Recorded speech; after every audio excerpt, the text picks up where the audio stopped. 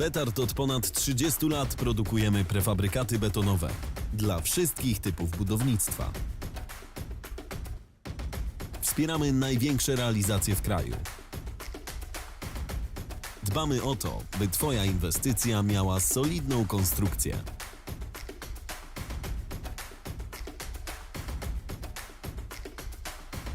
BETARD. Mocny partner w budownictwie.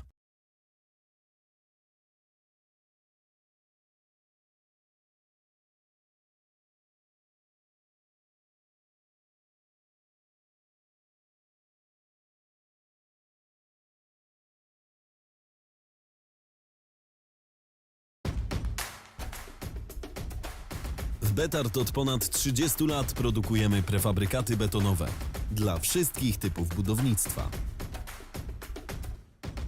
Wspieramy największe realizacje w kraju. Dbamy o to, by Twoja inwestycja miała solidną konstrukcję.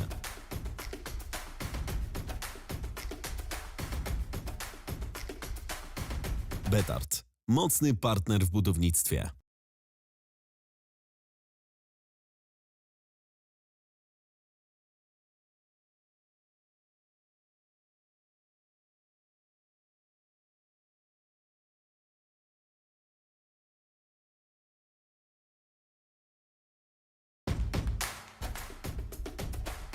W BETARD od ponad 30 lat produkujemy prefabrykaty betonowe dla wszystkich typów budownictwa. Wspieramy największe realizacje w kraju.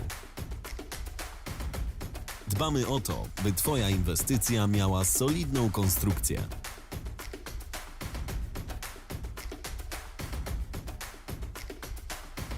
BETARD. Mocny partner w budownictwie.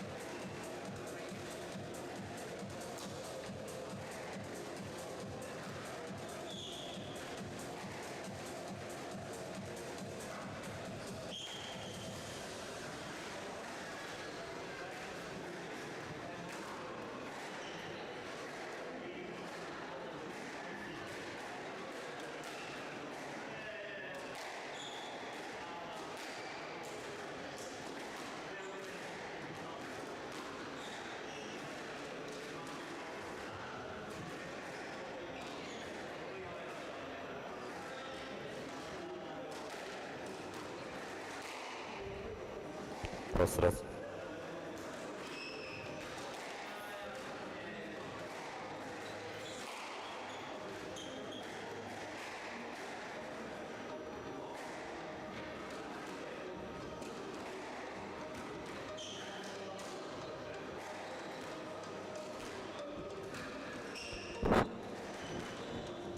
Raz, raz.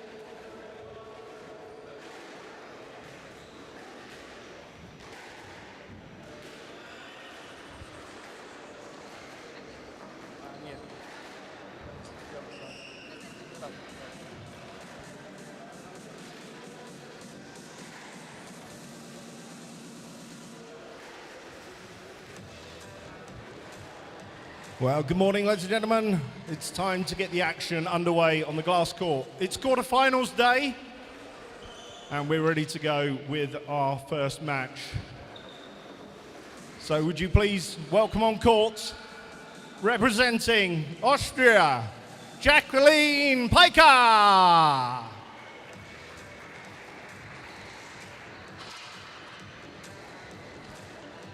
And her opponent, representing France, let's hear it for her, Nora Villard.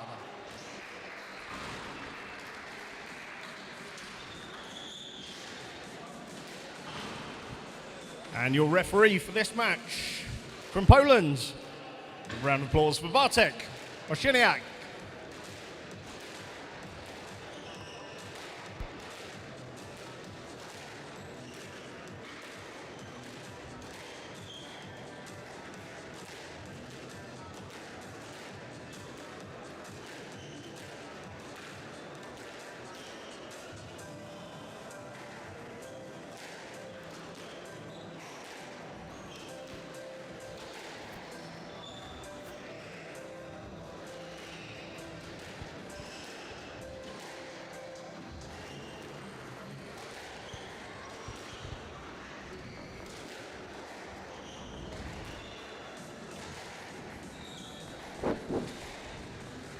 Well, hello, squash fans.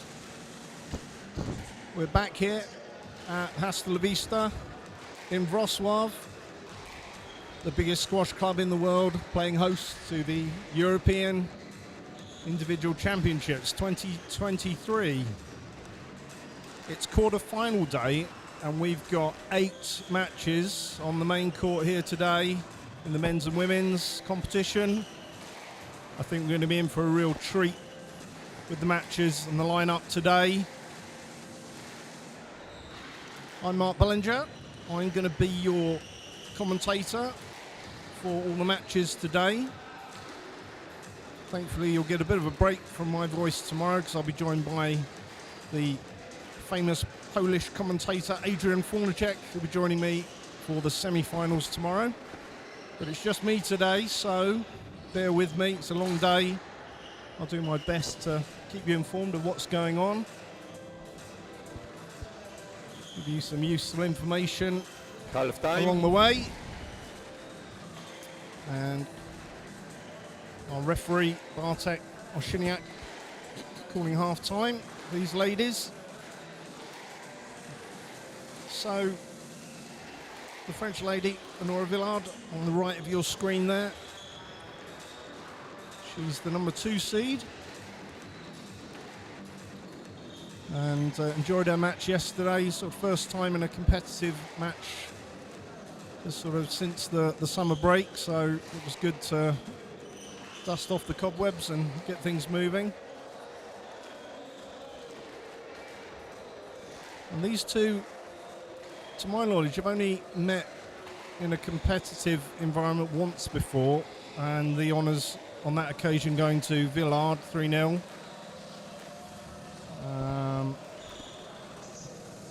But as Nicky Muller reminded me yesterday, these are just numbers. Anything can happen. You put Villard as the favourite. She's ranked 46 in the world at the moment. And Paikia is ranked at 100. So if the numbers matter, that would give you an indication. But we have had upsets. Seedings don't always go as read. And maybe we'll have that today.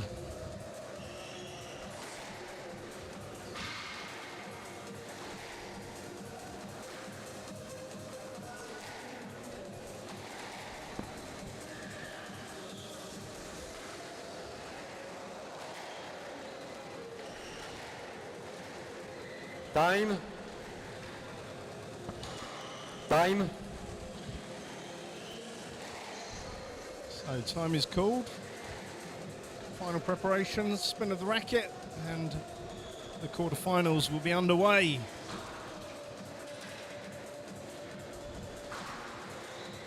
And of course, in this tournament, they're playing the Monrad, so players that aren't in the main draw are still playing for positions today. Play got underway at around 10 o'clock this morning. So you can check out all those courts and the results here on the channel and on the European Squash Federation website.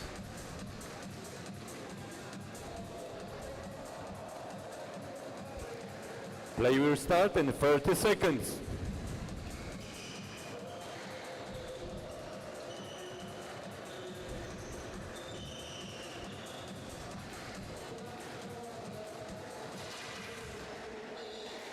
Fifteen seconds.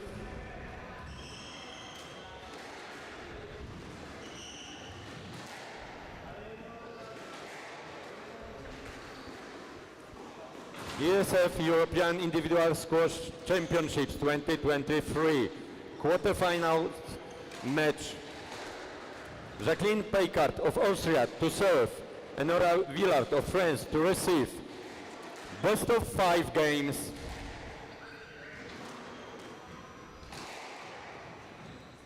Lafaux.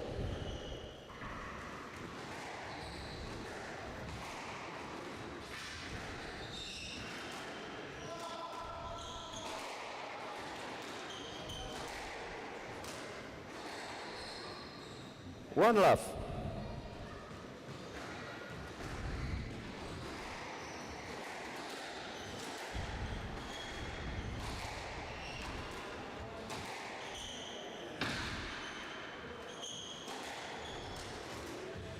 Two love.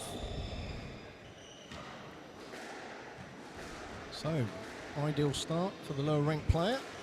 Couple of points on the board, that'll settle the nerves a little bit.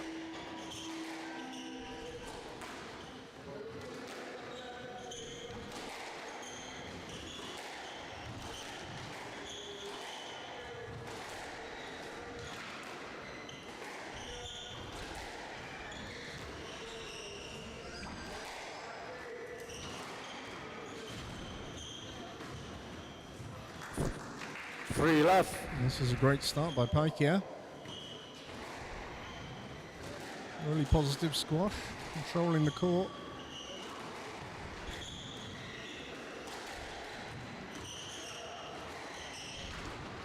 And that drop Hand too out. good. 1-3.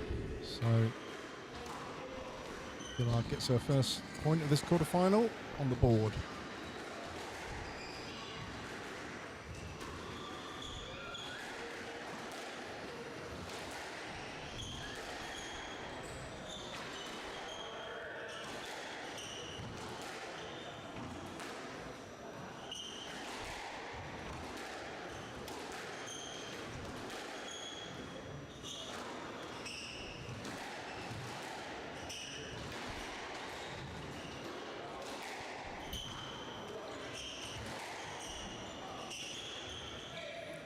Yes, let. 1-3.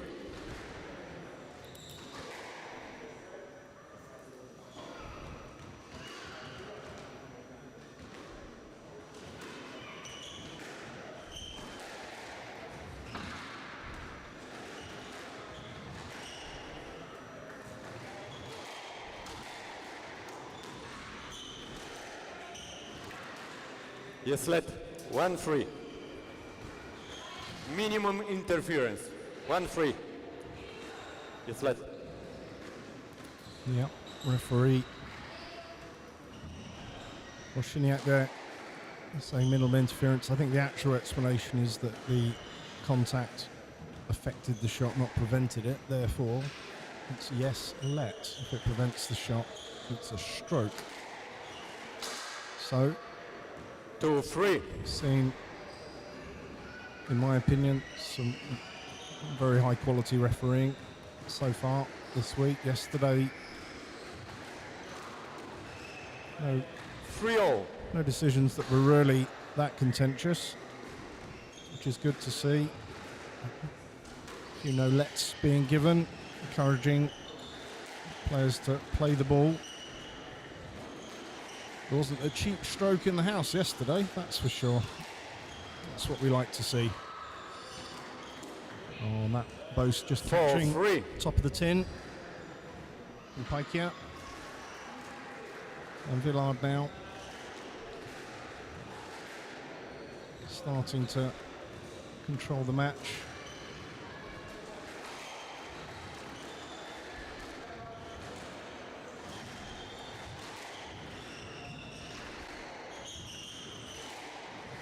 Well, that cross court a little bit loose. That's Hand out. then 4-0. followed up by a proper cross court from Paikia. So good start by both players here, showing each other what they can do. So to my knowledge, only played once before, and it's back in 21.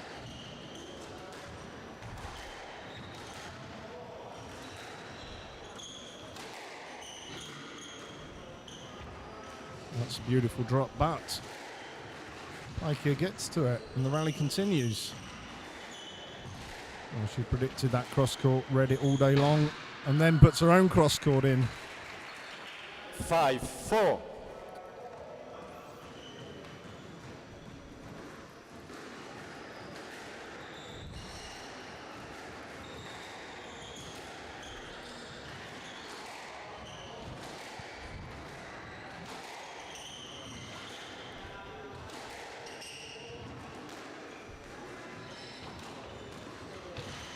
Not up. Thank you. Let's 5-0. see, Paikya admits to the carry on that pickup. And the pendulum swings back to Villard.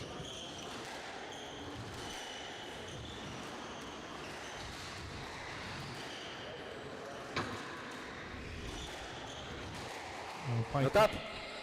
Paikya looking for the nick there, didn't get it. 6-5.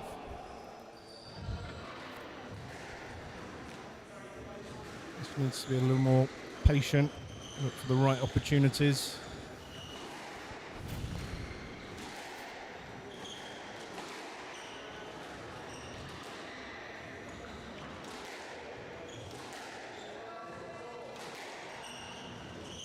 And of course, today, if we look down the quarter-final lineup, there's a lot of French interest in these quarter-finals.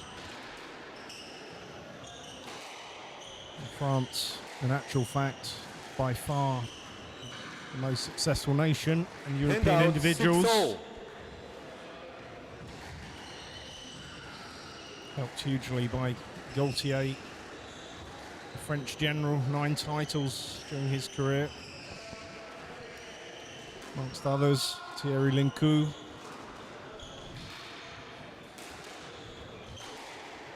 And maybe this year 7-6.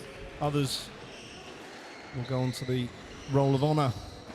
But Paikya will have something to say about that right now. Handout 7-0. So, the business end of game 1.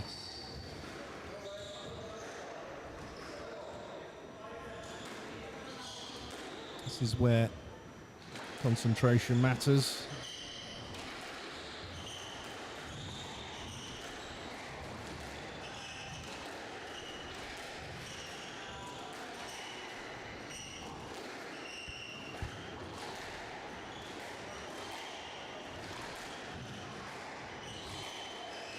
That's a crunching backhand drive on the cross court. Absolutely perfect Handout length. 8-7.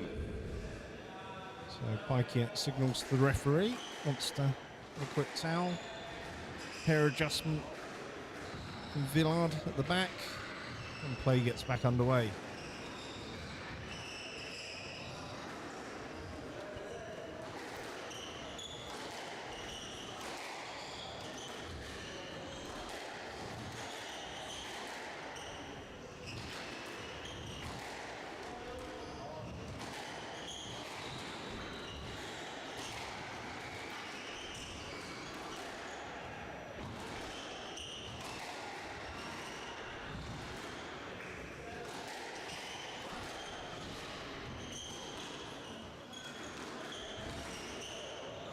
Down. Went for glory. Handout Into the tin. 8-0. It's going to be really interesting how this first game finishes out. There's nothing in it between them.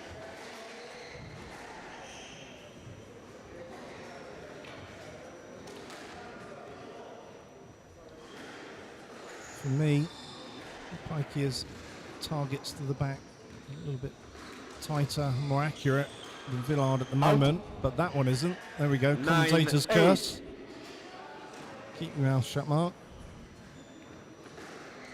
That's a big unforced error.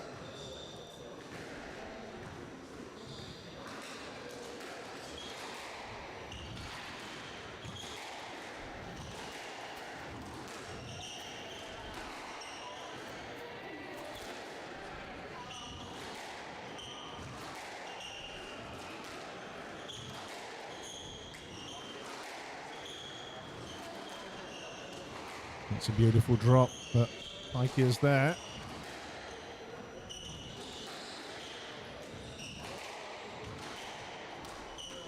Loose ball.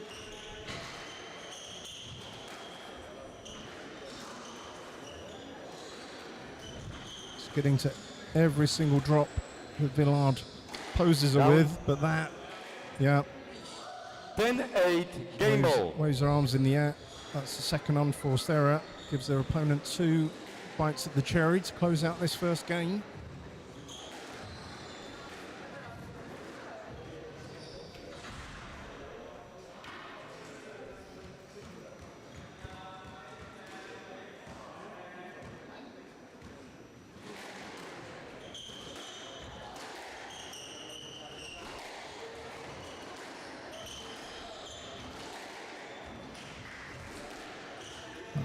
Yes, let 10-8 game ball. She move away. You have a lot of place. You try to catch her. Take the ball, not her. It was an interesting situation because if someone could have asked for a let, it was probably Pikey who chose to push through and retrieve the ball, but in doing so created a bit of contact on the way back through. But anyway, Bartek says yes, let. We play the point again.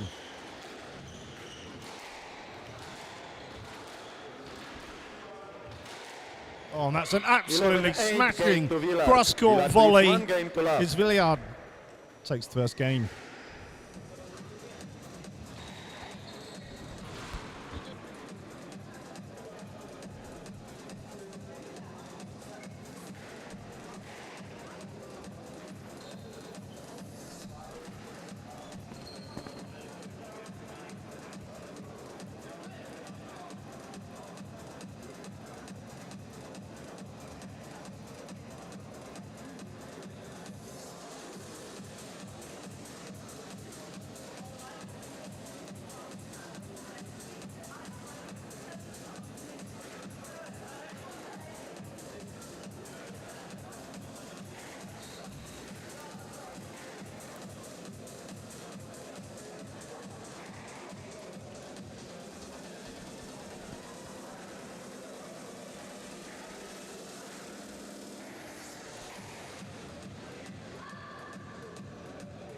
Play will resume in 60 seconds.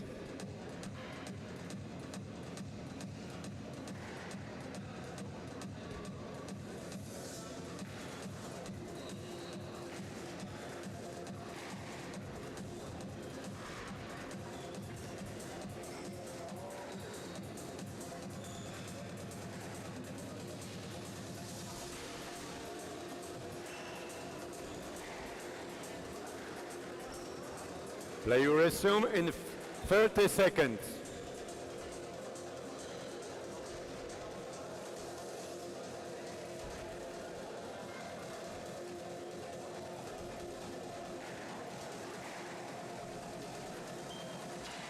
Fifteen seconds.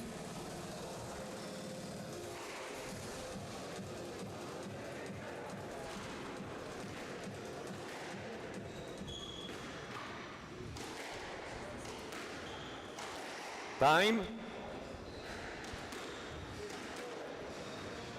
Villard leads 1 game to love. Love all. So, here we go, game 2. Got to say, for me, on balance, if you take out a couple of unforced errors by Pikey, she was a better player in that first game, but didn't get the point because of those errors right at the end. But let's see what happens in this second game. It's a good start Hand out 1 love. by the Austrian.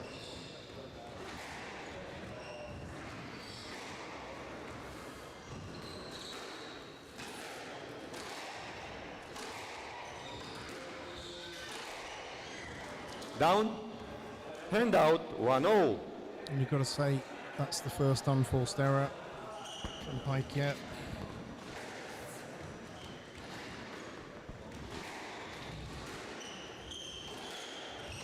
On balance of what happened in the first game, this match could come down just to who makes the least unforced errors.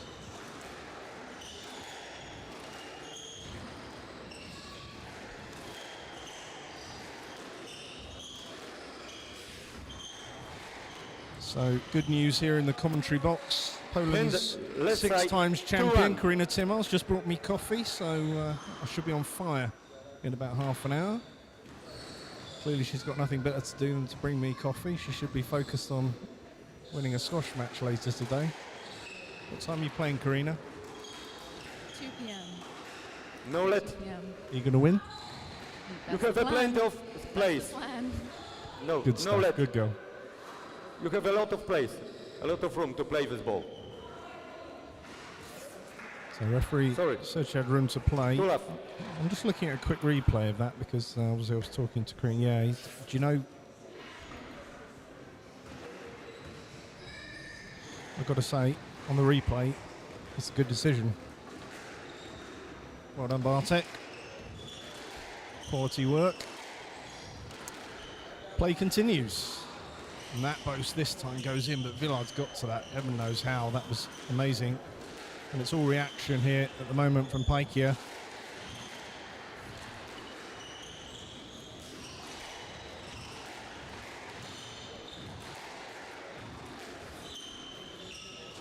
It seems that Villard, when putting Paikia under a bit of pressure, the quality of the Stroke to Villard. shots Hand goes out. down. 3-2.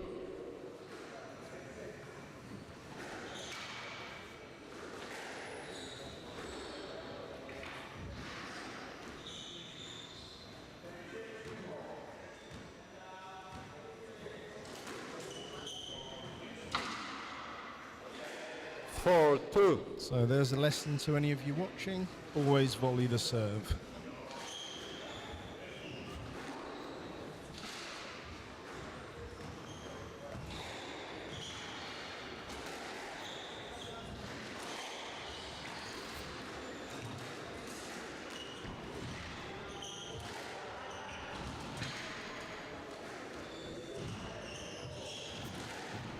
Oh, it's a taxi there. 5-2. Pike out.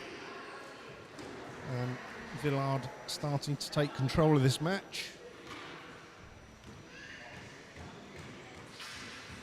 Just seems the extra pace and better targets from Villard is having the desired effect on Pike's No let. game.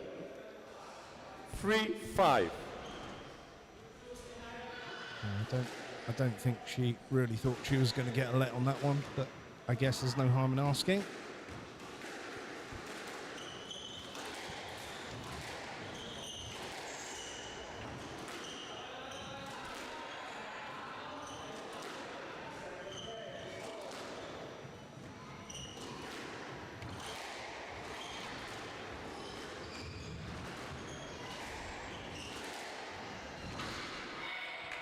It's another Hand out.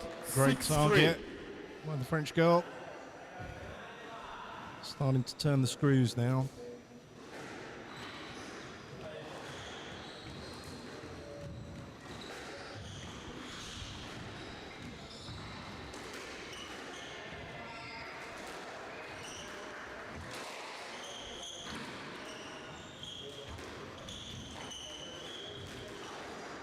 Stroke to Villard. 7-3. So, stroke given. It's a little bit high for someone of her height to get, but I'm not in the best position to see that. And Bartek is. No complaint from Paikia, so must have been good.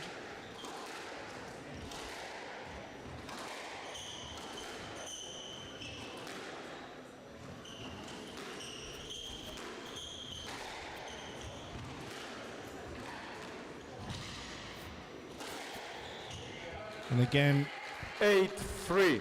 the quality of the targets in Villard now far, far better than in the first game. What's Paikia got in response to this?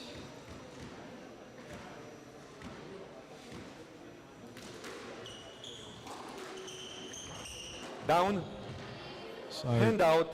4-8. I think that's probably the first unforced error from Villard in this set. Bit of respite for the Austrian girl.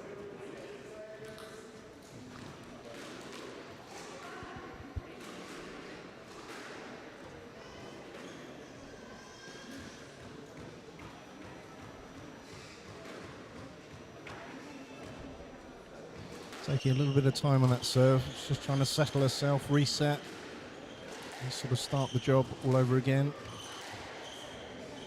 Yes, let. 4-8. Look on Pikey's face. I think she wanted a bit more than a let there, but looked like straightforward traffic to me.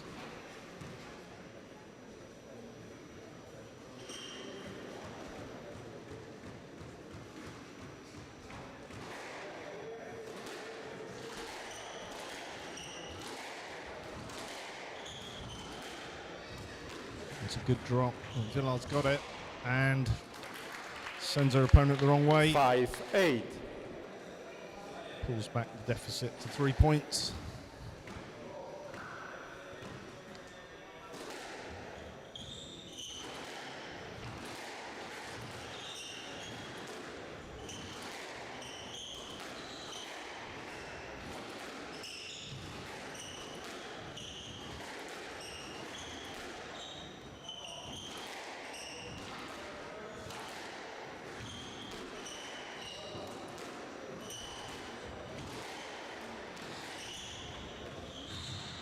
Well, how she got to that drop, I don't know. Reaction with the hands. Thank you. And Hand out 9-5. Pikey there conceding the carry on the racket. Very sporting. And as I always point out, it's the first line, the first rule of squash.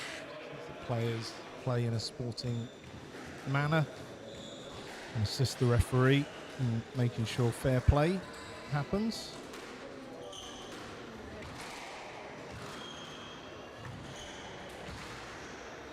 Well, Hand out 6-9. Villard suggested her pickup wasn't good, but I think it was. Anyway, it doesn't matter. Point goes to Jacqueline. And you can't help feeling she needs to get a couple of points off the bat here. Get some parity in the score. Well, that was quite a nasty clash. No let, sorry. No let. 7-9. So the referee says no let. Inora is not impressed at all. Left side. I think the decision there is that while she could have got through, the ball was too good.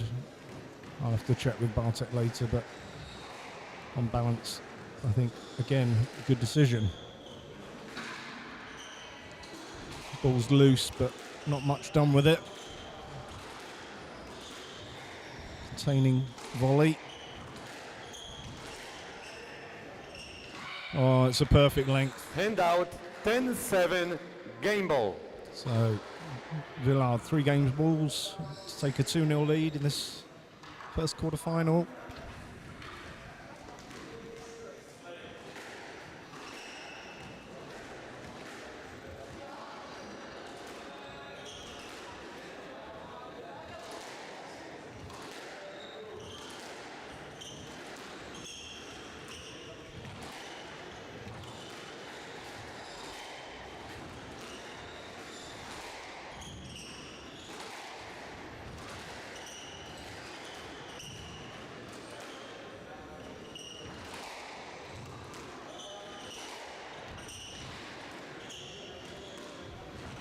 Down. Well, Baikir was 11-7 soaking up game all to of the Villard. pressure there, but in the Villard end, needs 2 games to the love. trickle boast not hitting its target, and it's Villard that leads 2-0.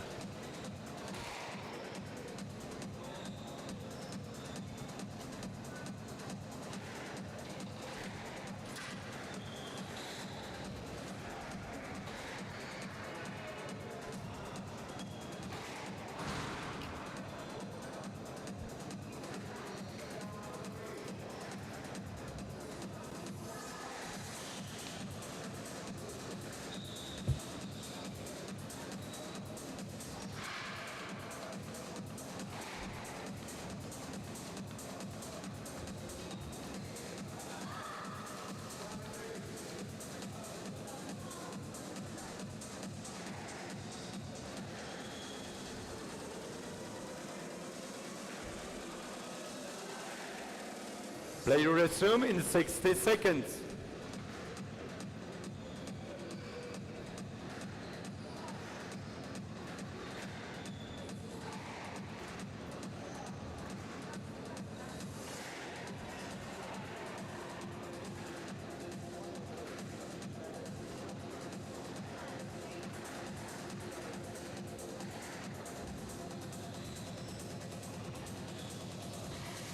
Play resume in 30 seconds.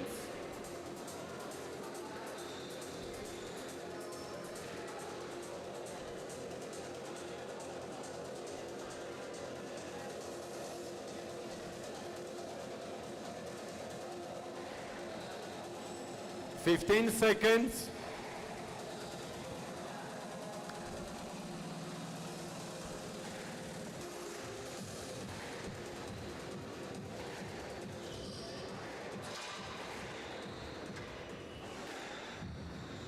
Time.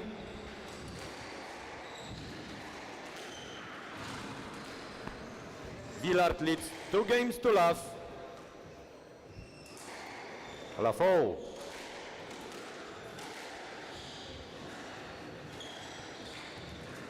So, Paikia prepares to receive, talks to herself, words of encouragement.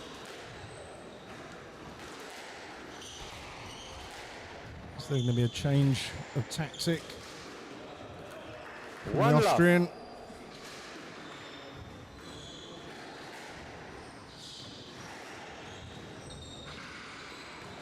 She certainly started in the first game really well,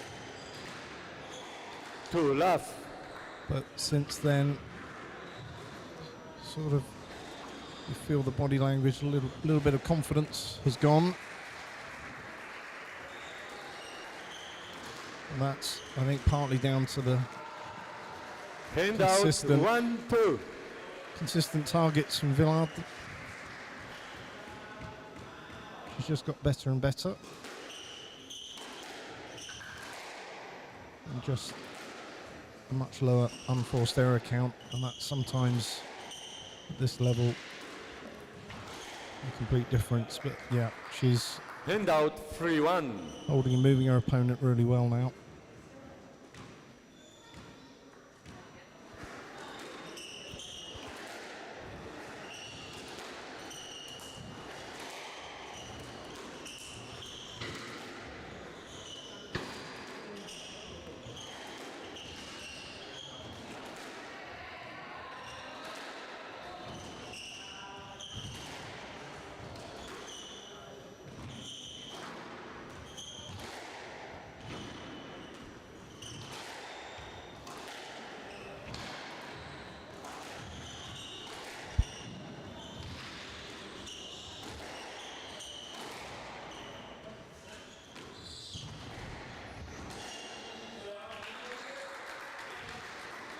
Four one. Left.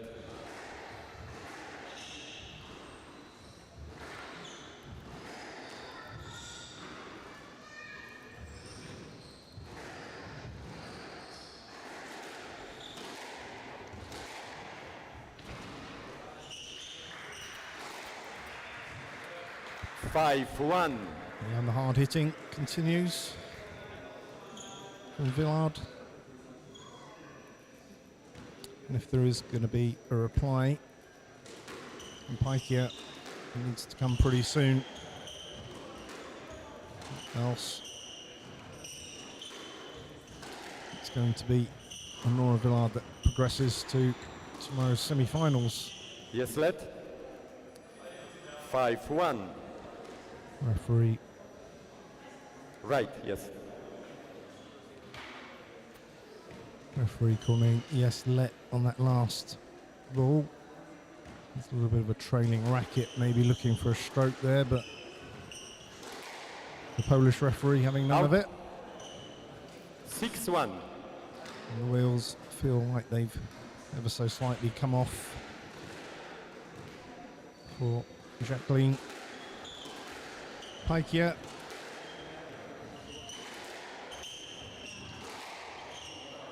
Seven one. And that's just an unplayable shot. And as the Villard edges ever closer to the semi-final.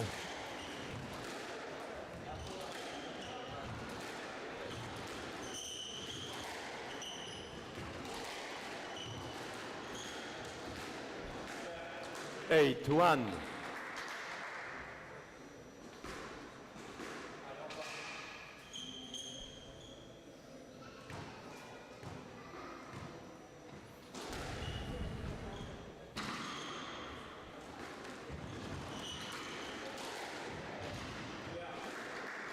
9-1. It's just one-way traffic now.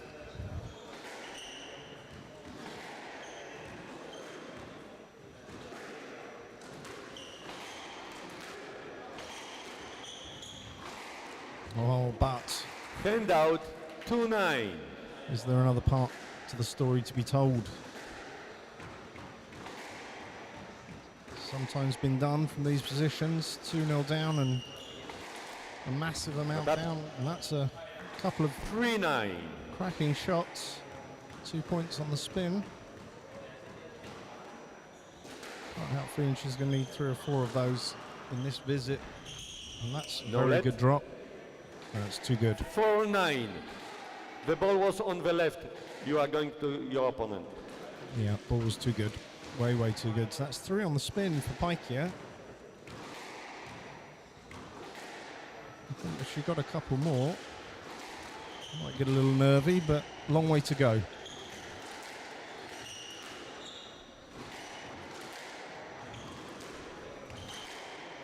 Oh, Villard's having none of it. 10-4 match ball.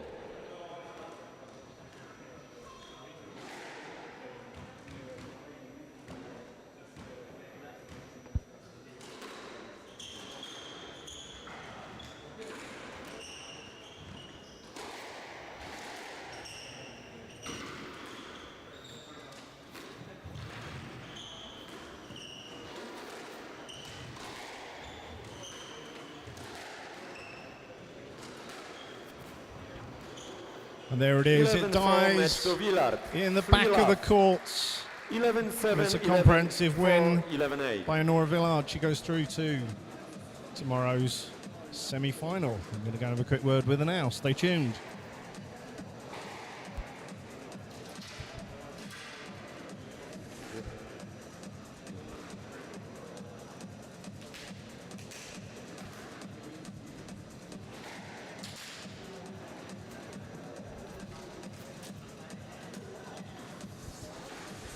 Inora, once again, congratulations. I know you said yesterday, sort of first match back, get rid of the cobwebs and everything, but your opponent started really well, but you just got stronger and stronger, didn't you? Yeah, I know her. We've been playing in the same tournaments for like ages. So I knew how she plays. I know she can have very good shots, but I think I was feeling a bit more confident than yesterday, and it helped me playing on the glass yesterday. So yeah, I felt good on court today. Yeah, it was certainly the case. I think she came out as you would expect. Like Nikki Muller was saying yesterday, you know, she's like 100, you're 46. These are just numbers because it's just squash, and she came out really, really strong. And as I say, I think you just got better and better, and certainly at the end, you were definitely going to motor away with it. I think 9-1, and it was yours at that point, I think. Yeah, I think ranking doesn't mean anything anymore. I think the level, I mean in men's as well, but in women's has like gone very high, and there's no easy match anymore. We used to have maybe like first round very easy, second round, but now there's no easy match. So it's good because we have to be ready like from the first match. And yeah, we try not to think about the ranking in the match, otherwise like you just go crazy. So no, it was a I would say a comprehensive victory. Tomorrow's semi-final, so you're getting closer to the title. Any preference as to who you play? Obviously a little upset in the other part of the draw. Any thoughts on that? well, I'm just happy that I played the first match because now I have the whole day to watch everyone. But no, I don't want to have any preference, because if my preference doesn't win, then it's like says something to your mind. So I really don't care. When you want to win, like, you know, you have to be able to beat everyone. So I'll just watch and then be ready for it tomorrow. Superb. Enjoy your day. Congratulations. We'll see you tomorrow. Nora Villard.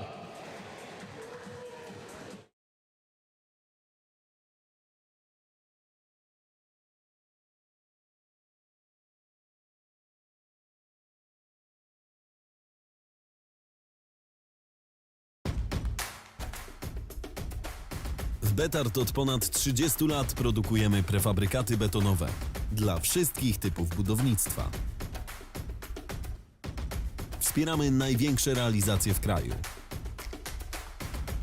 Dbamy o to, by Twoja inwestycja miała solidną konstrukcję.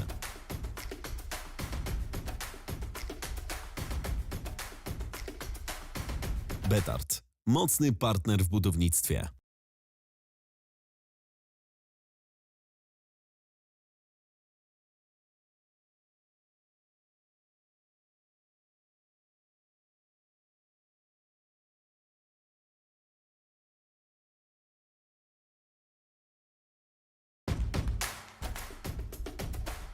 W BETARD od ponad 30 lat produkujemy prefabrykaty betonowe dla wszystkich typów budownictwa. Wspieramy największe realizacje w kraju. Dbamy o to, by Twoja inwestycja miała solidną konstrukcję.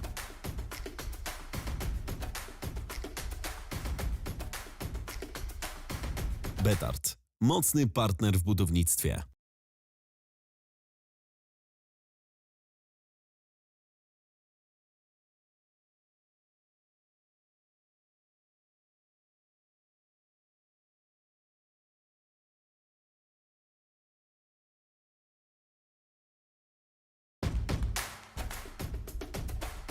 W BETARD od ponad 30 lat produkujemy prefabrykaty betonowe dla wszystkich typów budownictwa. Wspieramy największe realizacje w kraju. Dbamy o to, by Twoja inwestycja miała solidną konstrukcję.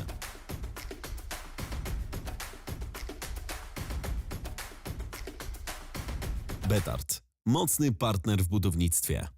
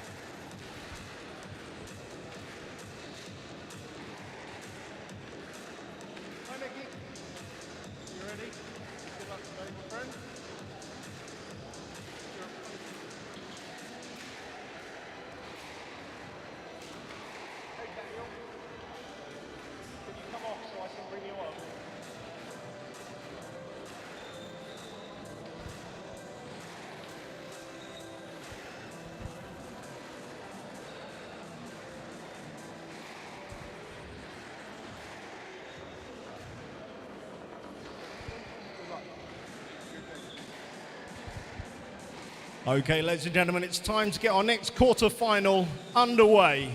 Had some great action so far, but let's get our players on court. First of all, representing the Czech Republic, please raise the roof for Daniel Megby.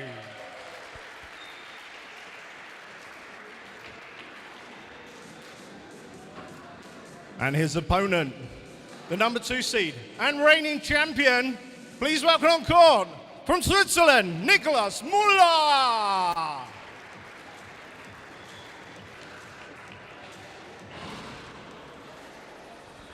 And your referee in the chair for this one, from Poland, Marcin Pieszkowski.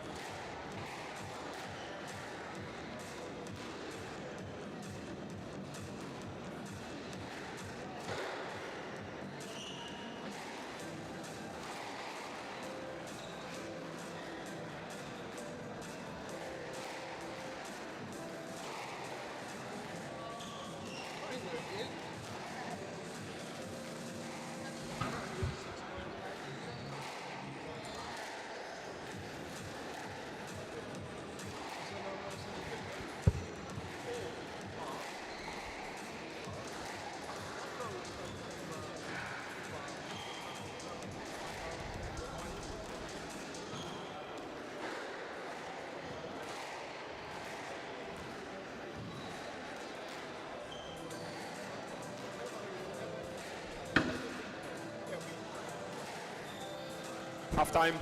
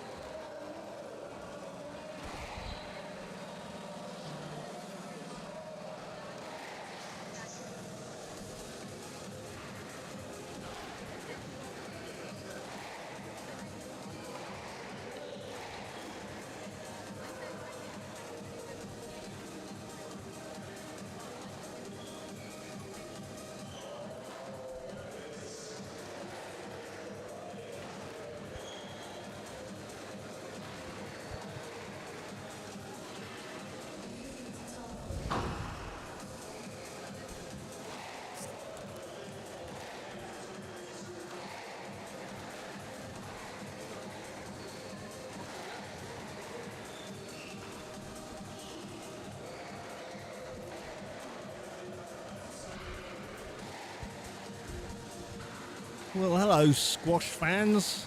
We're back again for our second quarter-final. Hope you enjoyed the first match if you're around watching that. And now we get on to the men and the reigning champion, Nicolas Müller, and number 2 seed. Time. Play will get underway very shortly. Players doing their final preparations after the spin of the racket.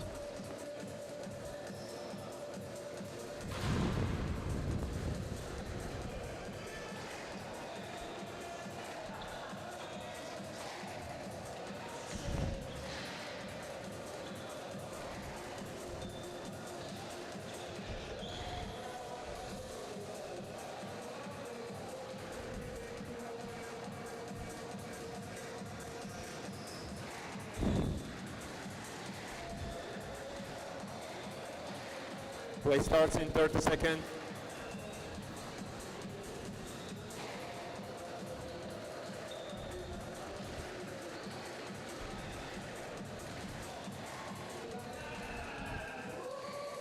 Play starts in 15 seconds.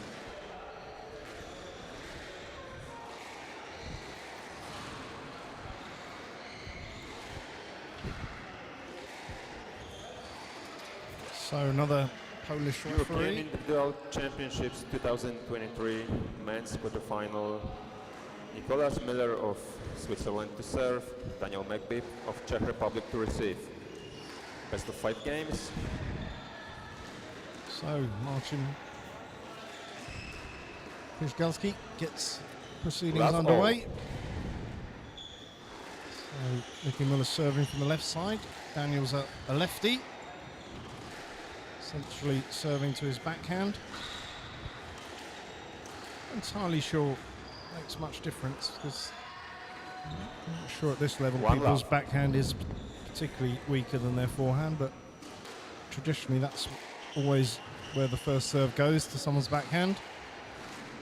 Although you can serve from And either out, side. 1-all. So a couple of quick exchanges early on.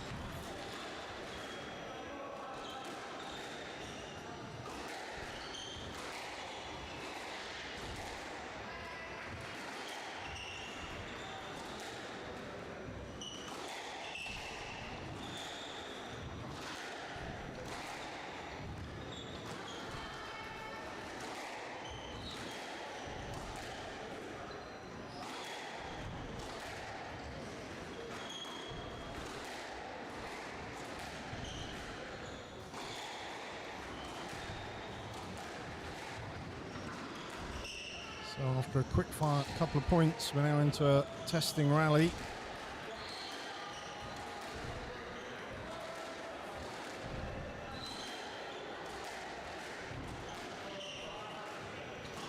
We saw yesterday when Nicky Muller played another Czech in the form of Kuba Solnitsky. There were some really brutal long rallies in that match.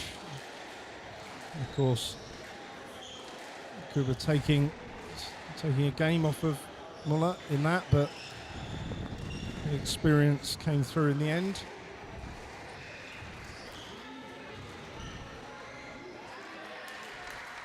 And out, 2-1.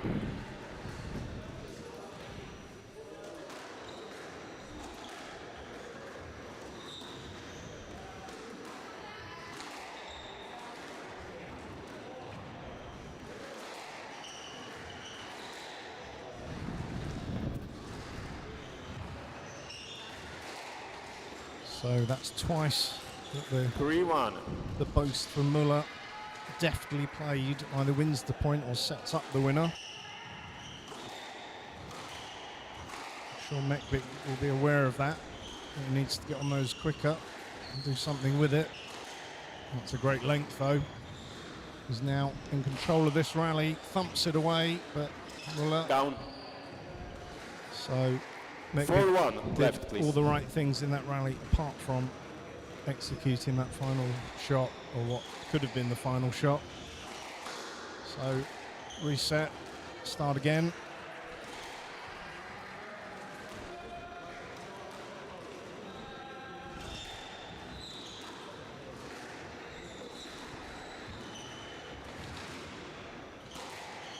Oh, quick hands from the Swiss player.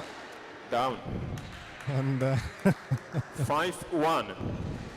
the look on the face of Daniel Mekbib says, okay, how the hell am I going to win a point then if he just gets through everything? Well, it's going to take a few more extra shots in the rally to make the court bigger. As we saw in a recent PSA match, Muller can play the ball from behind his head even and do decent things with it, so you're not going to get very much for free against the reigning champion.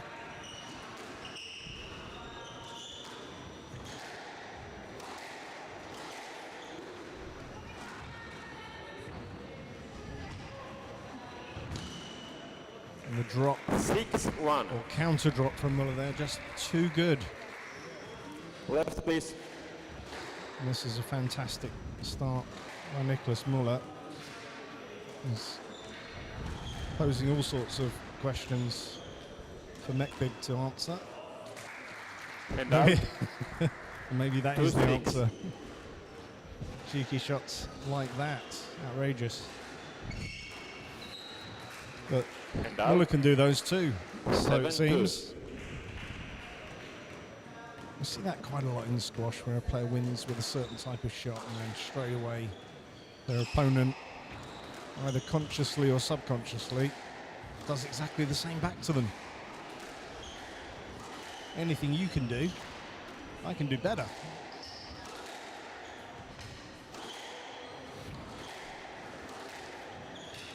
Oh, a little bit of contact. Yes, left, 7-2.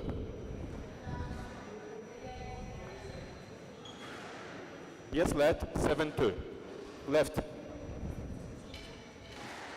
And once again, we see a let being given where there is contact.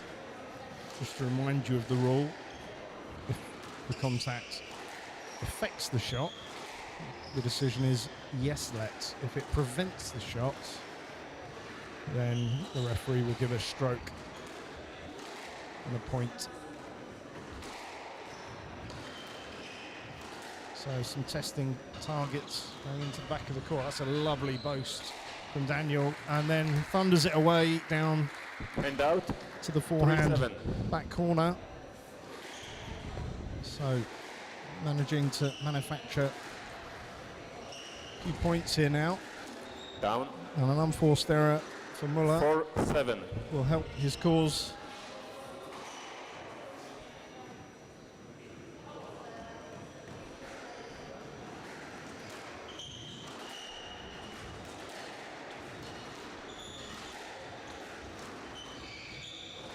And once again, it's And that out. boast 8-4. from Muller. He's won 3 points with a similar type of set play.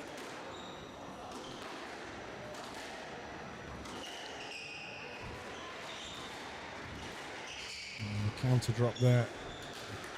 9-4. You see there an example that the drop can be a winner, but it has to be treated like just a shot in the rally. 10-4. And Game and expect ball. your opponent to come in and get it, which so far Muller's done every single time.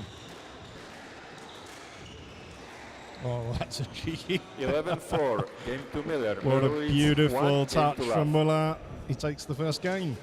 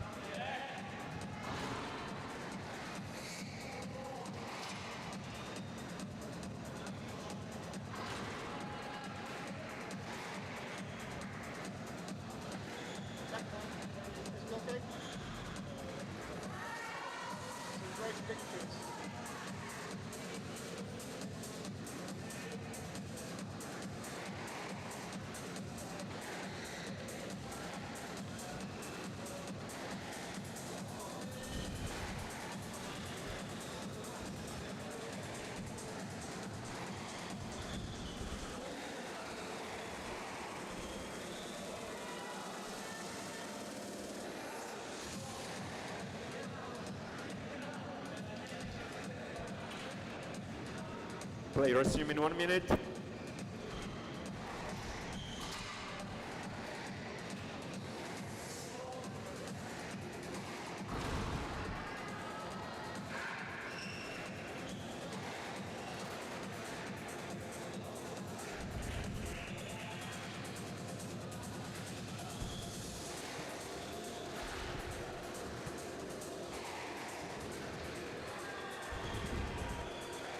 Play resume in 30 seconds.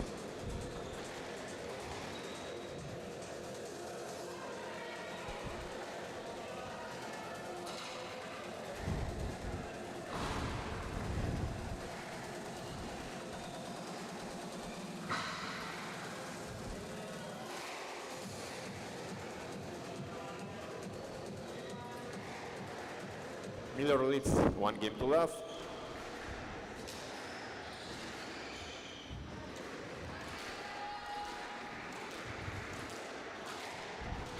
So, second game, Love all. Mekbib with plenty to think about after that first game. The world rank 97 against 17. You could see Out 1 love. the difference in that first game, but as Nicky Miller said to me yesterday in an interview, it's just numbers and it's just squash. So ranking is temporary, Out 1 all. and as they say, class is permanent.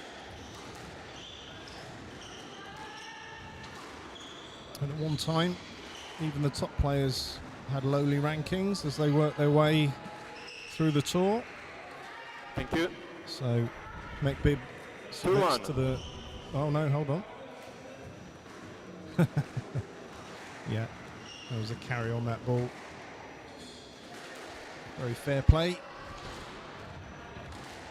And that's just a little hold there from Muller as he flicks it down the wall, and the target, 3-1. the shoulders of Mekbib starting to drop. He's just can't hit the ball if you can't get your racket onto it, and the targets from Muller 4-1. moment. are relentlessly good.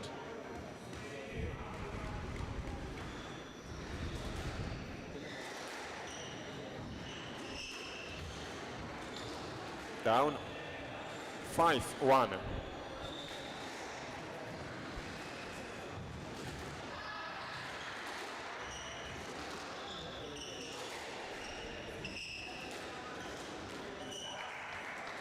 And out 2-5.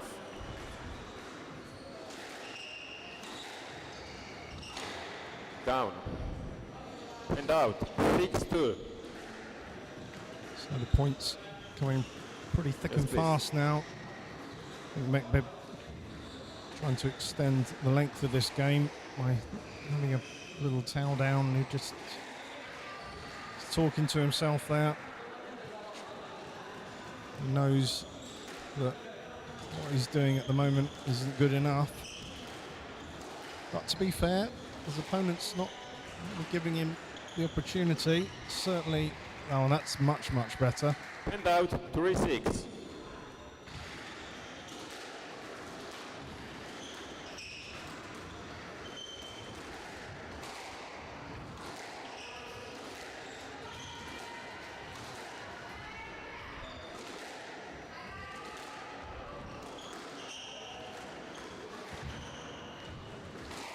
Oh, that's not And coming out back. 7-3. At the moment, just the basic game from Muller is too good. He's not doing anything spectacular, he doesn't need to, but the targets front and back are consistent, and that's an amazing volley drop. Whips it cross court. Mekbib's all over the place, and now he's lost his 8-3. racket. He's going to need that. Not sure for how much longer. Right. Right, please.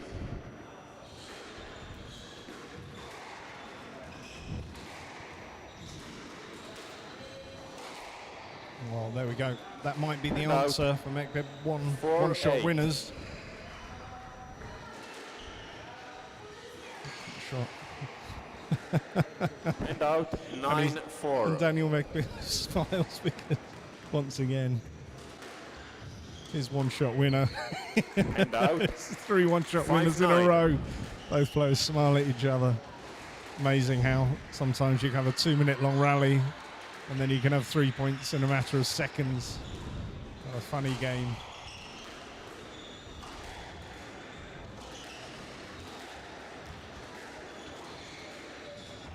Oh, that's a lovely drop. And Or a out, trickle 10-5. boast. Game ball. Brings up 5 game balls for Nicky Muller. 11-5. Game There to it is. Miller leads 2 games to love. Easy as that.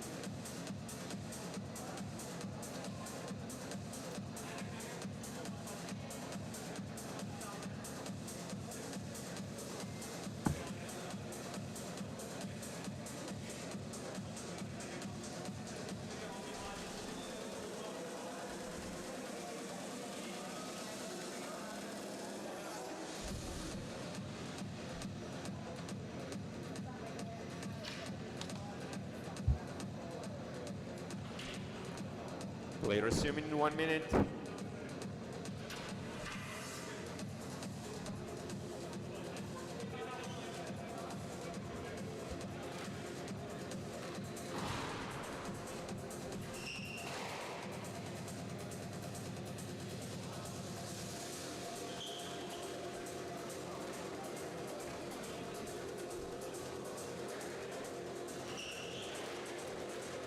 Play resume in 30 seconds.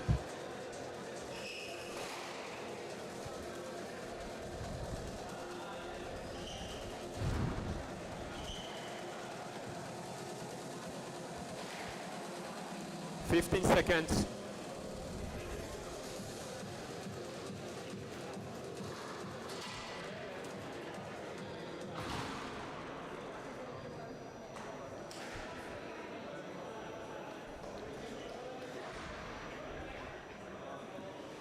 Miller leads 2 games to love.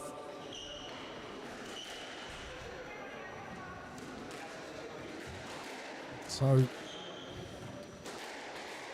referee gets things underway for this third game. It's all been one-way Love traffic all.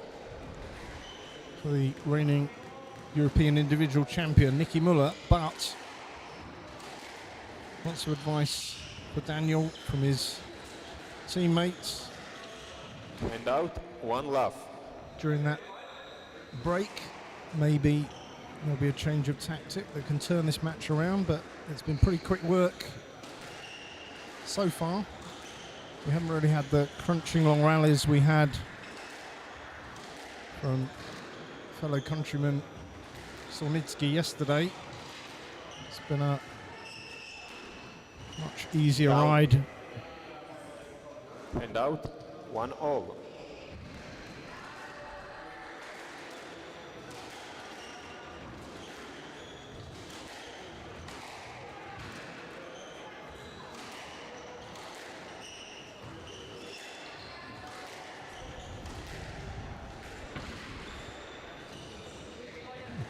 Two one.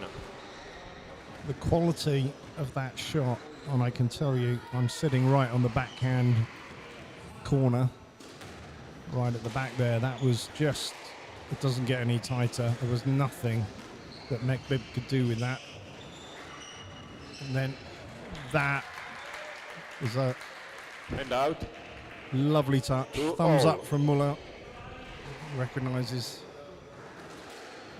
that whilst his drop was excellent, Stroke to Miller. Hand Very out. quickly, a cheap 3-2. stroke. And play swings back to the Swiss player.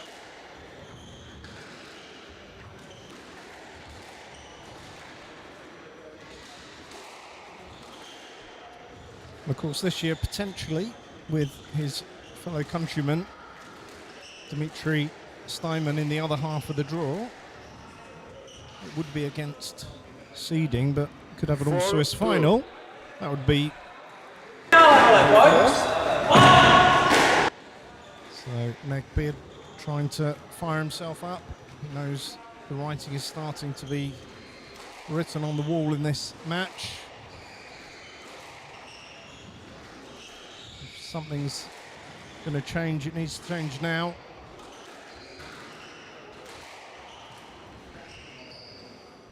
No let. 5-2.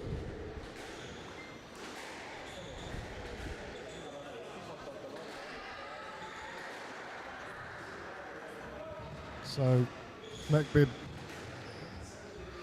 is denied a let. Players are in conversation. I'm not entirely sure he knew where the ball was, but as we were saying, no harm in asking. And that's a much better drive. There it Hand is. out. 3-5. Good basic squash.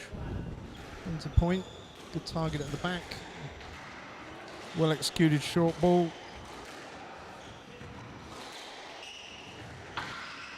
And a good target once more. 4-5. So,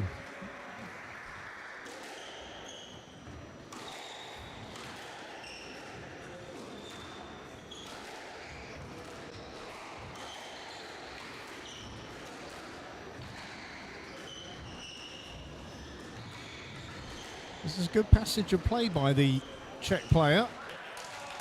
It's three really good points there. 5-all. And we now have parity in game 3.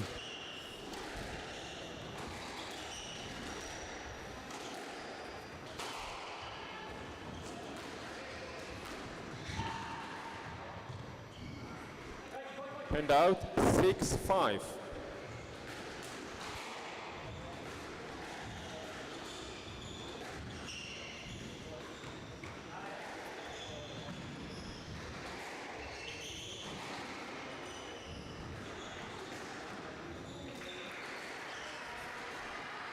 So, after a quick towel down, play resumes.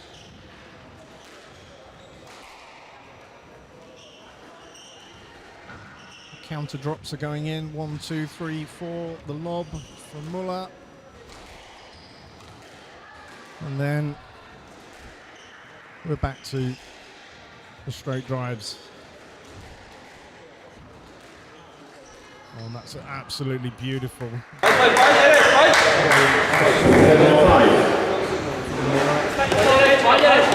Little mini 2-point lead in this third game.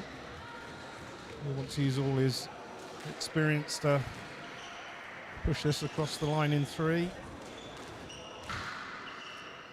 Hand out. Unable to squeeze that one 7. off the wall.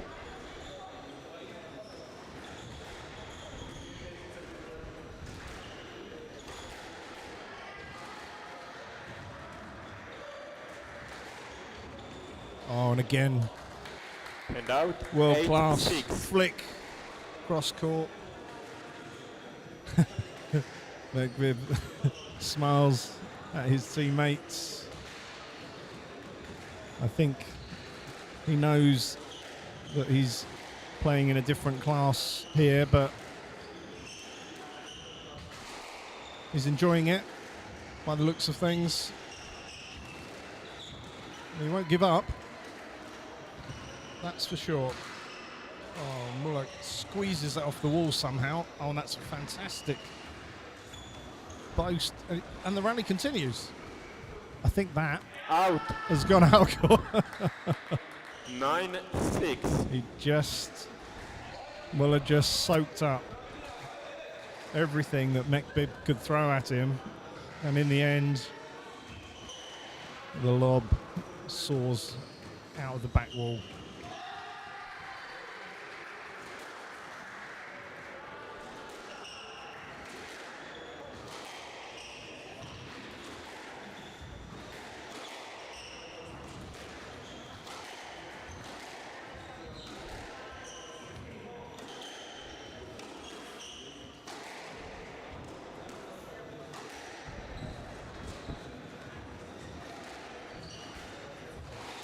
It's a really well played straight drive there. 10-6, Has to be match ball. absolutely perfect, Left. otherwise danger of a stroke. And now 4 match balls for the reigning champion to go through to tomorrow's semi-final. And that 11-6. is it. Match to Miller. Too 3 good. games to love. As simple 11-4, as 11-5, that. Nicholas Muller 11-6. is into the semi-final.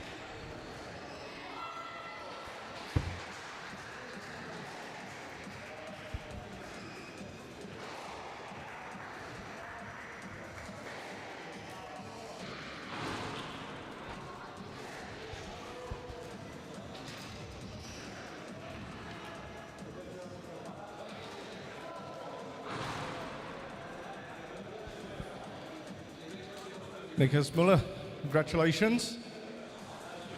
That looked a lot easier today. You're breaking the Czech Republic hearts here, you're putting them all out of the competition, but you look really sharp on there today. Yeah, it definitely wasn't easier than yesterday. I just maybe was a bit more alert, a bit more squash ready. I think that was a very good game for myself today. I always had a good start, which helps when you're a couple of points ahead. Daniel is a very skillful player. I know he's going to hit some shots, but I tried to contain him as much as I can, and I think I did a really good job of doing that. I think the only thing you didn't do was stop him smiling. I think he enjoyed it, but I think he was just blown away by some of the touch you had at the front of the court. It was a world-class performance. So I don't know as a player whether you look forward in the draw at the possibilities, but obviously we've got Desorda or Kandra, who's a previous champion like yourself. Any preference on those two?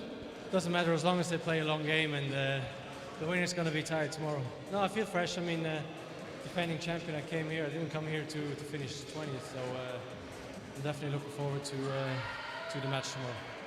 And you would put yourself in very rare territory if you were to retain the title. There's quite a few players that won this one time, but I think other than Gaultier that's won it like 9 times, but there's, you know, that would be great. And I was also looking at the possibility, your fellow countryman Dimitri Steinman in the other half of the draw. What's the prospect of an all-Swiss final? That'd be amazing, wouldn't it? I mean, that would be the dream, to have an all-European finals, but we have a couple of matches to play still. He's still in the quarterfinals tonight, so it's a bit too far ahead, but we take it game by game, and yeah, hopefully, I mean, it would be amazing if it happened. We'll see how it plays out. See you tomorrow in the semi-final. Well played. Nicky Muller.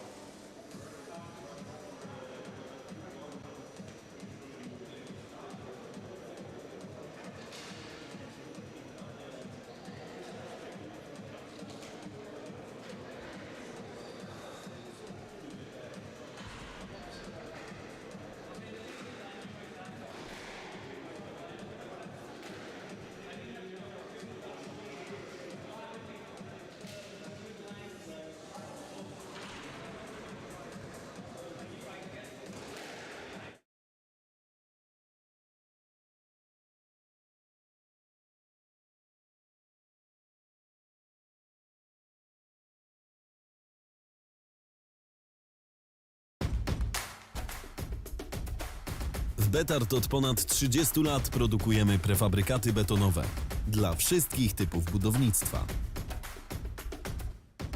Wspieramy największe realizacje w kraju. Dbamy o to, by Twoja inwestycja miała solidną konstrukcję.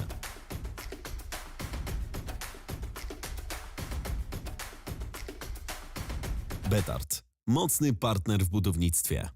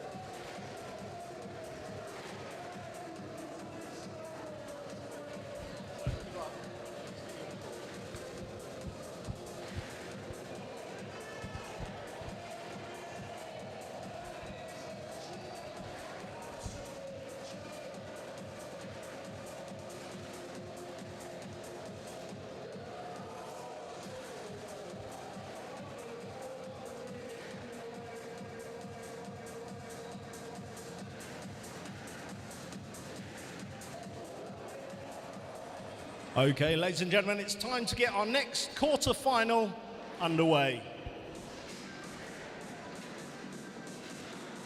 Let's welcome the players onto the court. First of all, we've got a player that's knocked out a seed, caused an upset in the competition. Can she do the same again today? Please put your hands together from Sweden for Moa Bolomar.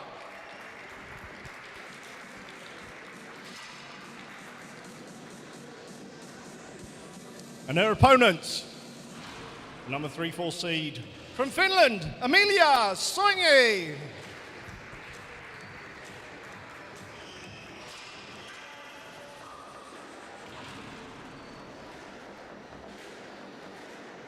And your referee in the chair for this one, he's from Portugal. Show your appreciation for Jose Martins.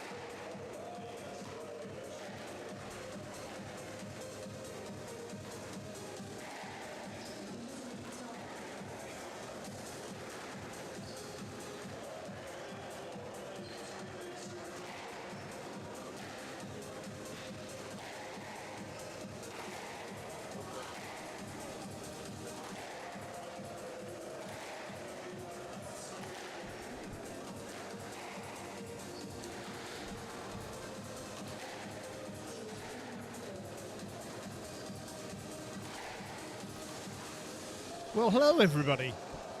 We're back for our third quarterfinal of the day.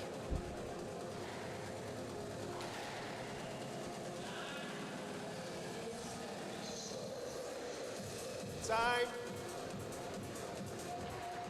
And referee Jose Martins of Portugal has just called time for the two ladies on court. It's a Scandinavian clash. Sweden versus Finland. On court there. It's the 3-4 seed Emilia Soini. She's just coming off to final preparations. And she's up against Boa Bonma, who has caused a little upset in the seedings with her win yesterday. Can she continue upsetting the seeds today? We'll see very shortly. If you're just joining us, we've got all the quarterfinals on this court today. Coming up after this one, Auguste Sword of France up against former champion Rafael Kandra. And then we've got Saskia Beinhard of Germany against Maria Stephan of France. There's a lot of French dominance in this draw, but after that, Edmond Lopez of Spain is up against the other Swiss in the quarterfinal, Dimitri Steinman. See if he can join his fellow countryman, Nicky Muller, who went through in the last match against the Czech Republic's Daniel Mekbib. And then we finish off the day with Melanie Gillis, the number 1 seed, up against Lauren Baltayan of France, and Victor Kruin against fellow countryman Edwin Klein. Anyway, for now, it's all about Scandinavia.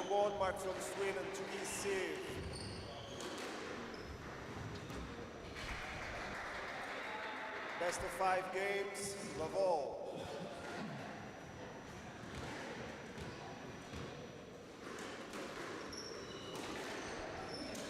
Down. And out. One love.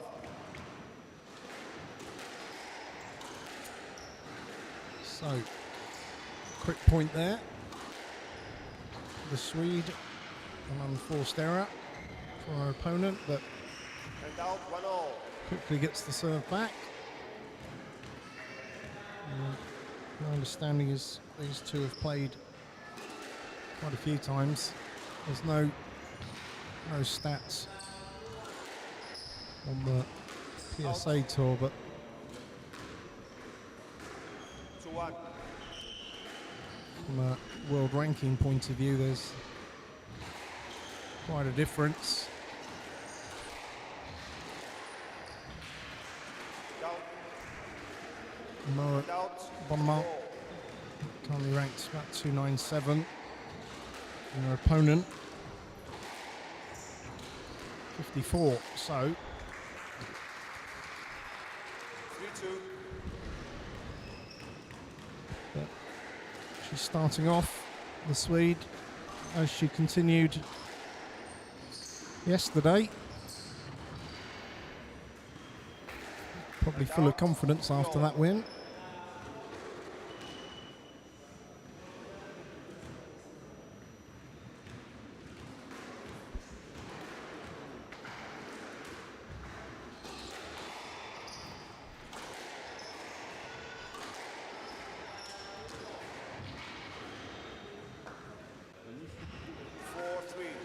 Sweeney puts her hand up. Maybe the drop was better than she had planned, but quite short. 5-3.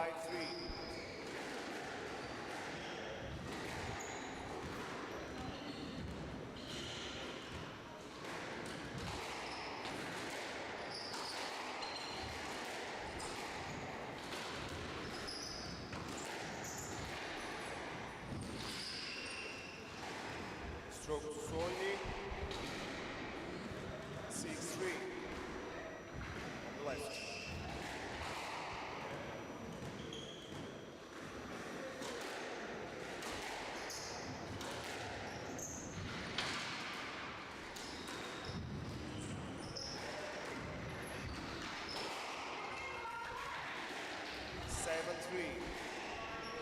So the points coming quite quick and fast.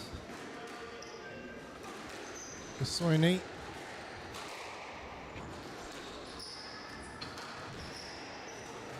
That super tight down that backhand wall. But the reply from the Finnish opponent even tighter.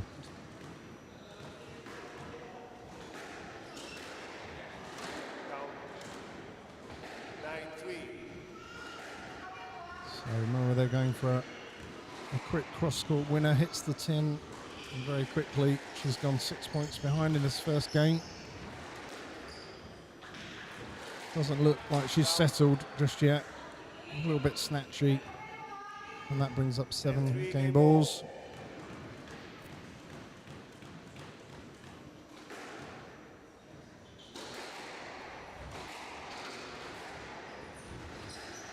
And the drop there from Soini. It was a bit too easy in that first one. She needs 1 game to love.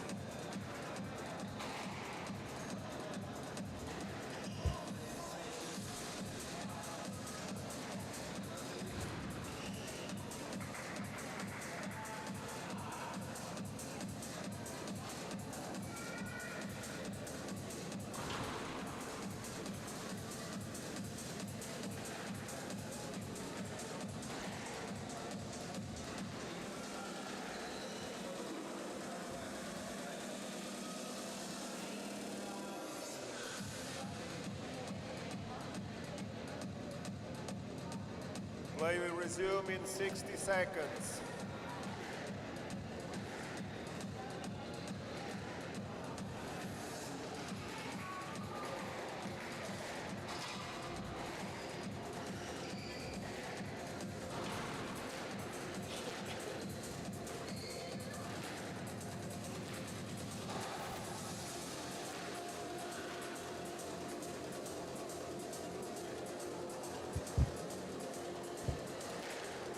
Play will resume in 30 seconds.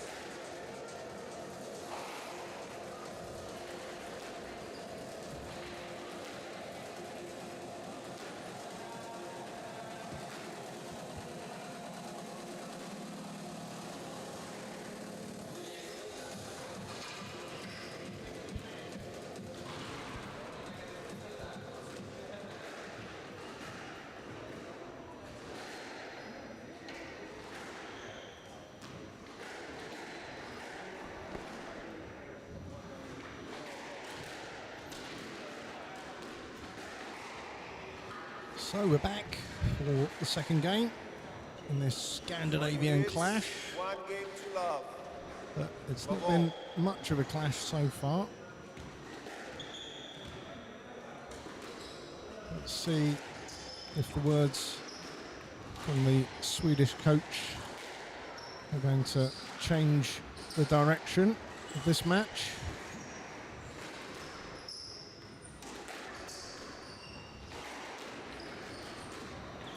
That's a lovely shot there. That's absolutely beautiful. That's inch perfect. And out, 1 love. That's a really good start. Down, 2 love. An unforced error there from Soini.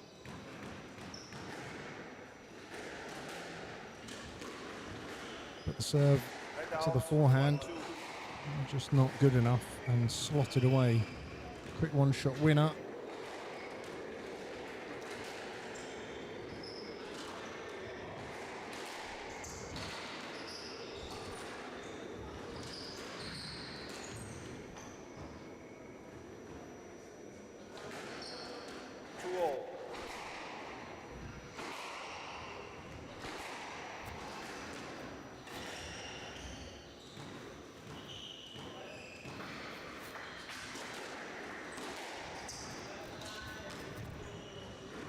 Well, it's a great shot. A little rip of applause, but chopped short from the back of the court. You could hear the strings slice as that one was hit.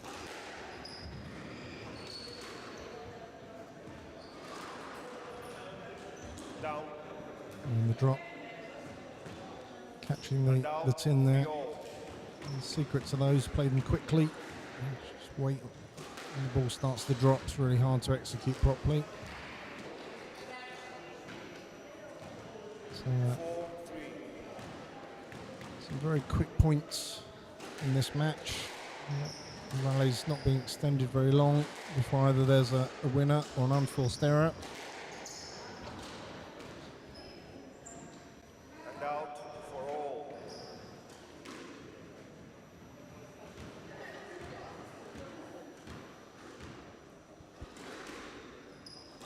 Down.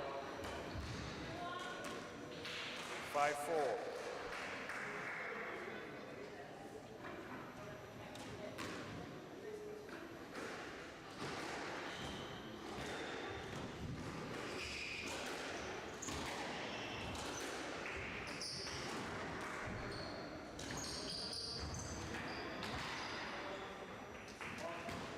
And out, 5-all.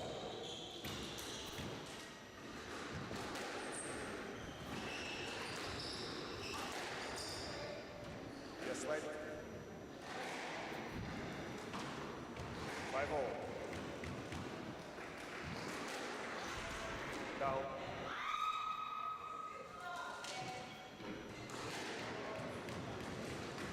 Six, 5.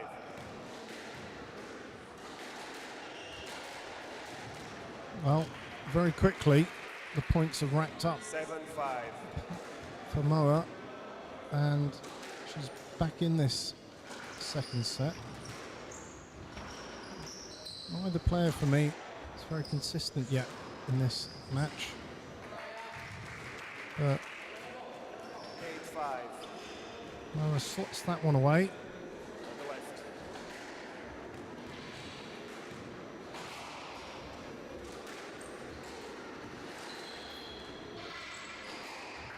It's a cheeky 6-8. long drop from the back, but after the first set, it looked pretty easy to call this one, but I'm not sure at all now. It's a great long drop from the back there. 7-8.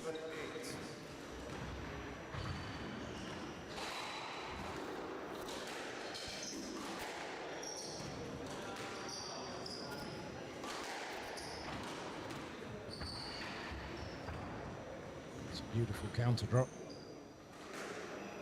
8-all. The drop from Moa wasn't a bad one, but lovely touch there from Amelia.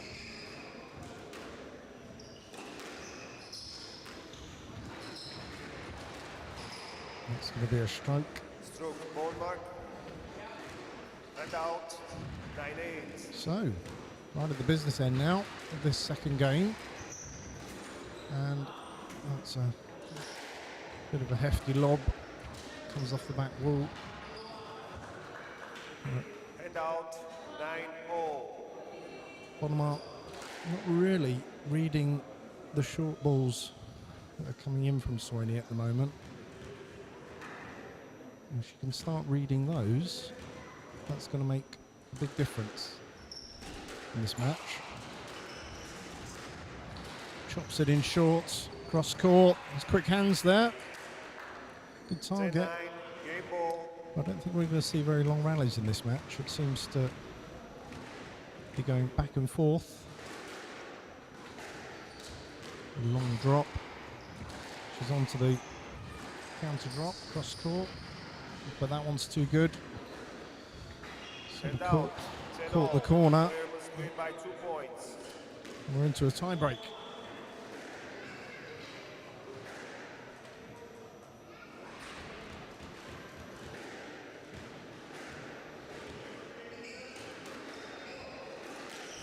Well, there we go. The one-shot winner off the serve. And out. Chopped 11-10. away. Game ball. And chance now to level the match. For Sweden's Mara Bonomark.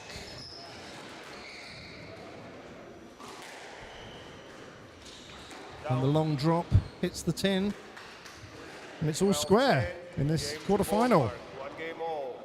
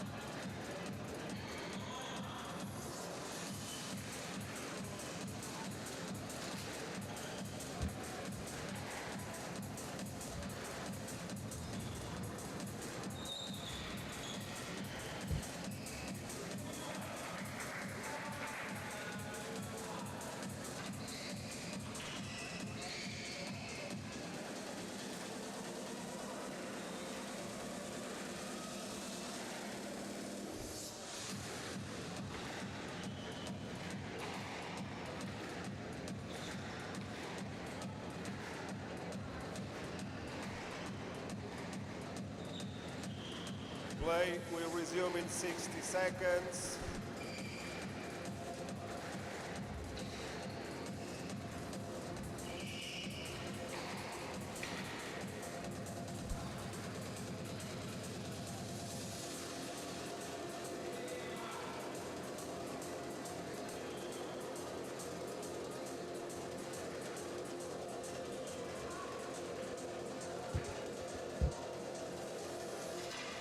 Play will resume in 30 seconds.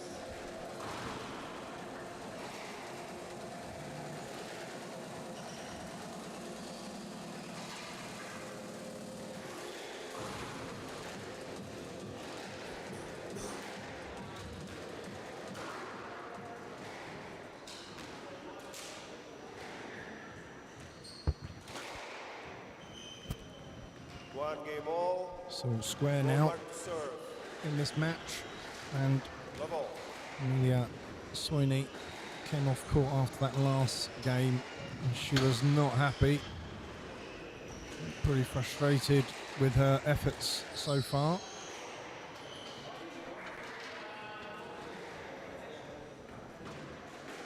One love.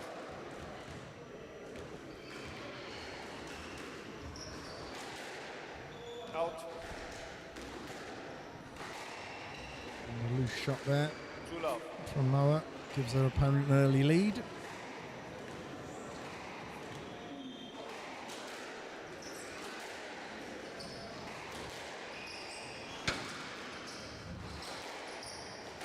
Oh, and that's thumped away. And out 2-1. That's a danger area that Sony's going to have to be careful of.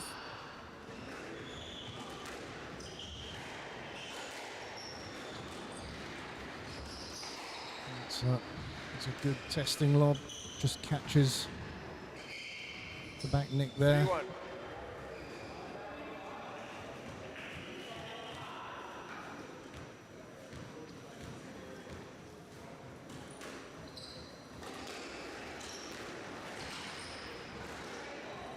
Yes, let. 3-1.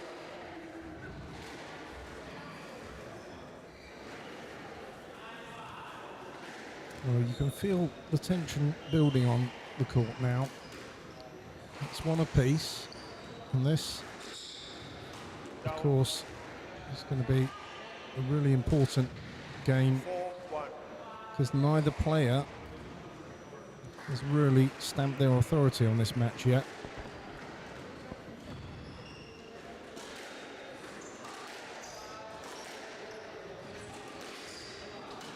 And that is a beautiful volley 5-1. boast.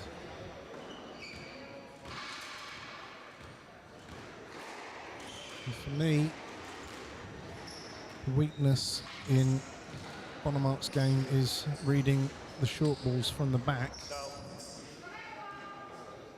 6-1. But there's a few too many unforced errors from her opponent that are often coming from attempting those shots. But that one is perfect. 7-1.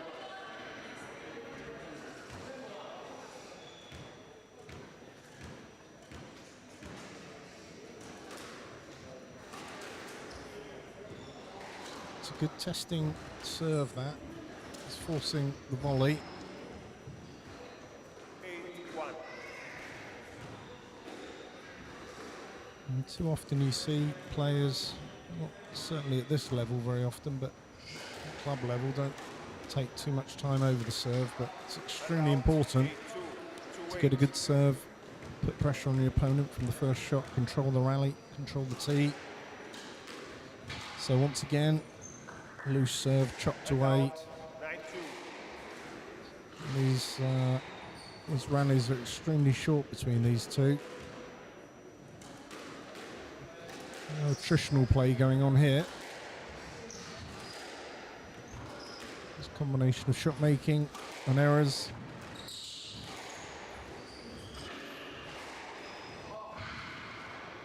And that cross court too deep. And out. 3-9.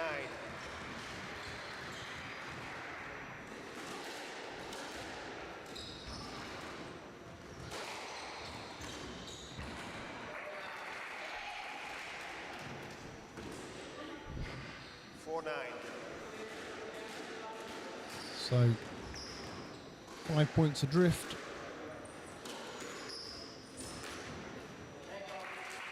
Not sure, let's just keep 5-9. chopping away. I'd say Bonamart's got a very sort of relaxed style on court, almost looks a little bit like she's not bothered. I'm sure she is. 6-9. It certainly doesn't give anything away. And now that lead No length. is reduced to 2. Referee says no let. No length. Wrong line. Shows the wrong line. The ball was on the other side. So Amelia asking for an explanation. Referee says it was the wrong line to the ball. Watch that back. See if the referee got it right. A fairly good decision to me. That's a beautiful drop. Too good. And now 8-9. from 5 points adrift, just 1 behind.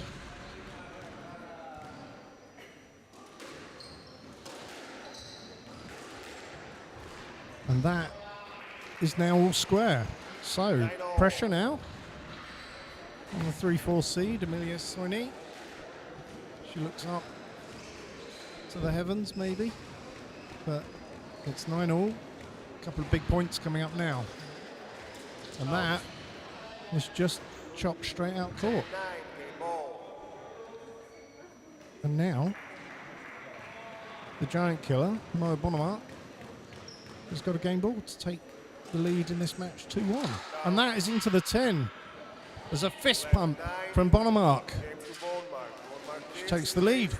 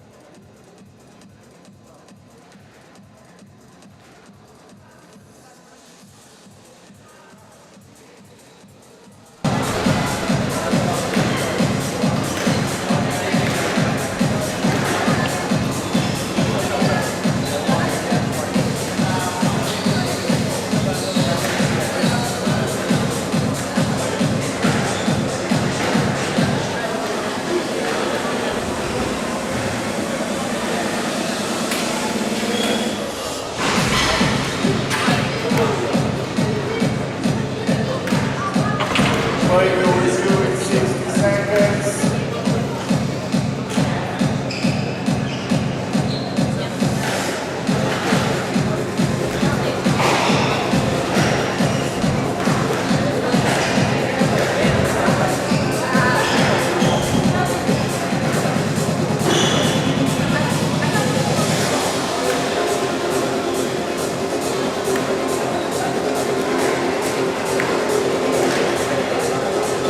Play will resume in 30 seconds.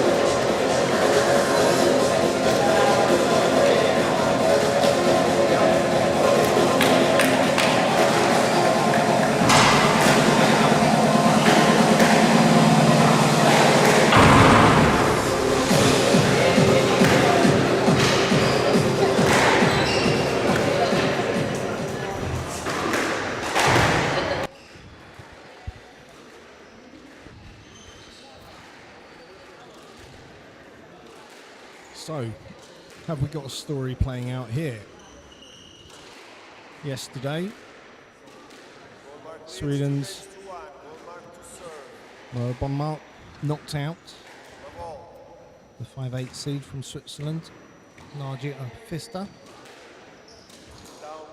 She is now 2-1 up against the 3-4 seed, Amelia Sweeney.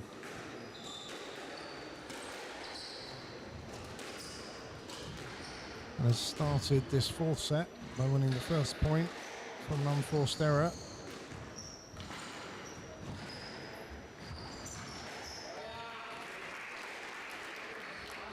And it has to be said, Amelia Sweeney is looking flustered.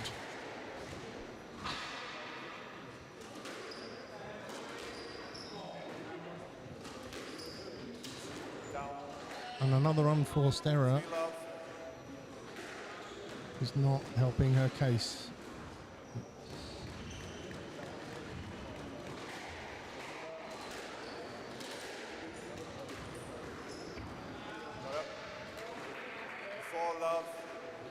And it's a very, very handy start from Bonnemark in this fourth set.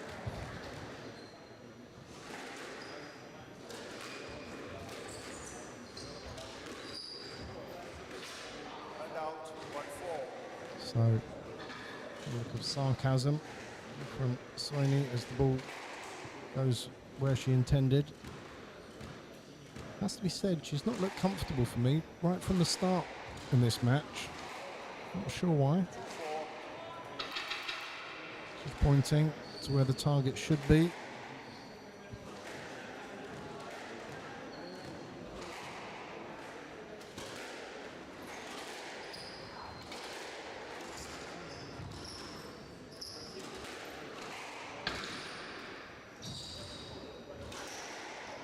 That's a good quality target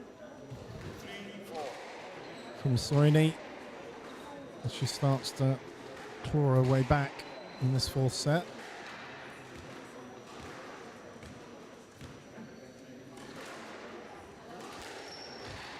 And she picks up that ball, but to no avail as Bonnemark thumps it away. It's a handy 2-point lead.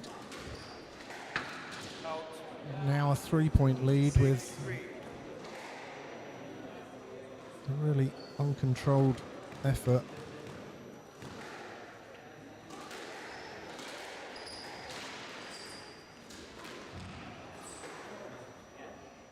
And out 4-6.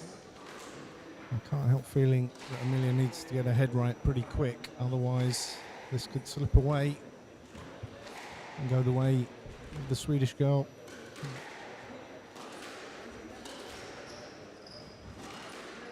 And that's a well taken ball.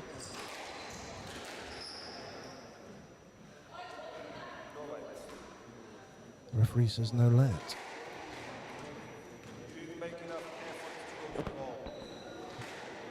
So referee's explanation, not enough effort. 5-6. Possibly it was the wrong line as well, but there we go. Frustration from Bonnemark after that, and it's all square. So this is a match that's going to be won in the head, I think.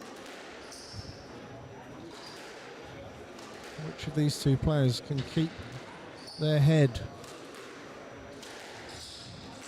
And that's a beautiful shot.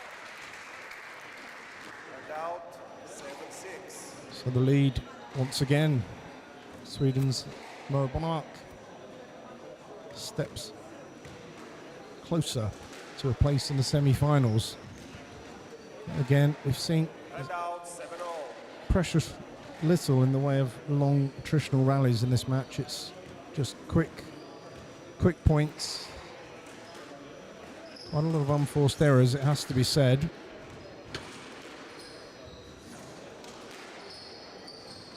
I would describe this match as being very edgy.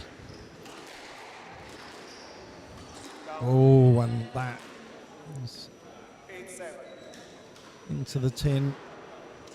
She's She's going for a winner's mower. She's not going to back down.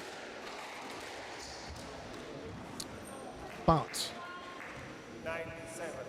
Amelia Soini at the business end of this set has got 2-point lead. I think that's going to be a no-let. Stroke to full mark. Wow. She says, you're a real funny man, I've got to say. And out, 8-9. I think that ball was too good. Score on the direct line to the ball. Sorry. Well, I think the refereeing's been pretty solid this week, but I'm not sure about that one. 8. But Soini's got to keep her head. She's got the lead still. She just needs to get this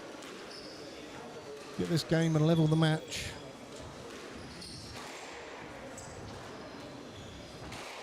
It's thumped across court from Bonemark. Lobbed up. Again, another lob, but it's a bit too hefty. That's a better lob. Pressure. And now a chance for Amelia Soini And out, 10-8, game ball. to level the match at 2-all. Well, is there another page in the chapter of this set?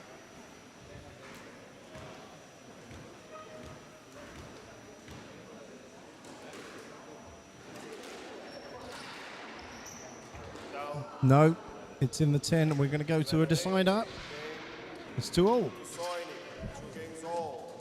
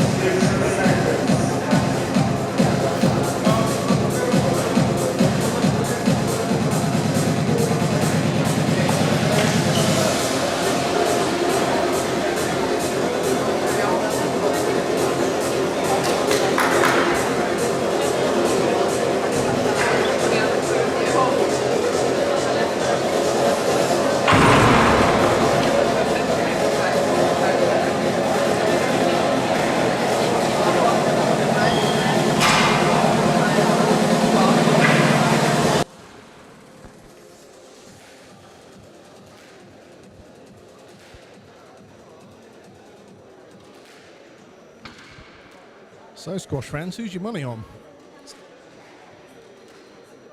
For me, this is just going to be 2 games all. a match that's won by the player who can keep their head in this 5th set.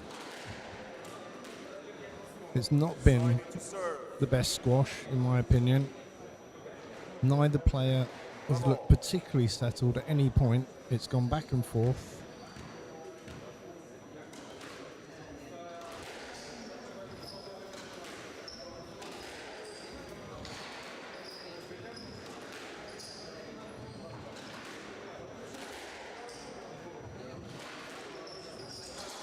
And that's an error from the Swede, Bonemark. Advantage, Soini.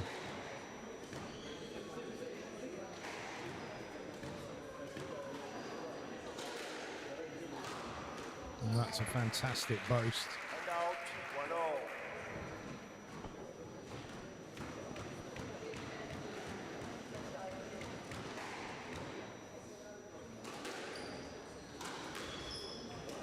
And another unforced error on that backhand volley. 2-1. So Bonamart's won all the points so far for her and her opponent. That's a really good backhand drive. 3-1.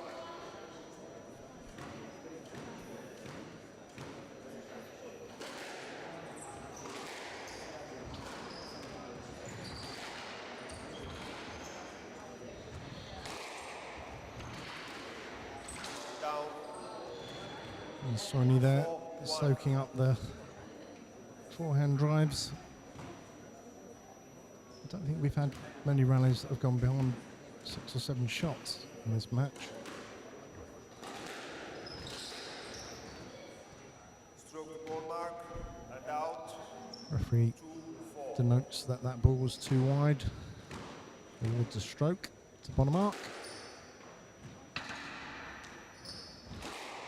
It's a good drive into the back corner, but it's a better target to the forehand side. And out 5-2. Soini apologising. Maybe felt that the target was a little bit lucky, but never quite sure why players apologise for those. That's where you played it.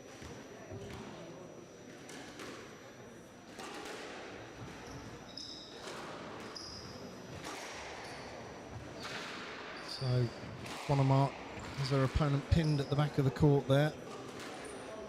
Lofts the ball cross court. The boast is too good. And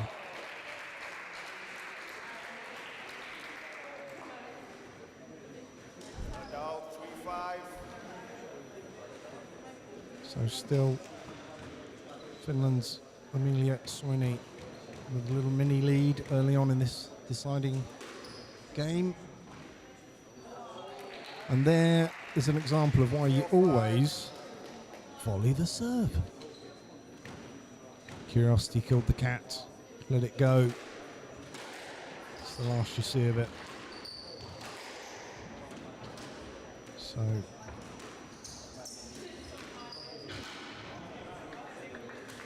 it's back and forth. Out 6-4. Soini maintains a 2-point cushion.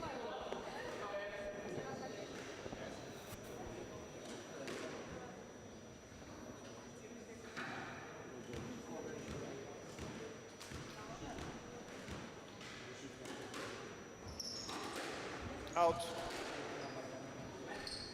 7-4.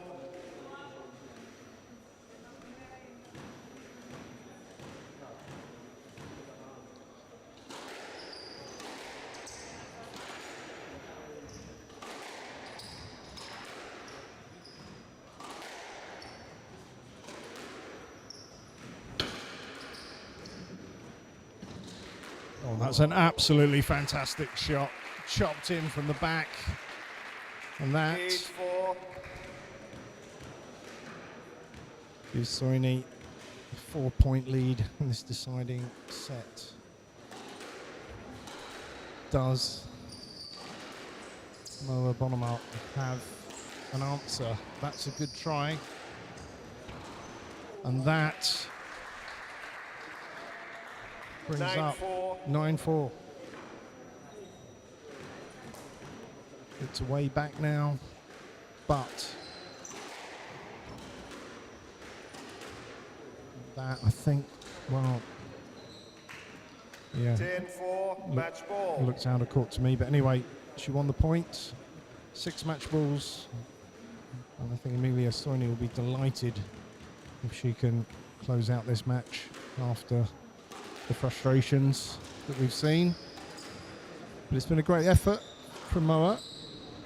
So to be at this stage, she's already done really well. Would have wanted to go one stage further, but maybe she will. She's still fighting. And out 5-10. Match ball.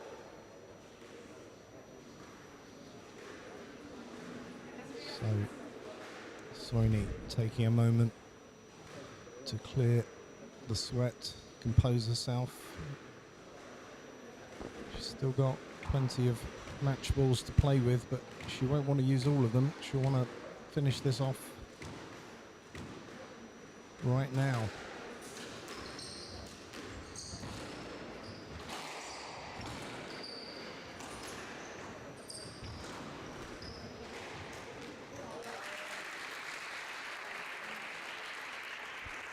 (6:10) match ball.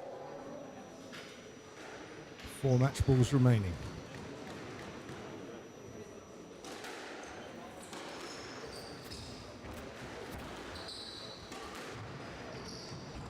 Down. 3 match balls remaining. 7:10 match ball.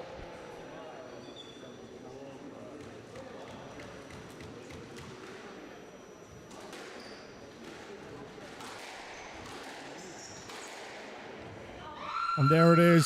She's delighted. 11:7. Match decided. It was a 5-setter. It was an edgy match. 10-12. But Emilia Soini goes through to the semi-finals. I'm going to go and have a word with her now.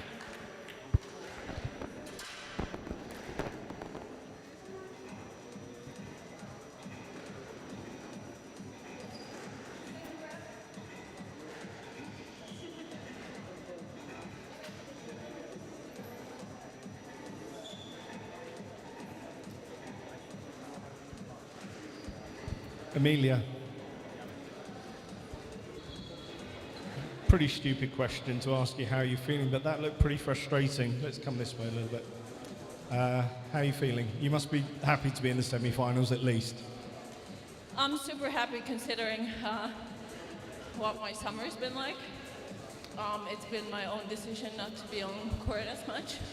Obviously still in the back of my mind, the competition and the vibe is there and the will is there. So it's like, it's difficult feeling because you kind of want to win, but at the same time you feel like you don't really deserve to win. But obviously I'm really, really, really happy to be in the semis. I've never been in the semis before, so. In the commentary, I was saying that this looked like a match that was going to be won in the head. Obviously, you know, you're seeded to win, but the person you're playing has already put out a seed. So does that play on your mind at all?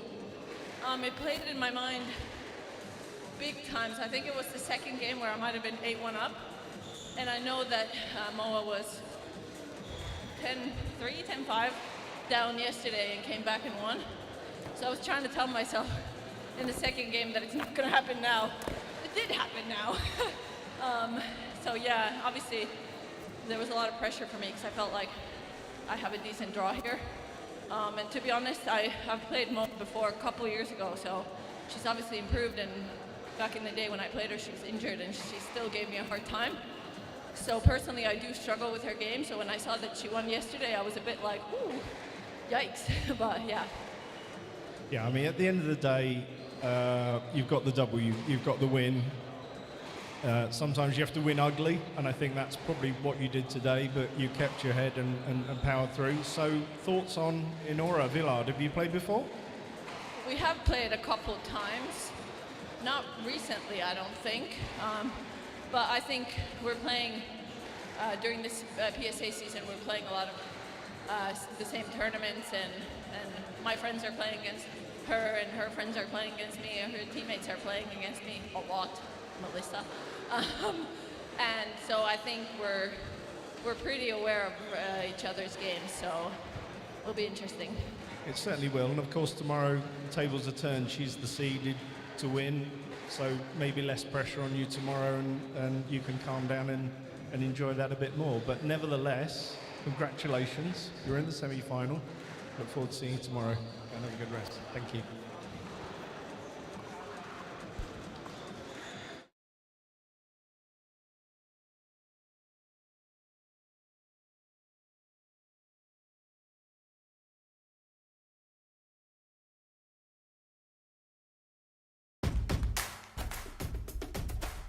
W BETARD od ponad 30 lat produkujemy prefabrykaty betonowe dla wszystkich typów budownictwa. Wspieramy największe realizacje w kraju. Dbamy o to, by Twoja inwestycja miała solidną konstrukcję.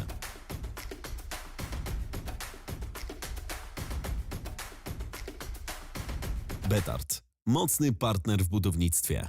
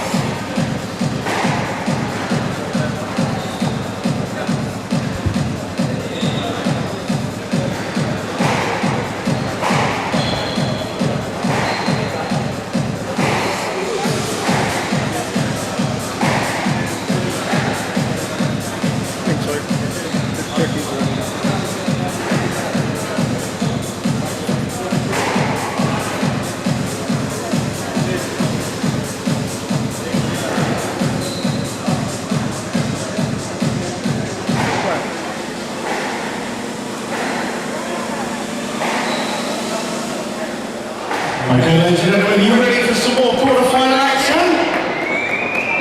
I can't hear you. You ready for some more quarterfinal action? Let's get the players on court. Would you please welcome on court, first of all, former champion from Germany, Rafael Kandra.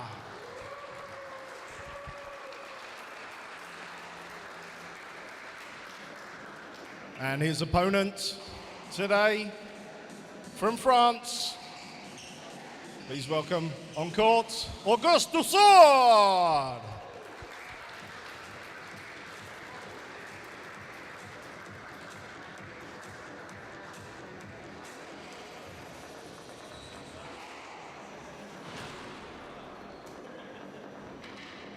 Your referee for this match from Spain. Put your hands together, please, for Pablo Del Rio.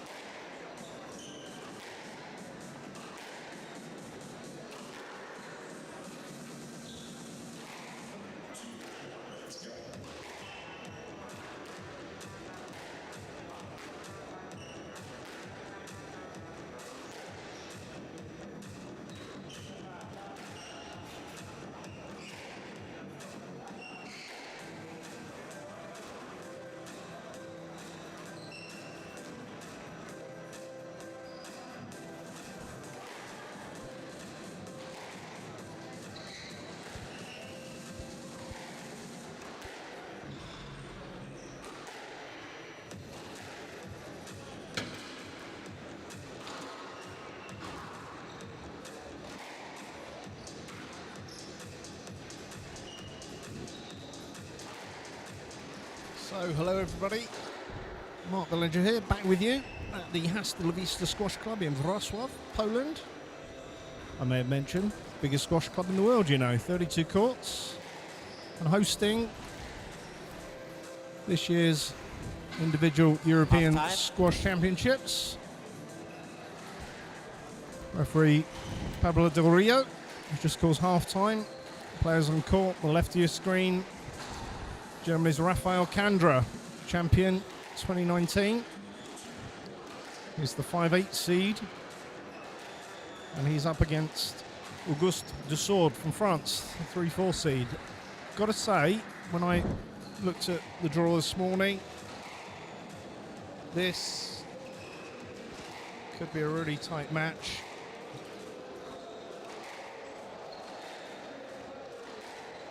Both players similar world rankings.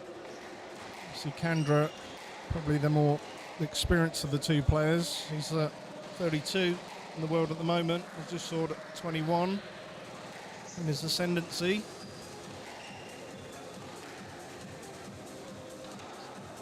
And Kandra's played quite a lot on this court recently, played in the Polish Championships.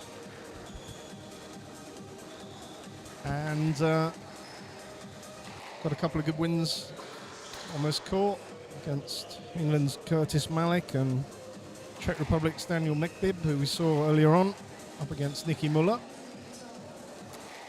So, high expectations for this one, and obviously being the former champion, there's some pedigree there from the German. Really looking forward to this one.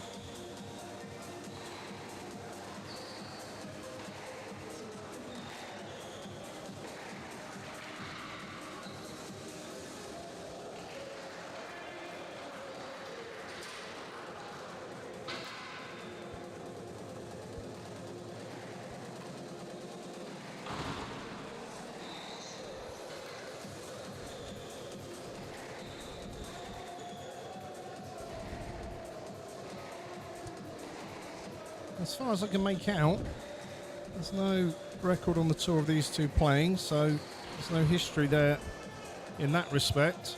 I might be wrong, but I think that's the case.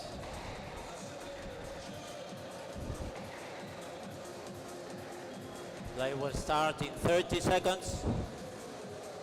So referee calls the 30 seconds. Players do their final preparations. We get this party started. Fourth quarter-final of the day, 4 more to go.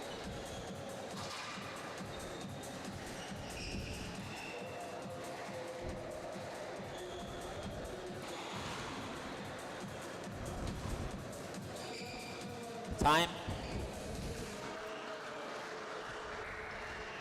European Individual Championship 2023, men quarterfinal. Rafael Candra of Germany to serve. Auguste Dussol of France to receive. Sorry, Auguste Dussol to serve.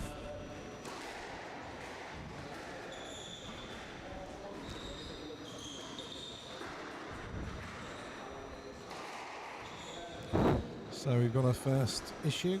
Players Rafael Candra to aren't serve. sure who's serving. It is Candra to serve. Best of 5 games, level. Right, we're off. Down. And of course, the One winner love. of this match gets to face off with Nicky Muller tomorrow in the semi-final. Fine performance from him earlier today against Czech Republic's Daniel Mekbib. Of course, Down. Muller, the current Hand out. 1-0. champion, trying to retain his title, which he'd love to do. I'm sure about that.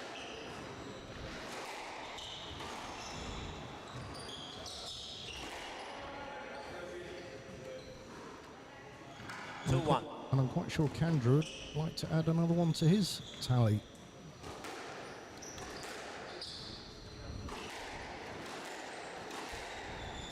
But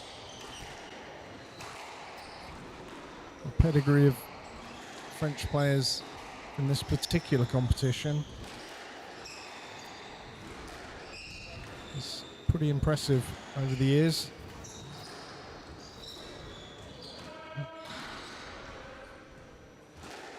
Well, quick hands there from the German. The rally continues. Oh, it's a beautiful, beautiful touch drop from Dussol. 3-1. Left.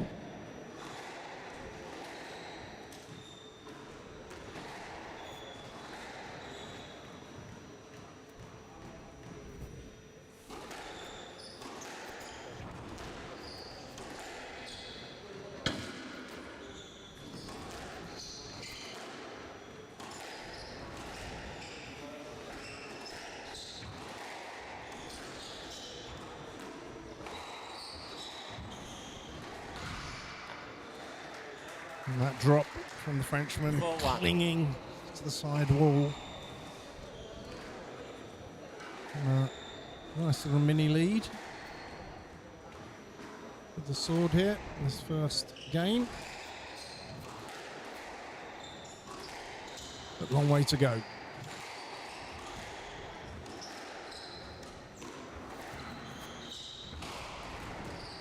Once again, quick hands from Candra onto that cross court.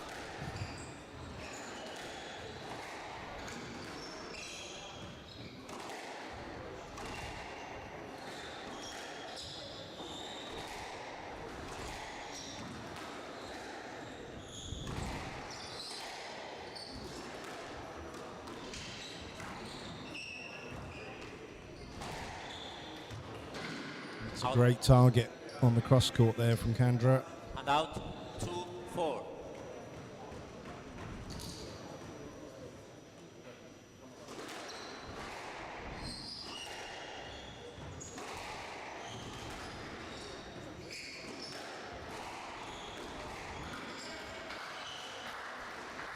And that drop is causing Candra a few problems there. Of course, that's Candra's backhand side.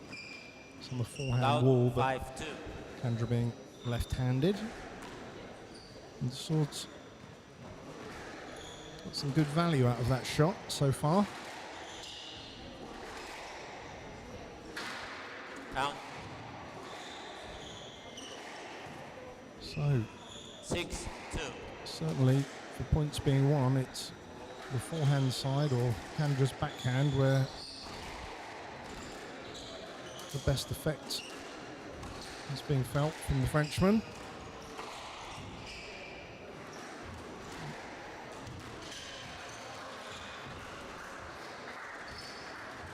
It certainly does seem like he's concentrating his efforts on that side, and it's working. 7-2. 5-point lead now.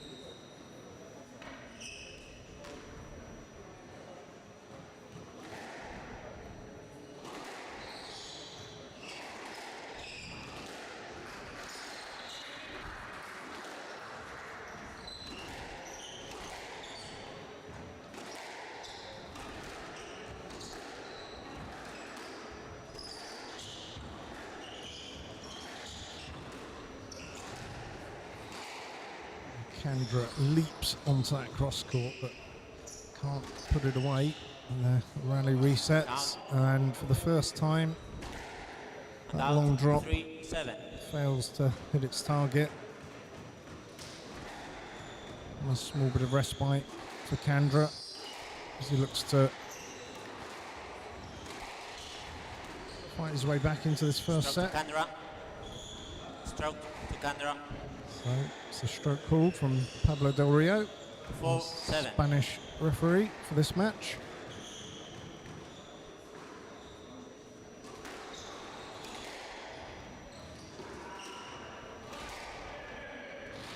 That's a tight target, and Rafa And out 8-4. indicating he waited too long to strike it, allowing the ball to die away.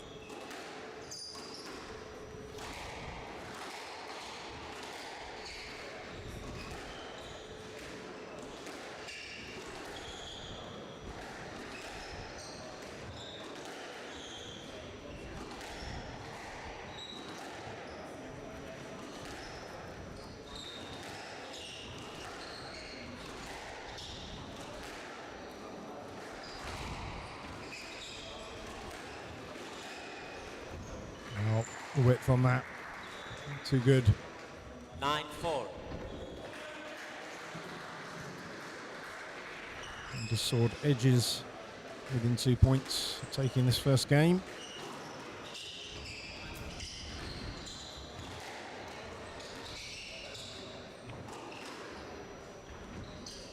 Down. Oh, and the lob 10-4. catching the Game nick ball. at the back. 6 game balls. The sword.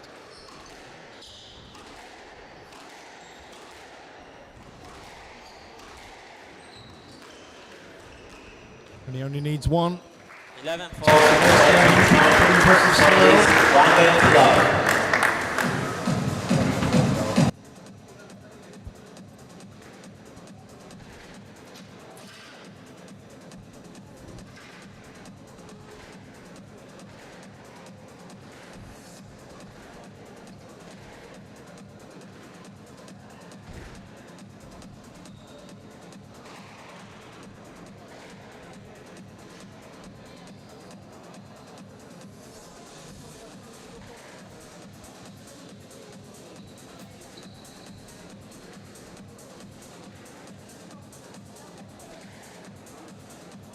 So this is the first of 3 France versus Germany matches in these quarterfinals. Coming up after this one, a ladies quarterfinal, Saskia Beinhard takes on France's Maria Stephan.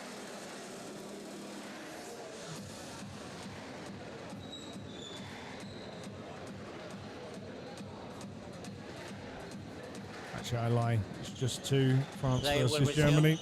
in 60 seconds.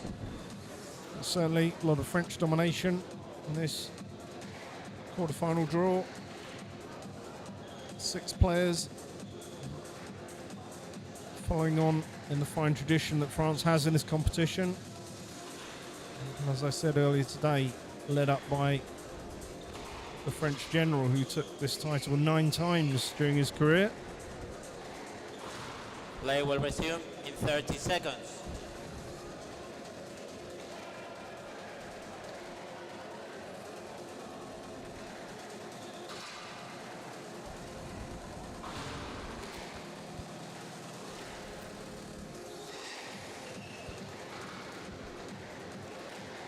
Two shot leads, 1 game to love.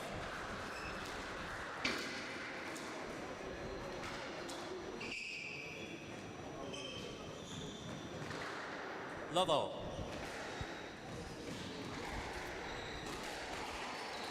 So,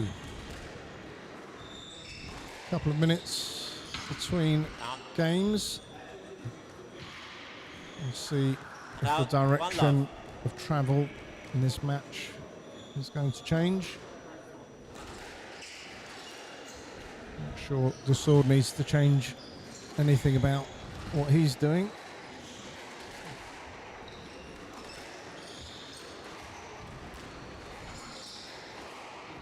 Down. But an unforced error. 2 love. Gives Kandra the sort of start you need when you're a game down, looking to get your first on the board. Win your own points, but it's always handy when your opponent obliges with a few from their side. Well, there was some And now contact, but he 1-2. chose to play it.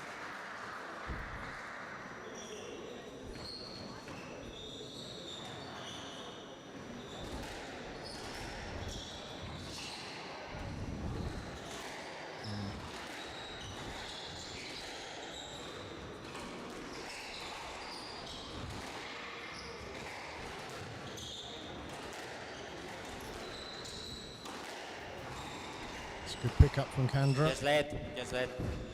1-2. The referee says yes, let.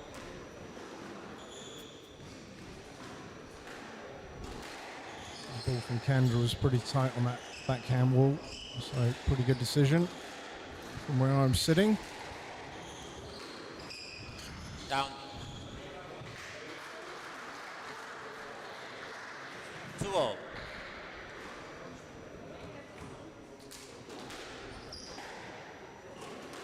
And that lifted out of the court by Kandra. Bit of a cheap point, that one. 3-2.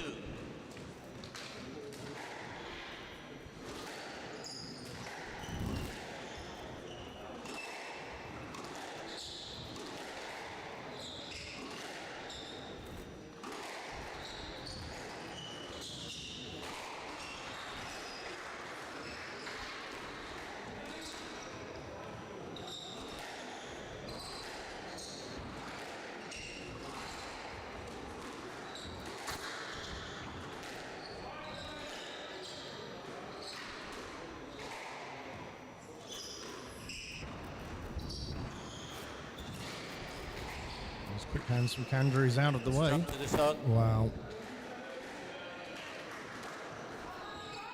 4-2. Referee Pablo de Rio felt he hadn't cleared enough towards the stroke. Frenchman. Down. So that's a change from the first game. 3-4. That long drop in the first game was pretty devastating, and it's not working at the moment.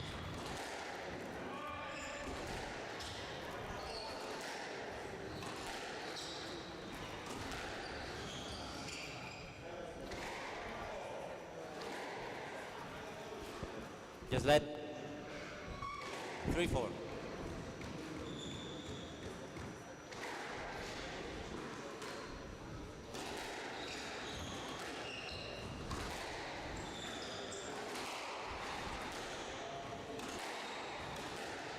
Just looking at a quick replay on that last decision, I think there was a step on the foot or something, it looks like. But anyway, both players happy with the let, and this rally continues.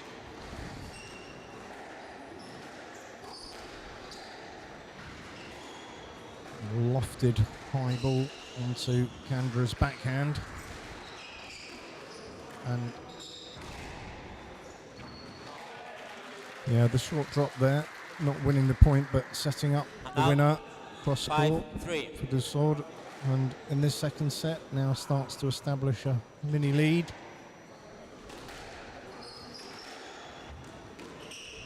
And that short ball seems to be clinging to the side wall again, causing Kendra some difficulty. Oh, that's a great shot.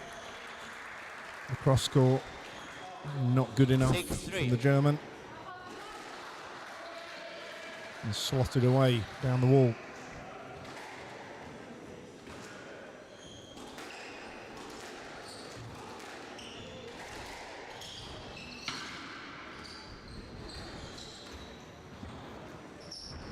And that cross court drop.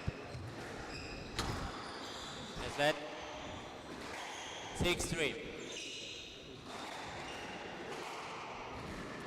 Right. So referee calling a let. Play the rally again.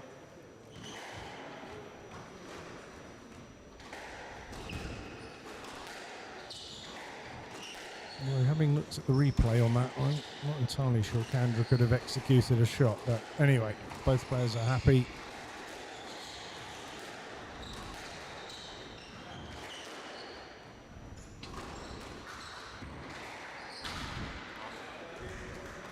So once again, 7-3. it's the short balls on Kendra's backhand that are paying dividends for Dussault in this match.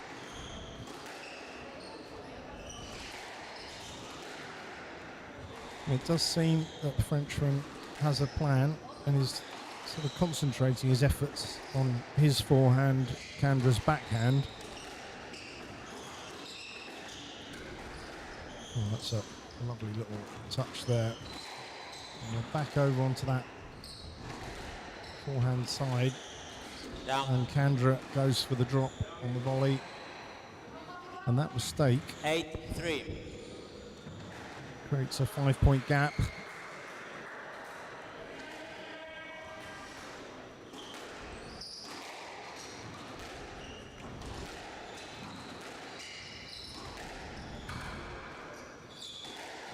Stroke to the shot.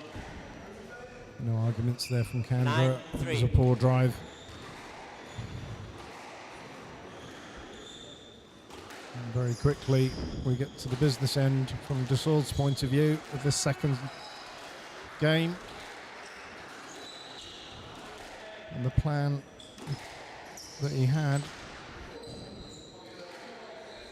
Yeah, please, don't play. Play a let, but next time, please stop the ball. 9-3. So, playing a let on that one.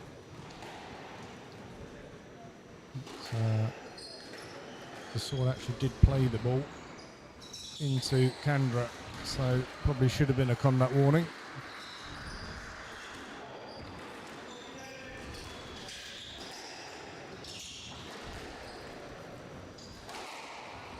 Kendra whipping it across court. Similarly, Dussault to the other side. And that drop is loose, but Kendra's hands are too quick. Pumps it away down the backhand side. And out 4-9. Long way back. But if he can keep the sword on 9, can't help feeling there's still life in this set. That's a great drop from Kendra. Quick hands, he pumps it away again. Very similar to the last point, that one. 5-9. So, sword having a quick wipe down. Mr. Dussault, you need to ask for permission next time. You need to ask. Yeah. But you need to ask to the referee. You need to ask me. So, you 5-9. can't help feeling that that was a ploy just to stop the flow of play and the momentum or at least minimum momentum that Kandra was starting to develop. And of course, the towels are on court now, but you do need to ask the referee for permission to go and do it. 10-5, game ball. So 5 game balls to take a 2-0 lead, and a very useful step closer to a semi-final place.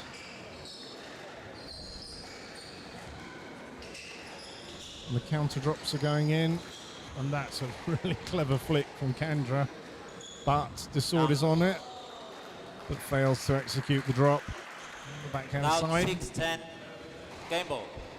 And Kandra. So loose serve, but not much done with it.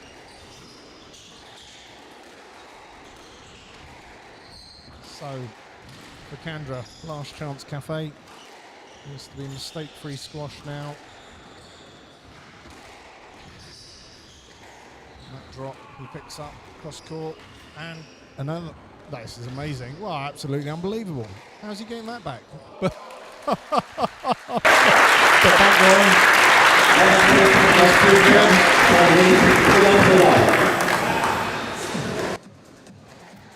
And we'll have to see whether the German can turn this game around. He's certainly doing everything he can. Some great physicality at the end of that last set. His teammates around him.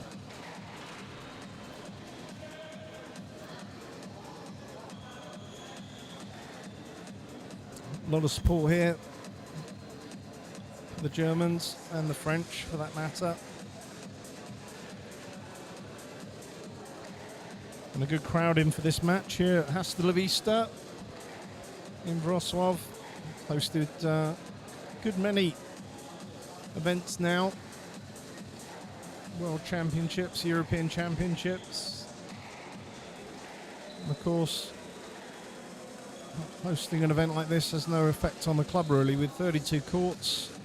We're only using 5 of them for this particular event, still leaving 27 for the members. Unbelievable. I was privy the other day to a little look behind the scenes at the building work that's going on here to make the club even bigger. Not actually for more squash courts at this stage, but a new Play will gym. resume in 60 seconds. New gym, a new badminton area, and of course the badminton area historically here has been used for a second glass court or an all glass court with bigger championships, where this court that we're watching now becomes almost like a Wimbledon #1 court type of situation. So Play will resume in 30 seconds.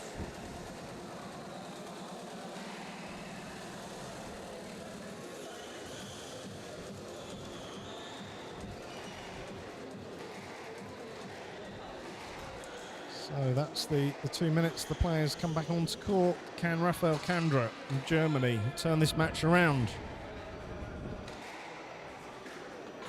Had consultation with his coach. Desord has had it all his way up to now, pretty much. Time.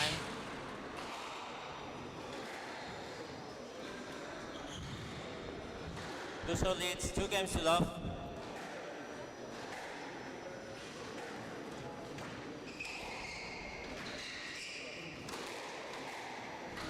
So the players seem to be taking their time. It's meant to be 2 minutes, not 2 minutes plus a walk around the court and a ball warm up.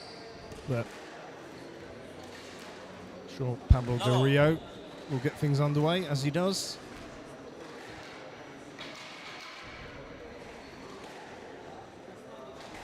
Game 3. This 4th quarterfinal of the day.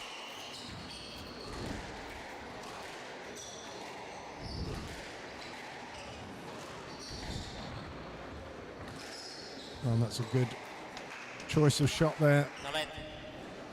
Now, you didn't see the ball. Now, 1-love. That's a good decision from Pablo Del Rio. Too often, a stroke given just because a player's on court behind their opponent with the racket in the hand. You've got to show you're ready to play, show that you've seen the ball.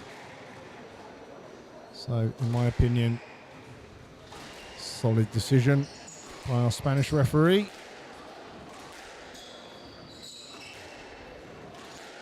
You want to see squash played?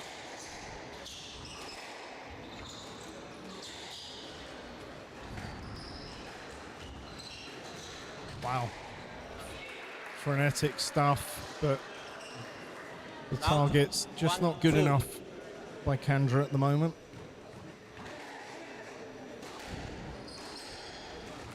That's chopped away by the Frenchman, but Kandra's there. He's soaking up everything that's being thrown at him. Little drop shot rally. And the rally continues. It's off the back wall. That's amazing. A little, little fake there, but I just thought. Well. 2-all.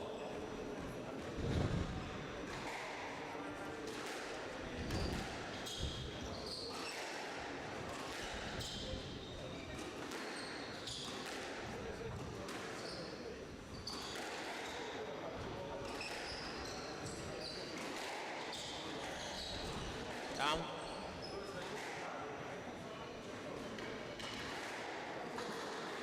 And out. 3-2. So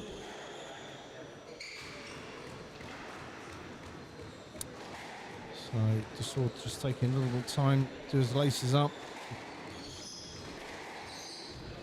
It sort of looks to me like he knows all the tricks in the book. The towel down, do the lace up, just to break up the flow of play. So it's a better serve there from Kandra, not quite making the sidewall, but and you see there just 4-2. a little mini lead for the German.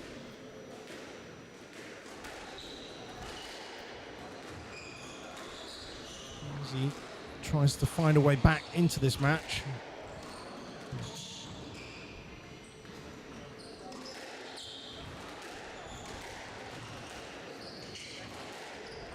And the sword cutting off everything with the volley and the pressure. Out 3-4.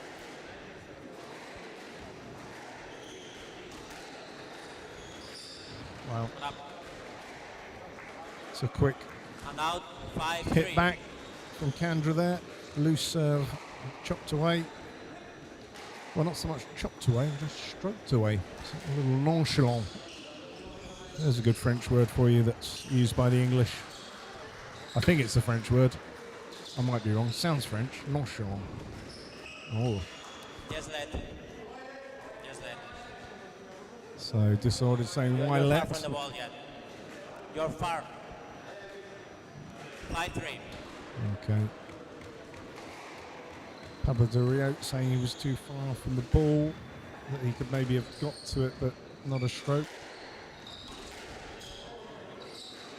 Down.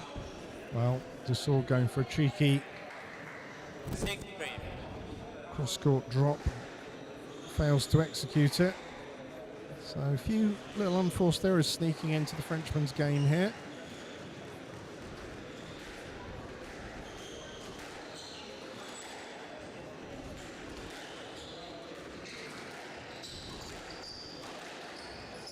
Down.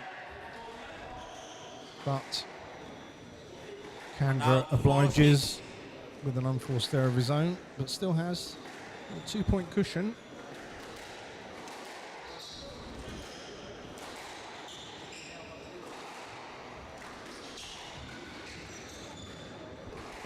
No let.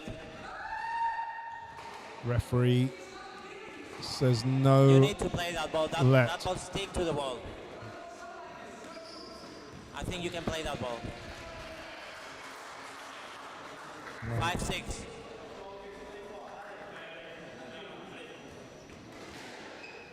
So referee is saying that Kandra should have played that ball. I just watched it on the replay here.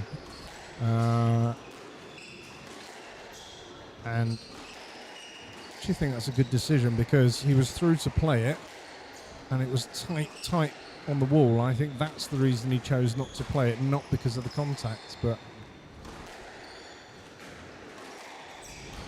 so think solid decision, actually, on a second look. You decide. I might be wrong. I'm quite a big fan of the no-let being used to encourage players to not look for winning points with a stroke. Those rules are only there for safety in the game. They're not there really to win points with. Never have been. Ball's loose there, pumped away by Kandra, but the sword's on it, and the rally continues. That's loose, but the sword going for the long drop, fails to execute. And out, 7-5. And Kandra retains his 2-point lead. It's not a great serve there to that side. It's not making the sidewall make it very easy for the sword to play the volley. Yes, lad. 7-5. Yeah, Kandra was clear of that very quickly, but the sword stopped in case he hit him. So, yes, let the obvious decision. Play short, the counter drop from the sword. Thump cross court by Kandra.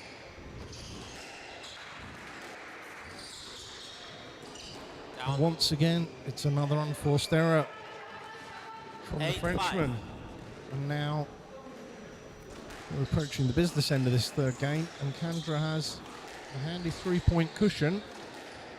Can he nurse that across the line? And once again, in the tin from the sword.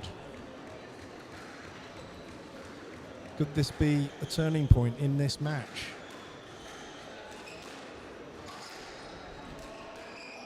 You can see there's a, I think the Frenchman has given up on this set.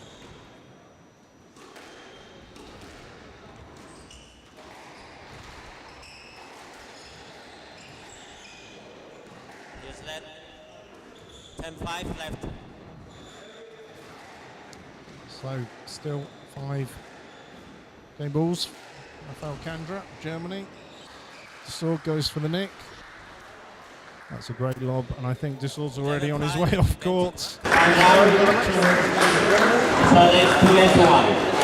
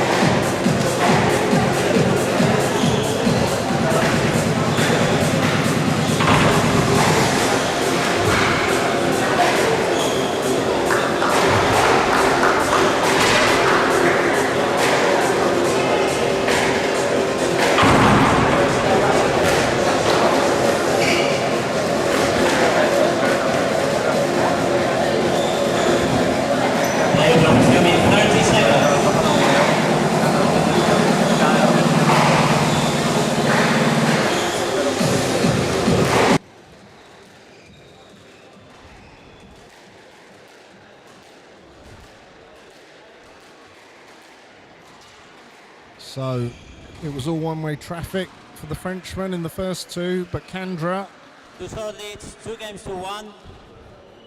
the mixture of much Kandra better to play, serve. and it has to be said, a little help for a whole bag full of unforced errors from Bravo. Dussault, took the third. Papa Del Rio gets it underway. That is a testing boast, but Kandra pops in the drop, tight on the wall, and continues on as he left off in the previous game, and that's loose, but not as loose as the pedestrian attempt at a drop from Kandra.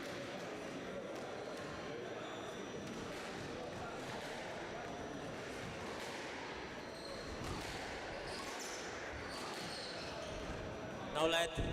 You need to go behind. Yeah, wrong line. You need to go behind him. The line is behind. The line is behind. Yeah, pretty solid decision. The line was behind. I've got a perfect position where I'm sitting to see that. I'm just perched here at the back of the backhand wall. I have the best seat in the house for that one.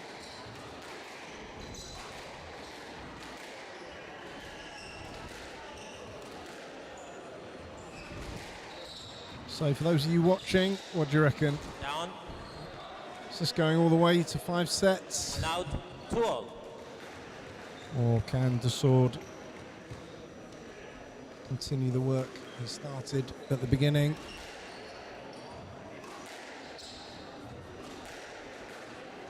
It certainly seems that, for me, he's abandoned exactly what was working to win in the first Down.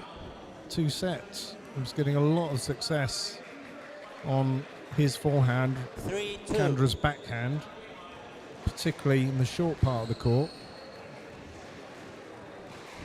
So, what advice he's been given or what the game plan is now seems a bit random. Stroke to the sword.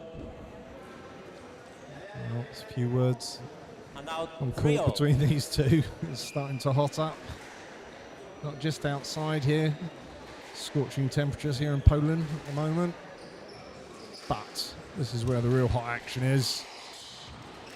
On the main court at the biggest squash club in the world.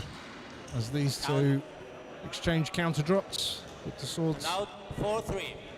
Just catching the top of the tin. And Kandra edges ahead.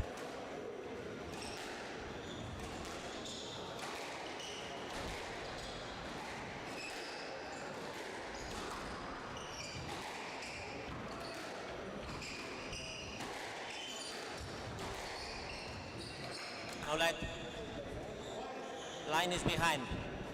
Same reason. Line is behind him. 5-3. So, player entitled to ask. Referee obliged to explain briefly the decision. The wrong line is the answer. The sword accepts, moves on.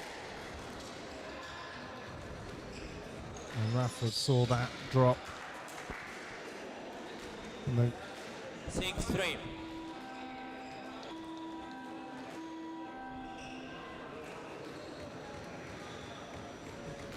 so, it's a better serve there from Kandra. It's making the side wall, but that one doesn't. And it's punched away by the Frenchman. And that's super loose from Kandra. And out. And he knows it. He's 4-6. absolutely livid.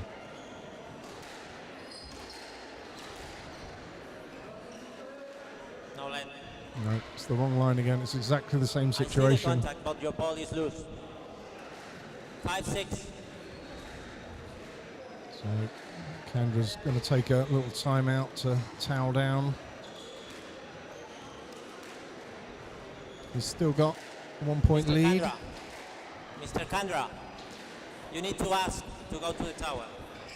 5-6. Well, Kandra didn't seem like he cared too much about the referee asking him to ask about the towel. I guess he was thinking, well, my opponent didn't. In a similar situation a little while ago. So this is getting quite edgy now. Next few points, pretty massive.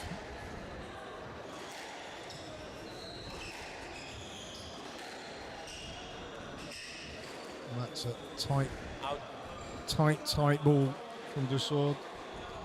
6-all. Few from the words left. from Ren Levine, French Left. coach there, as he throws the ball back into the court to his player.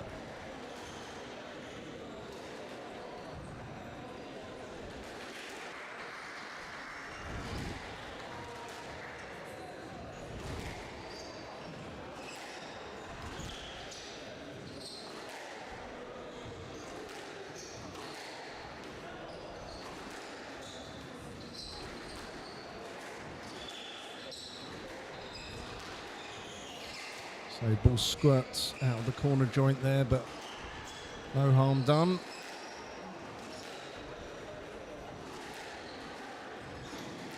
So the play now switches from side to side. Stroke to the shot. Well, Kandra 7-6. points to where the ball was, but I think he knows that it was a poorly executed shot. 7-6. And now, as the referee confirms, against Dussault takes a 1-point lead as we get to the business end. Down. And 7-all. Kandra pulls it all Down. square. 7-0. Some big points. Can Kandra take this to a decider?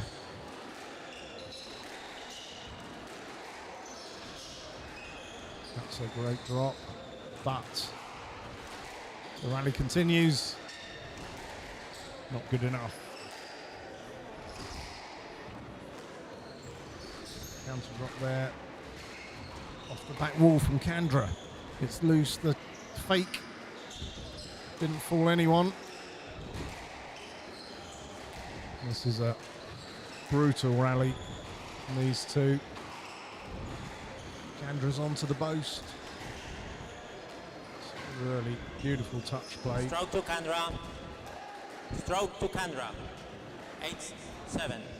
Mr. Dussault, please do not do any unnecessary contact. You need to leave and go to the ball. Next time will be a conduct stroke. So, 8-7. a warning from the referee. But not very happy with his movement.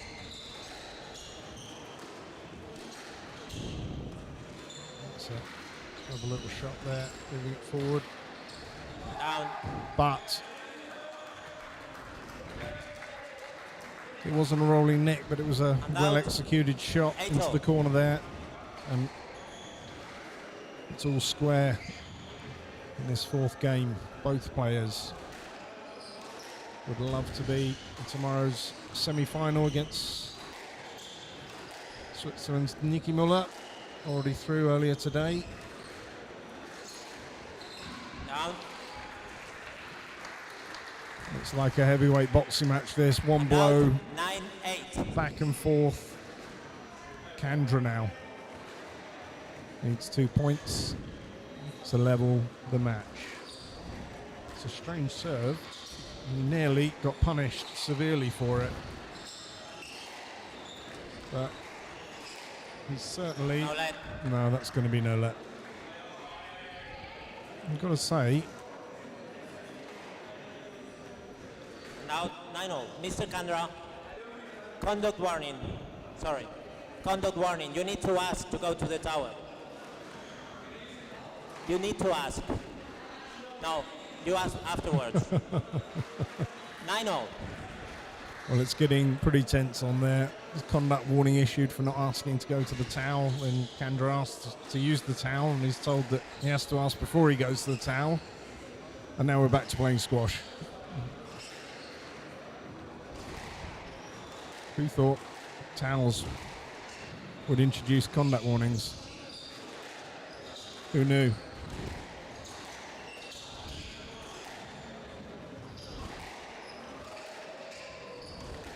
Well, that's a fantastic shot.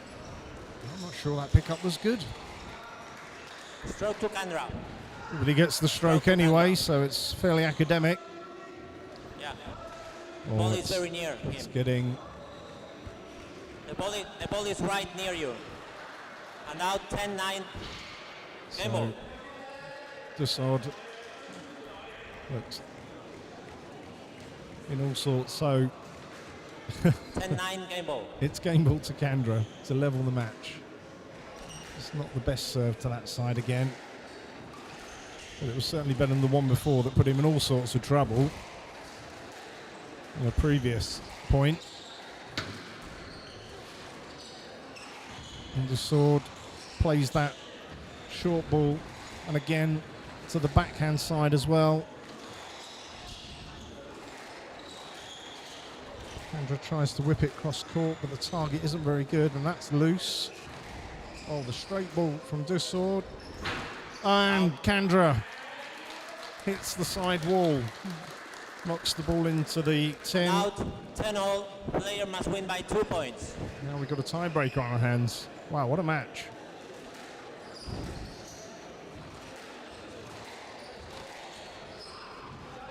And now the Frenchman brings up 11-10. a match ball. Match ball. Well, Kandra's really been ahead throughout this game, it has to be said, and that, I don't believe how he's getting to these. Unbelievable, he's still in it. Puts it on the lob to the back, flicks it down the wall, and the rally continues. And that's going to be a stroke. Oh, what an unbelievable match. But it is the Frenchman, Auguste Dussard, that goes through to tomorrow's semi-final. 11-4, 11-6, 5-11, 12-10.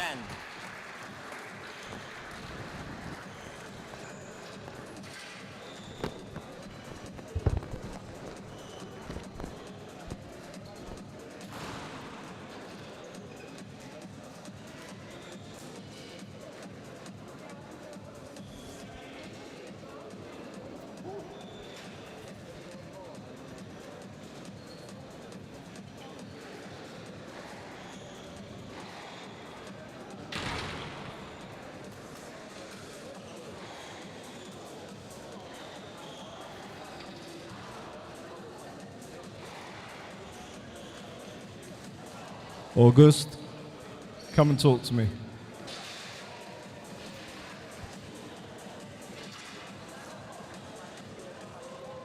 First of all, congratulations. That was a bit like a heavyweight boxing match towards the end there. You must be delighted to get that away in 4 and for it not to go to the decider. Yeah, of course. I was 2-love up, I was winning quite comfortably, and it's Rafi Kandra, he has been in the top 20 for a few years, so I knew he was going to give another answer, and it's what happened. In the third, he started to attack more, to change his game plan, and it took me a bit of time to get used. And after, when you have a player like that come back, you start to get nervous, and it's what happened. I had to fight until the end of the fourth to get through. But yeah, for the first match of the season, yeah, I'm happy to get a win against this type of player. No, it was a great match to watch. I mean, it was very hard to commentate on because the rally intensity and the shots back and forth, the pickups at the front. I think you both put on a great show for this crowd and people watching at home. You should be very proud with that win. Semi-finals now, obviously, and I was talking in the commentary about the legacy that France has in this competition. Obviously, Gregory 9 times, Thierry back in the day, and there's so many of you in this quarter-final going through. Victor, your number 1 seed, but you must be very excited about having a clash now with Nicky Muller, the reigning champion, to try and do your best against him. Have you played Nicky before? Yeah, I did play Nicky. I played him in the what's the name, on Canary Wharf. I got chopped. I lost 2-1, but it was like a squash lesson. So I really hope to do better tomorrow. Well, it's been fantastic. I'm just going to ask you one more thing. Obviously, we've got this amazing event coming in Paris. I see you're on the glass court for your first match. You must be so excited to play that match. No, of course. Thanks to everyone that makes this possible. For a French guy playing in Paris, it's my hometown. I have been living there all my life, so yeah, it's definitely a dream coming true. And yeah, I hope it's a dream, and I hope I will win my first match in Glasgow. It will be a better dream. Well, I wish you luck in that, but thank you for a great match today. I'll see you tomorrow in the semi-final. Well played. Augustus Odd, let's hear it for him.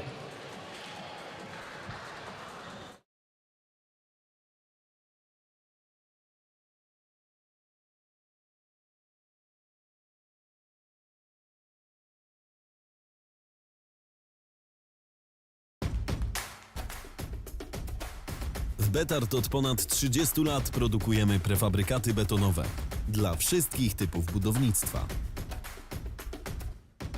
Wspieramy największe realizacje w kraju. Dbamy o to, by Twoja inwestycja miała solidną konstrukcję.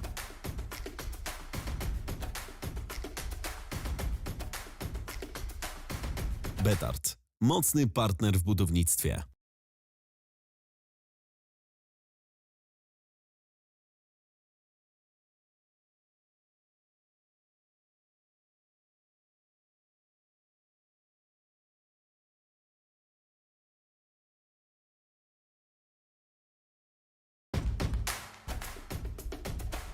W BETARD od ponad 30 lat produkujemy prefabrykaty betonowe dla wszystkich typów budownictwa. Wspieramy największe realizacje w kraju. Dbamy o to, by Twoja inwestycja miała solidną konstrukcję.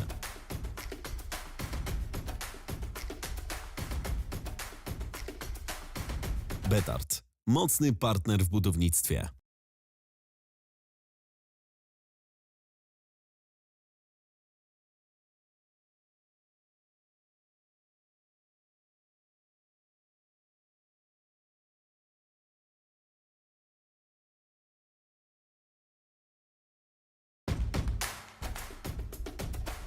W BETARD od ponad 30 lat produkujemy prefabrykaty betonowe dla wszystkich typów budownictwa.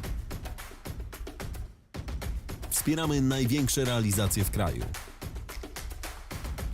Dbamy o to, by Twoja inwestycja miała solidną konstrukcję.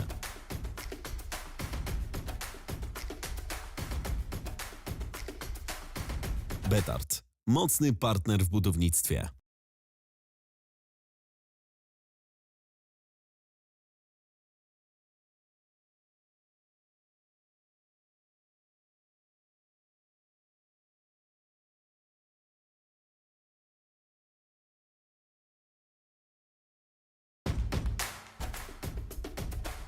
W BETARD od ponad 30 lat produkujemy prefabrykaty betonowe dla wszystkich typów budownictwa.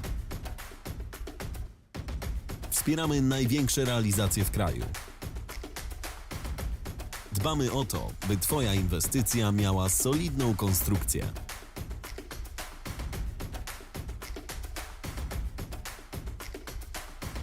BETARD!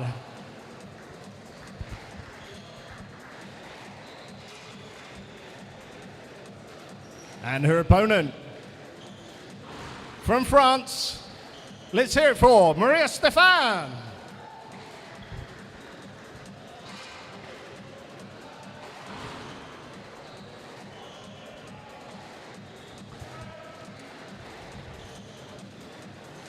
And your referee for this match, our very own homegrown from Poland, Martin Jack. Let's hear it for him.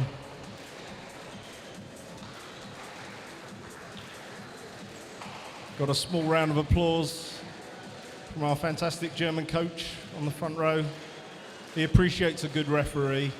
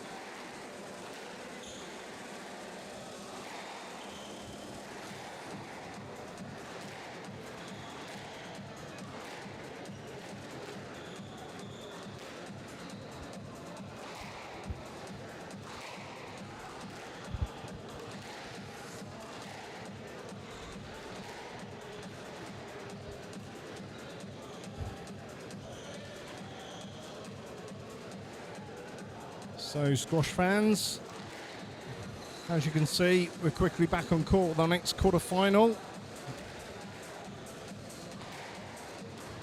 On the left-hand side of your screen, in the all black there, Saskia Benhard, Germany.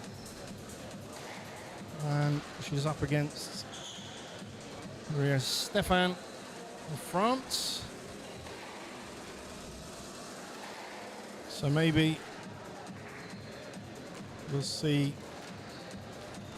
the favour returned with a win here for Germany, or will it be another French player through in this competition?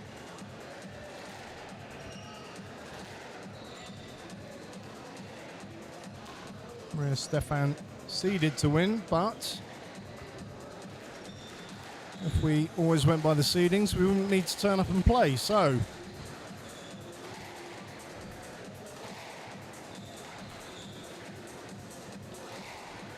has to be said, there's not a gulf in difference in the world rankings. Stephan ranked currently at 47, Saskia 65, so Stephan has the 1-0 head-to-head from my records.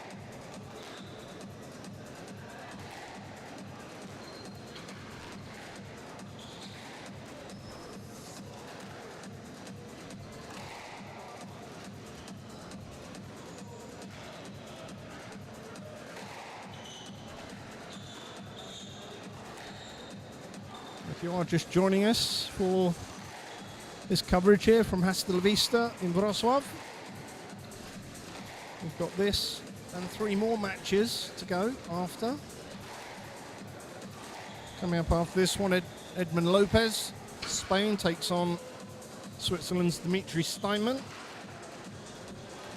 And then the big guns, number 1 seed Nelly Gillis from Belgium takes on France's Lauren Baltean. And then our last match of the day, it's an all-French clash. When I say all-French, I do mean all-French. Even the referee for that one is French. Victor Crouin, our number 1 seed, current world number 8, against fellow countryman Edwin Klein. So, a lot more squash for you to enjoy here. And of course, on the other courts, other matches being played in the Monrad draw that we've got here. The players trying to get their best positions. And of course, some players will be disappointed. I know a good friend of mine, Victor Bertus, would have hoped to have been in the position of being in these quarterfinals instead of Edmund Lopez, who beat him yesterday. Bitterly disappointed with his loss, I know, but I noticed that he backed it up with a win today. So well done, Victor. Showing good spirit there, my friend. So referee calls time. Players go off to do their final preparations, final chat with the coaches, and play will be underway.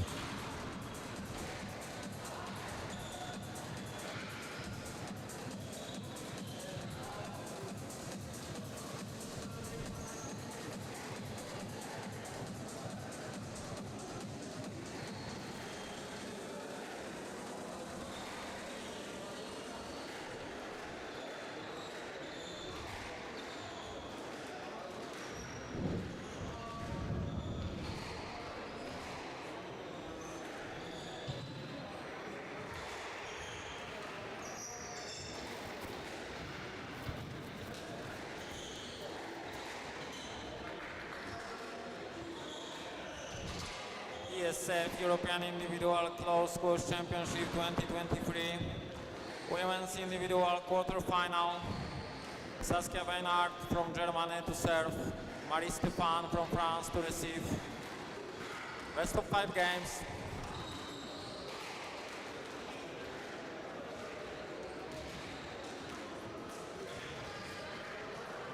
La ball. So, Martin Jacques, Polish referee, gets play underway.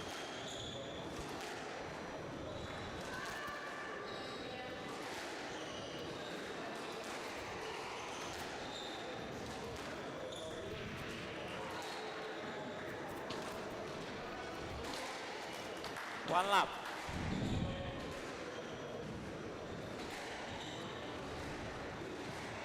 And the winner of this match would likely play number 1 seed Nelly Gillis in the semi-final, but that's not to say Not up. 2 lap.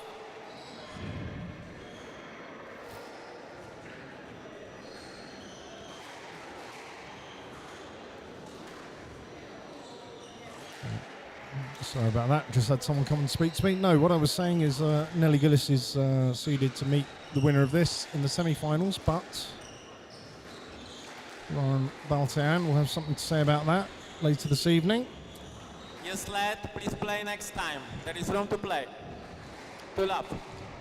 So, as you see there, referees continuing their line of encouraging players to play, which is what we like to see. And Martin setting out his stall early on.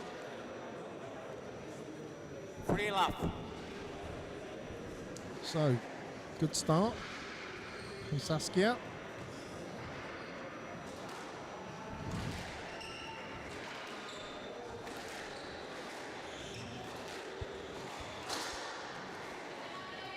Four lap.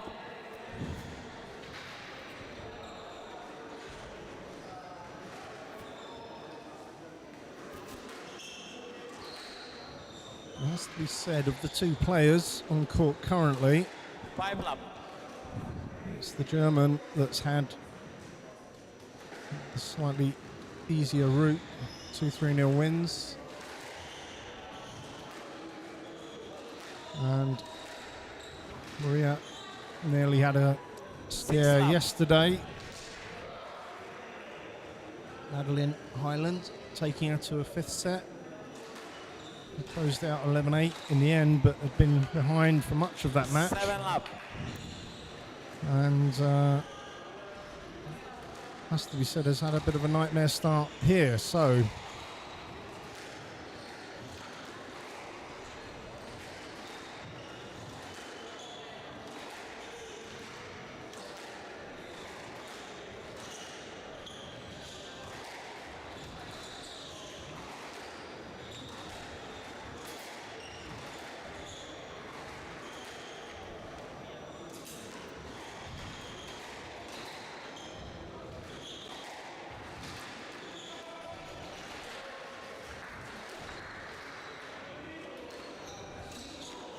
Down. Hand out 1-7. So, I'm sure Stefan will be delighted to get a point on the board, but a lot of work to be done in this first game.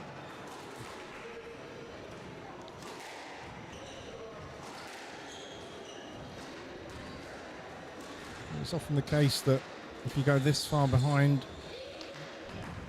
No let. and it's even further behind now, back to 7 adrift. Hand out And you 8-1. sort of have to use the rest of what's left of the game to just try and calm everything down. You might not win it, but at least settle yourself. So when you come into the Down. second game, Hand out that work is 2-8. done. But that said, we have seen games won many times from 6 or 7 behind.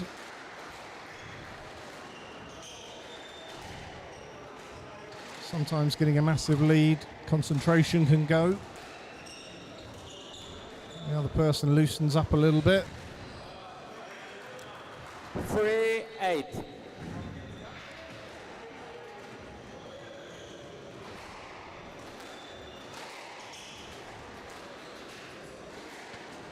Oh, that's a wonderful drop. Oh, sorry, Hand boast.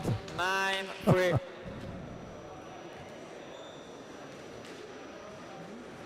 I promise you, I do know the difference between a boast and a Stefan, drop. please ask first, okay?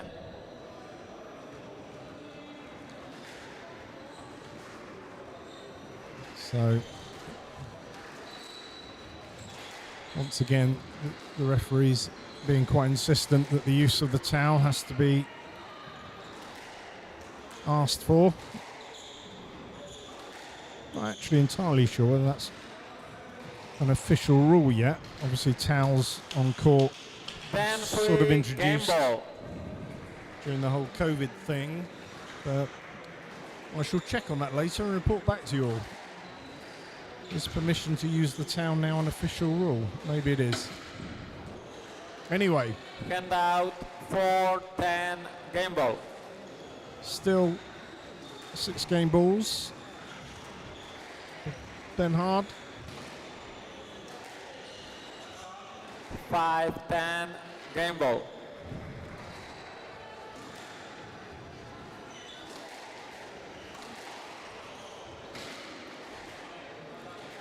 Six-10 game ball. And Stefan, bit by bit, chipping away at those game balls.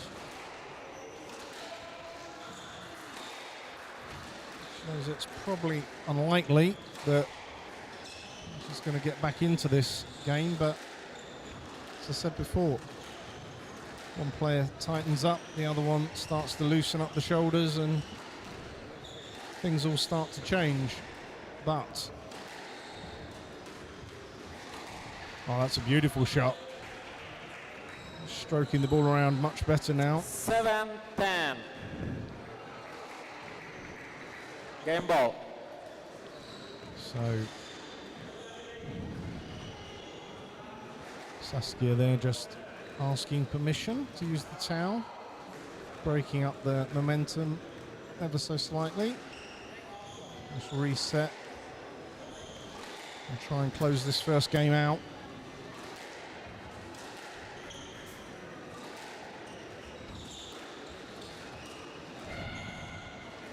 And there it is. 11-7 game to Beinhardt.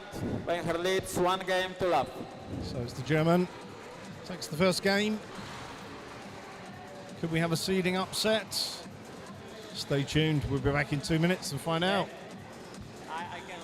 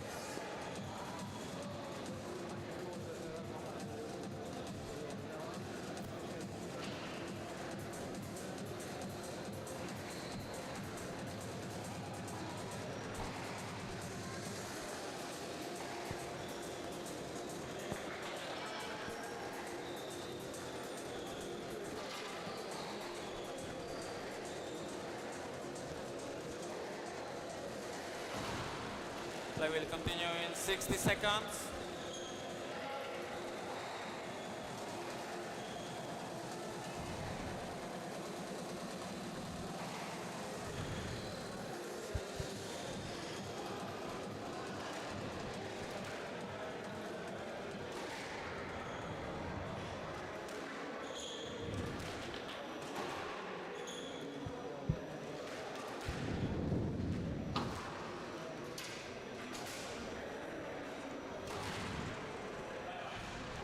Beinhardt leads 1 game to love.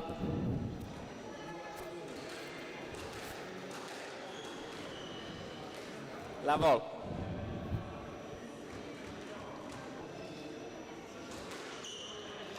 So back for some more action. And Out. it's fair to say And that out, one Stefan up. finished that first game a lot better than she started it.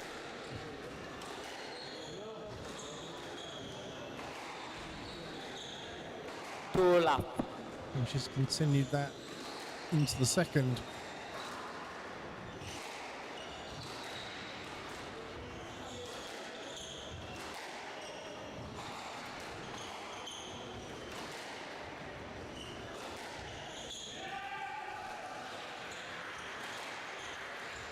That's an absolutely awesome Hand out. 1, 2. forehand drive, perfect length, perfect pace.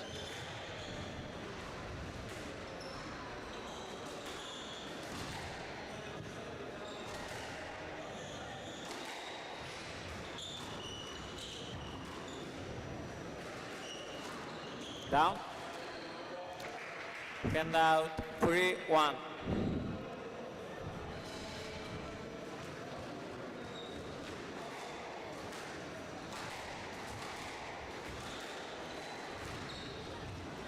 Down. 4, 1.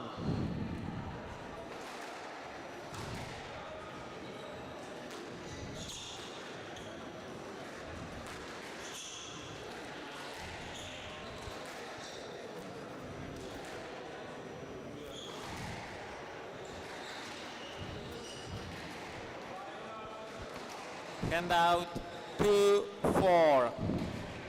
And Stefan there chastising herself for not reading the boast. It wasn't a particularly good boast, but she just didn't read it, and it went beyond her racket. Out. And that one's sailed out the backhand 3, side. 4.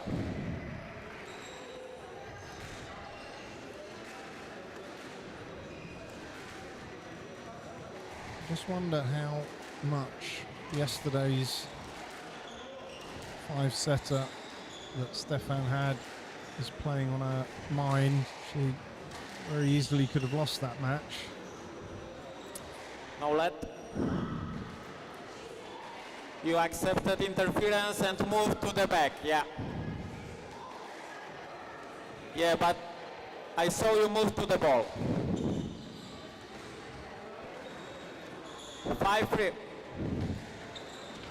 So, referee's explanation there was that there was interference, but by pushing through and moving to the ball and then choosing not to play it is why Martin Jack, our referee, gave a no let. Yes, let. Yes, let. You are on the way to the ball. 5-3.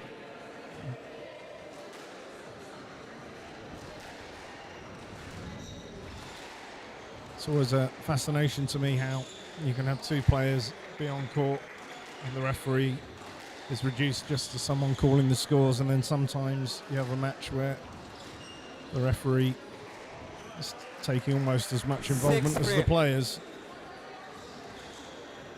So Stefan, 3-point lead as she looks to level this quarterfinal up.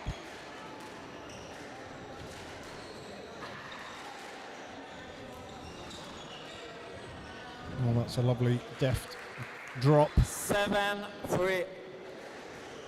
I think Saskia Benhard is still thinking about what she obviously considers incorrect decisions by the referee, but he's not going to change his mind. And there's some frustration there for the 8-3. German.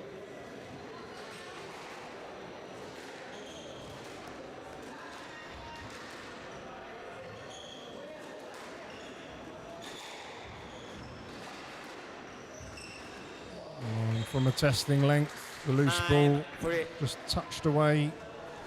This is a much better performance from Stefan. There it is, the commentator's curse. 9. As soon as you pay a compliment, the player makes an unforced error.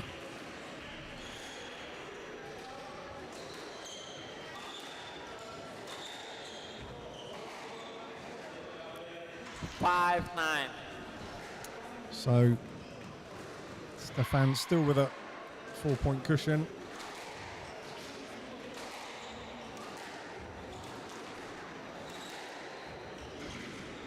Loose ball. Rather tentatively played for a drop. Can't help feeling that could have been put away, but the rally continues, and now it's BETARD. Takes control of the rally. 6-9. Thumps it down the forehand wall and trails now just by 3 points.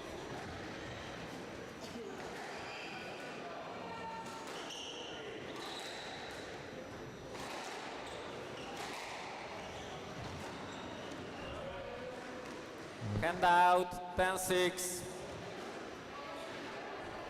So BETARD's asking for a let, but she did play the ball.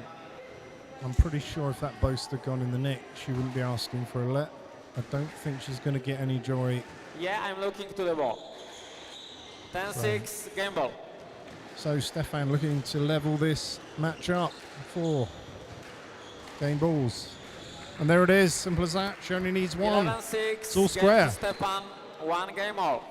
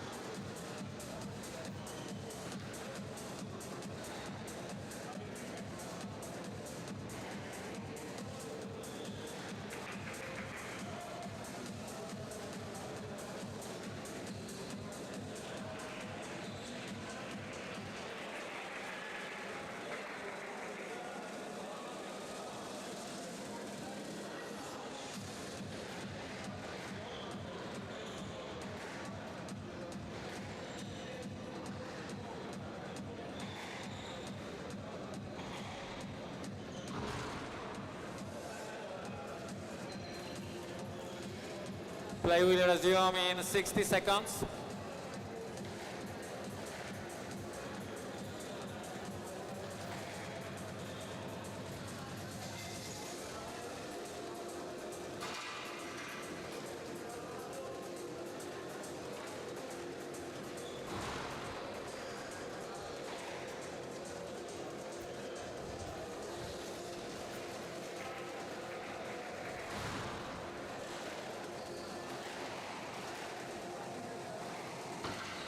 One game all.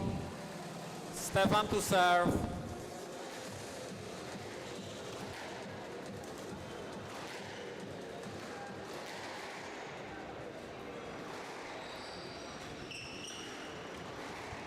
Level. Down.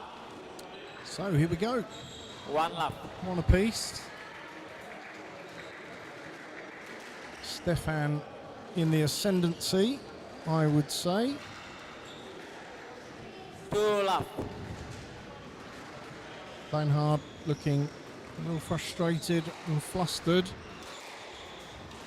after what was a blistering start at the beginning of the match. Seems to have tailed away, but I think that's partly down that Stefan had a pretty slow start. It was just increasingly turn the dial on the quality,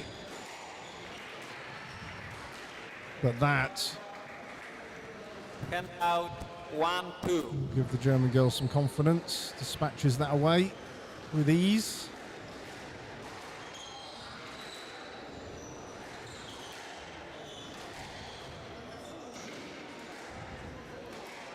Hand out 3-1.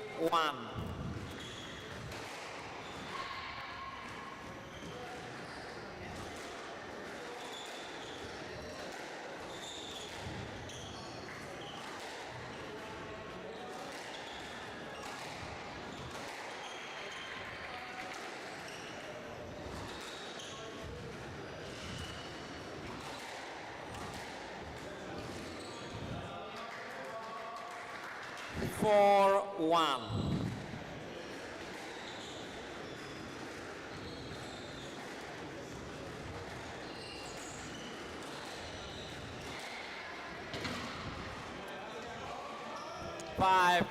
We're starting to see some really good quality hitting from Maria Stefan.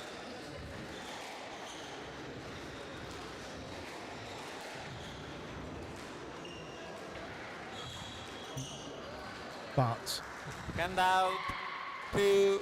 Bernhard can do it too. Lovely drop from the back there.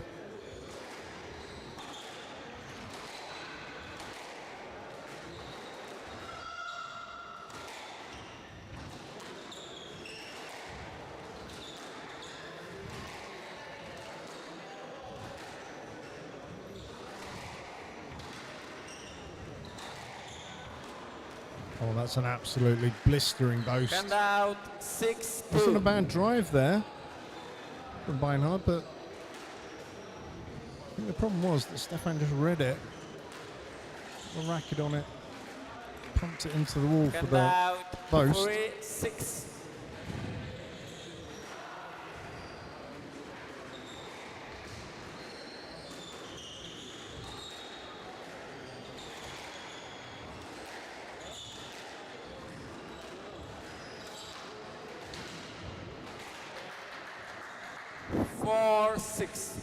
Bernhard going for the short kill there, sort of squirted out of the corner, but I think if Anna hit the corner, it would still have been a good shot.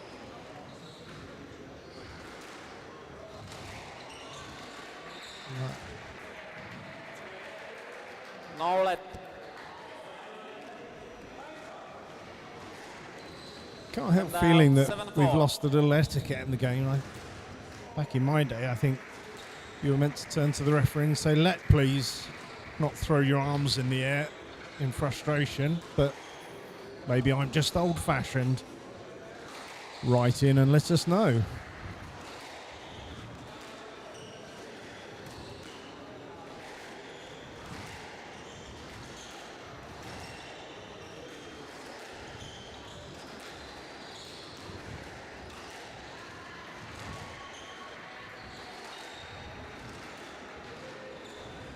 It's a lovely, lovely touch there.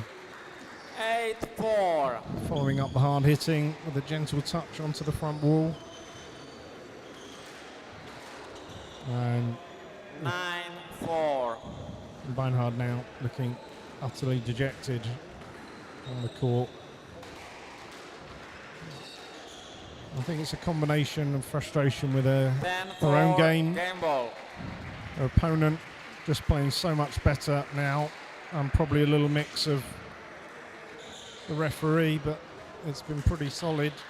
Hand out 5-10. Game ball. So 5 game balls to stop Stefan.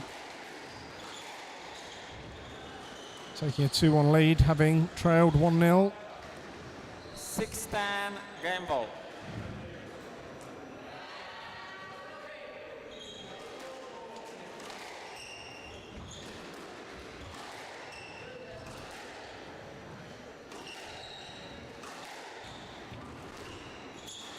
Oh, that's a great shot. Stroke to Stefan. Wow. 11-6. Well, the referee's given a stroke. We can talk about that 2-1. in a moment. Stefan leads 2-1.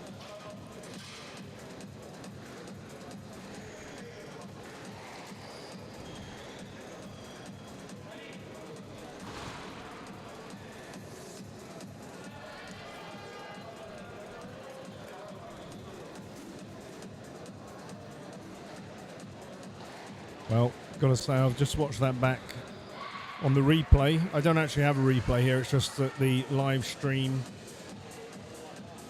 is actually operating slightly behind me.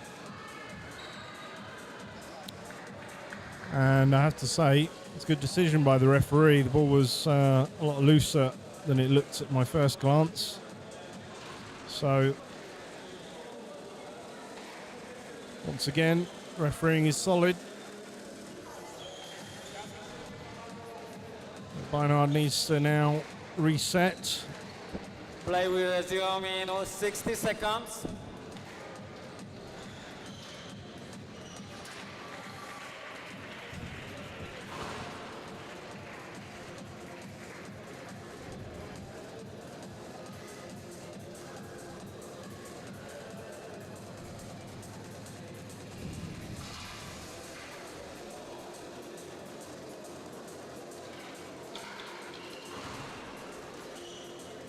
Play will resume in 30 seconds.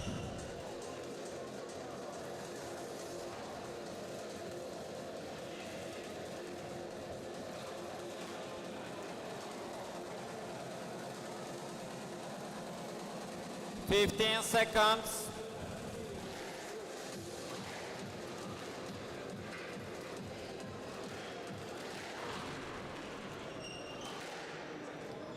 Stefan leads 2 games to 1. Stefan to serve. So, after a howler of a start, Maria Stefan has stamped her authority on this match and is pretty much in the box seat to book her place in tomorrow's semi-final, where she would play either the world number 7 and number 1 seed from Belgium, Nelle Gillis, who is looking in absolutely devastating form, it has to be said, but she has yet to dispatch her opponent, which will be Lauren Boltan from France later this evening. That's absolutely vicious backhand kill from Stefan, and she's flying now, has to be said.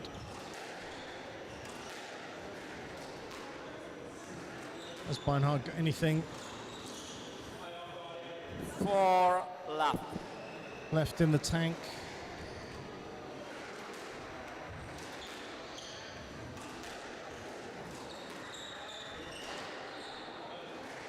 Well, and out 1-4. sometimes you need some help from your opponent when you're struggling. And maybe that unforced error from Stefan is a tiny lifeline. Yes, left. 1-4.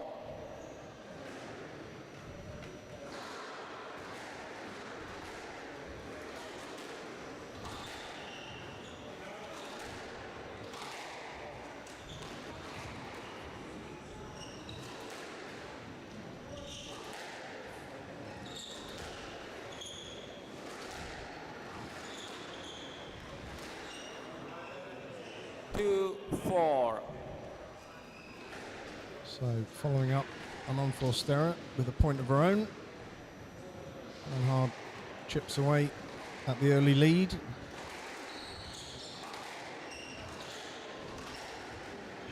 The length on that is beautiful. And then the short ball and the... No let. Oh. Well, 3-4. she really could have played that. It's the right decision. I'm not sure why she didn't. She'd done all the work to set that up. And I think she knows it. I saw the expression on her face, which was, I should have hit that. So, still in the lead, Stefan, and that's perfect length. Well, 3-4. referee feels Saskia could have got to that had she been given the line. That was the right line.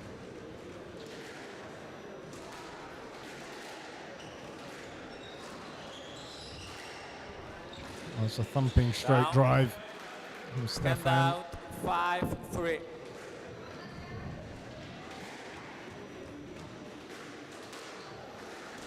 And it does seem that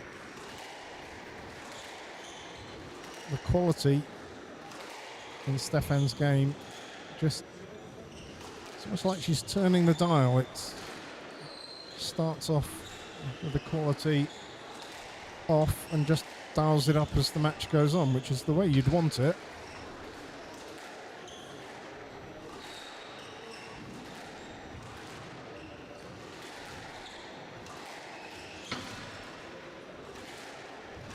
Oh, that's a crunching forehand kill.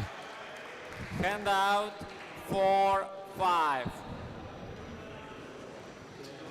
think Saskia Beinhard is not done here. She still believes that she can win this. And why shouldn't she? She's already got a game on the board. Can she take it to a fifth set? I'm pretty sure Stefan could do without having. Yes, left.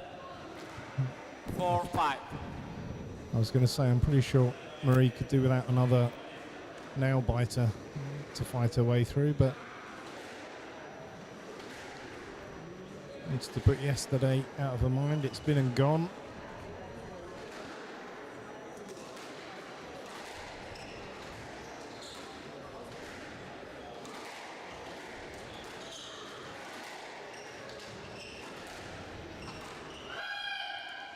So, some better hitting now from the German. Back to parity in the fourth set. This is where it's not just about the hitting and the physicality, it's the mind games. The belief. Oh. Wow. 6-5.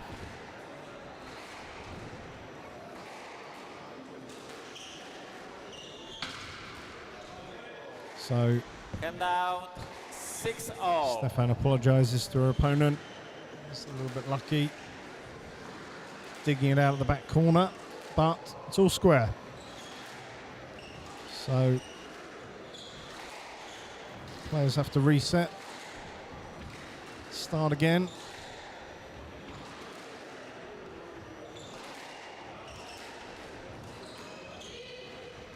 Stroke to Stefan. 7-6.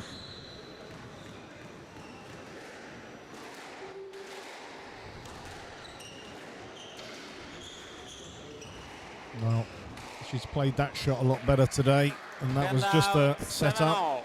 And she knows she points should have been the straight drop. Okay. So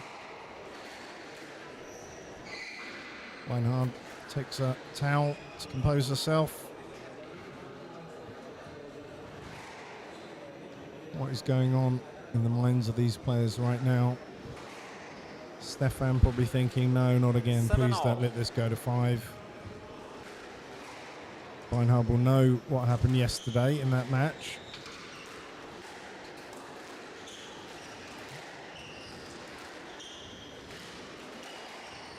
And it's all about what happens now, these next few points. The business end of the fourth.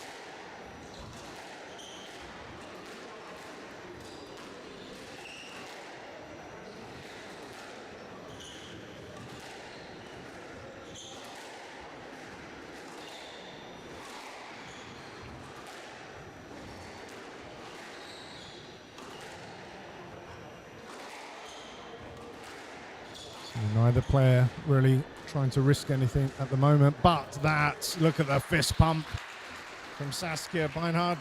She knows that she executed that perfectly. It's now Stefan that takes a towel and a breather.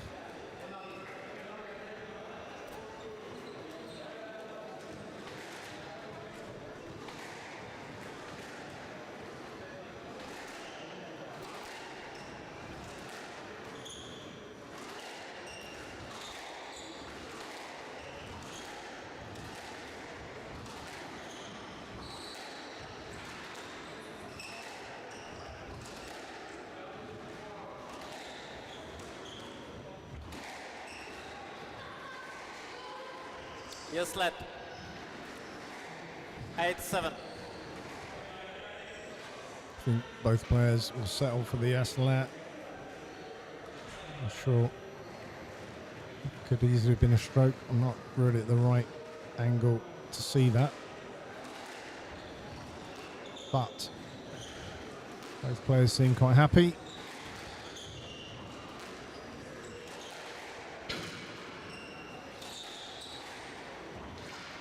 Stefan pushes through into the back corner. Oh no, pace on that ball cross court there. 9-7. And Beinhard edges a couple of points clear. She needs 2 more to take this to a 5-setter.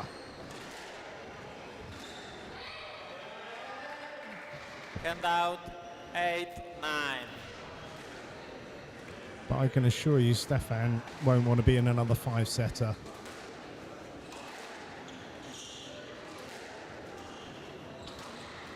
It's a good boast, but Stefan plays a couple of lobs there back to back just to reset. And the German girl is pumped up Hand here. out 10-8. She's game got ball. 2 game balls to take us to a 5th set.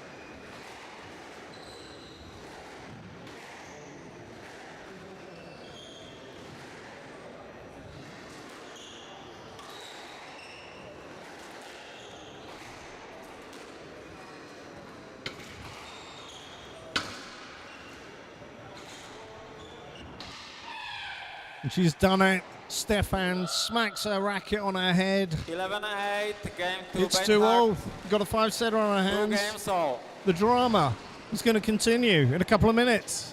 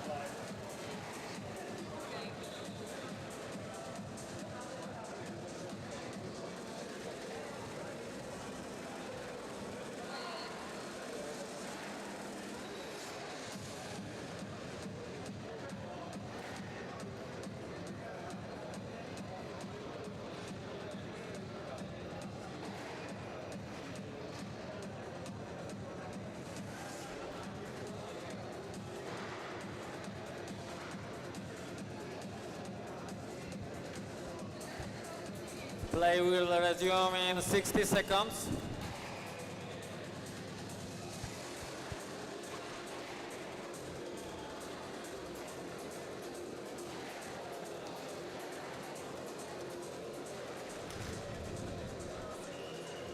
So countdown to a decider here at Hasta La Vista in Wrocław.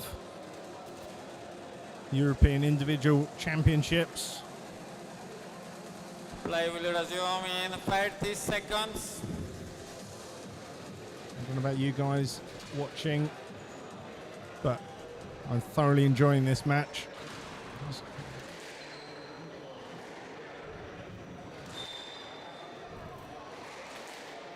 And I'm not going to call it.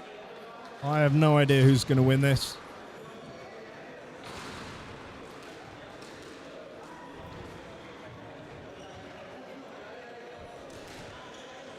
I'm pretty sure the coaches will just be encouraging their players to get a good start in the 5th, which seems pretty obvious, but Beinhard to serve.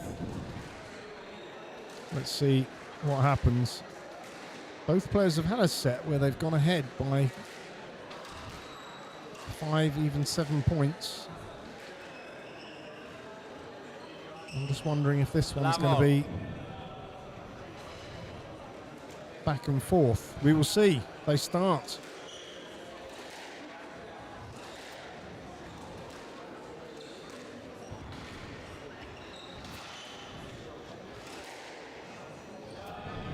It's got to be said, Stefan's backhand targets, we've got the best seat in the house for those, and they've been absolutely sublime.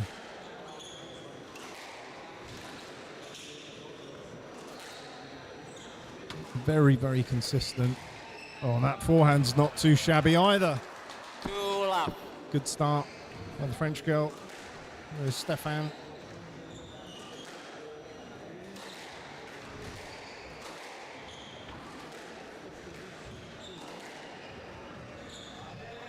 Well, Hand out 1-2. it's a really good forehand drive from Beinhard.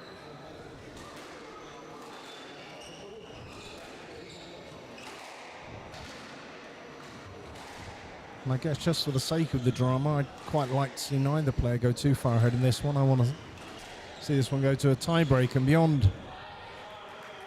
We've been entertained Hand out 3-1. thoroughly today with the matches.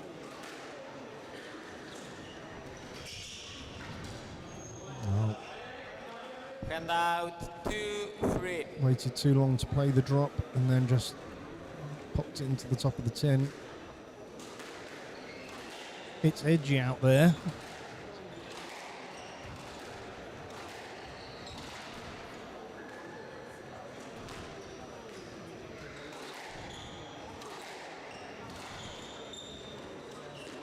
And that's two really costly unforced errors from Stefan. He's just waiting a bit too long to play that drop, a bit too tentative. If you wait too long, the ball's dropping. It's a really hard shot to execute. You've got to hit it on the top of the bounce quickly. So Stefan thinks that ball was dead, but the rally continues. Nothing heard from the referee. But she wins the rally anyway. Hand out 4-3. Stefan edges ahead in this deciding set.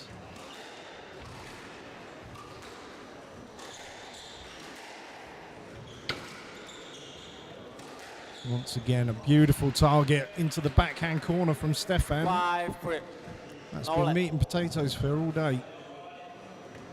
Really, really good quality, good hitting, good pace. Now she's starting to edge ever so slightly ahead of her opponent. That's whipped cross court. Hand out 4-5. This is going all the way, isn't it?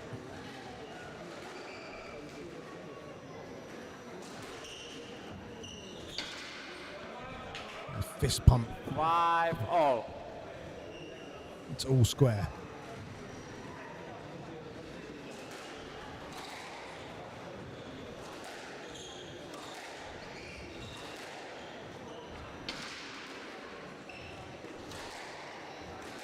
Beinhard goes for the kill on the backhand, but fails to execute the drop.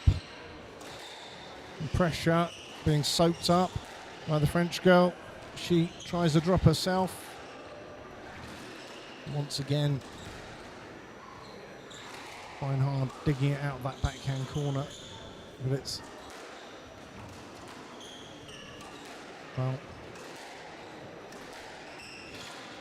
this is going to be a long testing rally by the looks of things. Neither player wants to make a mistake now.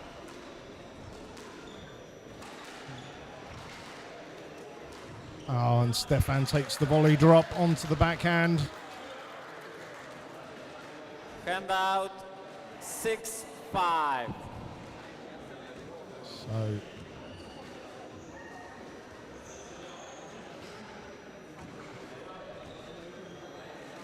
who wants it most? Who can compose themselves and win the points that they need to go into the semi-final tomorrow? It's a lovely drop. Quick hands. Yes, let. Yeah, I think that's a fair decision. 6-5.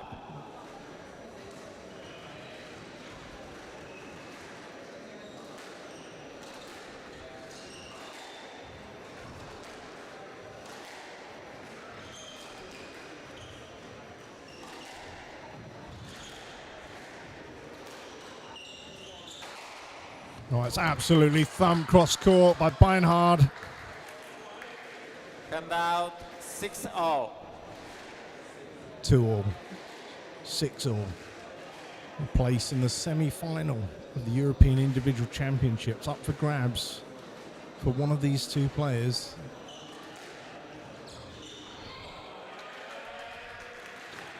Just Handout 7-6. lost sight of that ball, but the targets that Stefan's hitting on this backhand have been really high quality.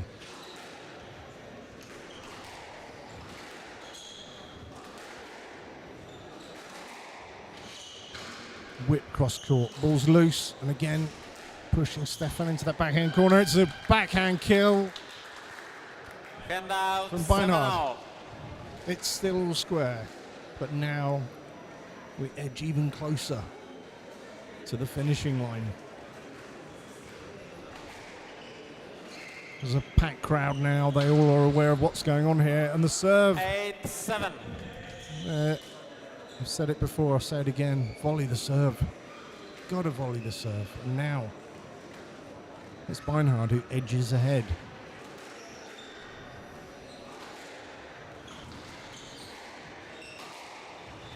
And now it's a thundering cross court from the French 8-0. goal.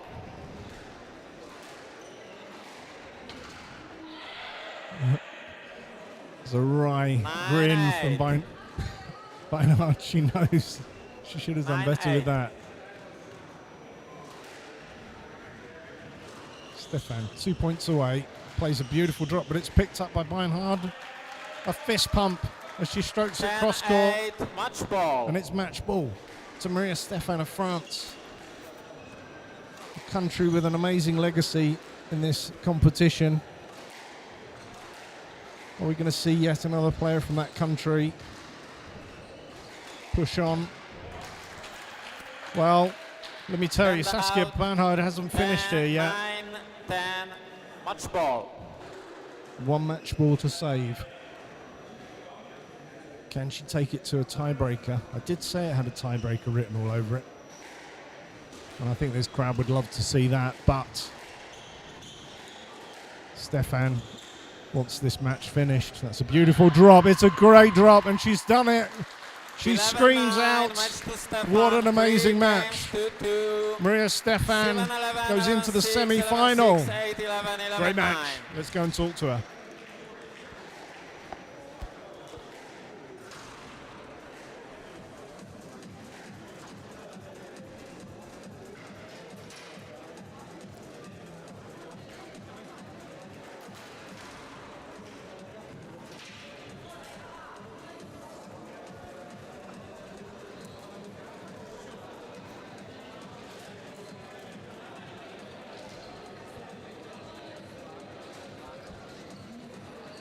Maria Stefan, come and talk to me.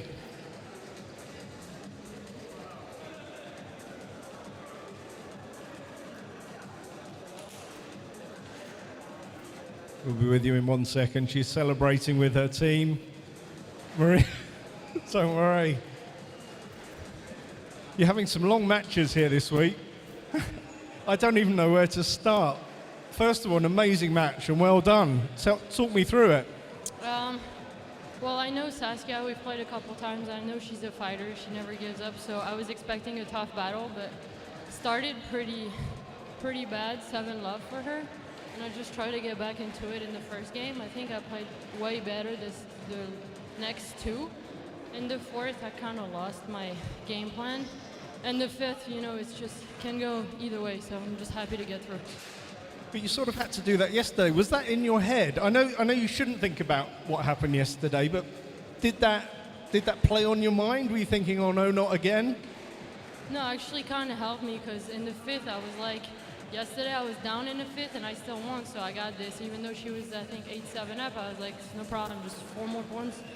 So just kind of helped me, actually. It's nice to have a 5-game win under your belt, and then now I got 2, so it's even better. Well, you're certainly getting your money's worth, and we are as well, because you've had a couple of thrillers, and we're going to have some more because you're in the semi-final. Probably Nelly Gillis, but not necessarily. What are your thoughts on that match or the other opponent that it could be? Nella is playing our French our French teammates. So I definitely hope I'm not playing Danilo tomorrow. It means the French Lauren won. So I'm gonna watch. I hope she plays well. She's young and upcoming, so it should be interesting. Yeah, should be fantastic. I mean, as I said to your teammate Auguste, the legacy that France has in this particular competition is quite outstanding. Obviously, Camille Serme on the girls' side recently has dominated, and Greg Gaultier back in the day. So you must have a great team. There must be a dynamic there that makes it work for you guys. Yeah, we certainly we like to play this event every year, so it's a goal of ours. So we just try and come here and represent France as well as we can and get as many medals as we can. So hopefully this week we get a few. Well, there's a lot of you there. Once again, congratulations. Thank you for an amazing match. Let's hear it for Maria Stefan.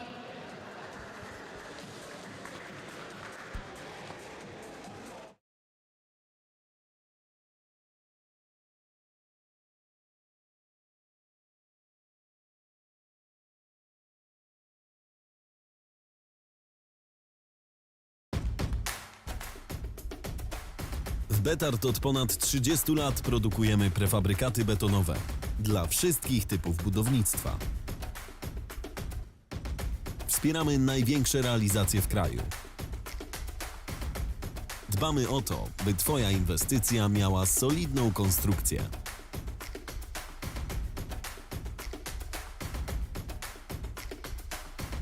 BETARD. Mocny partner w budownictwie.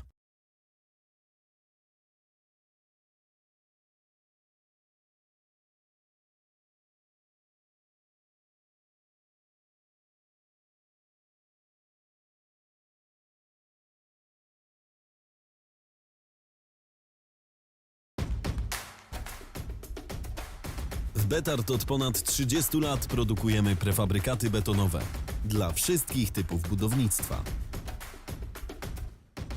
Wspieramy największe realizacje w kraju.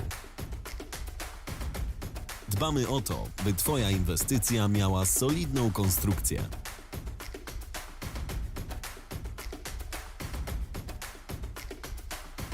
BETARD. Mocny partner w budownictwie.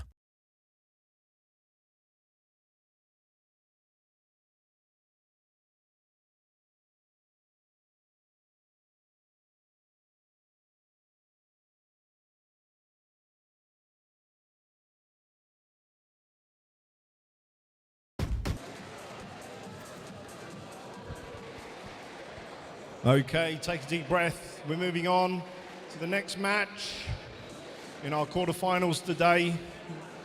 Had some great action. We've got two great players for you now. So without further ado, would you please welcome from Spain, Edmund Lopez. And his opponent from Switzerland. Please raise the roof for Dimitri Steinman.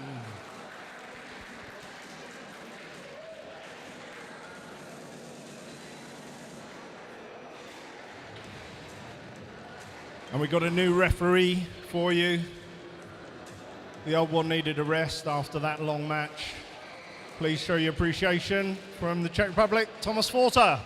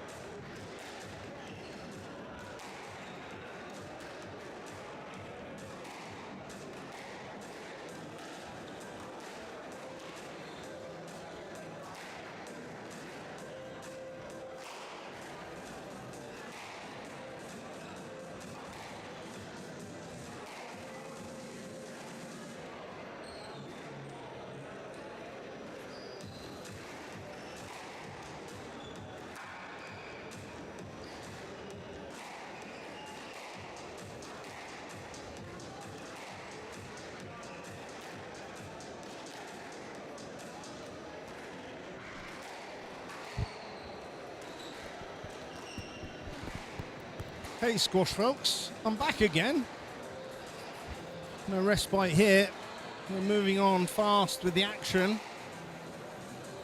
Our next quarter-final. And, well, Half time. going into seedings.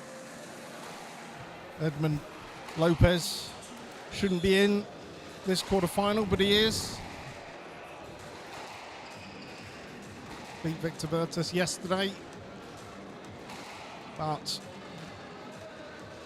he's up against Dimitri Steinman of Switzerland.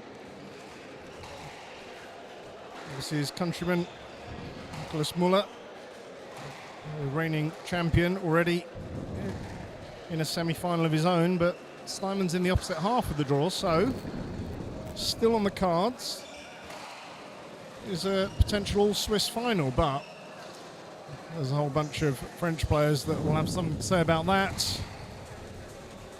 And that's before Edmund Lopez has had his say here today. The only Spanish player left in the main draw. Of course, the great Borja Golan won this title in the past.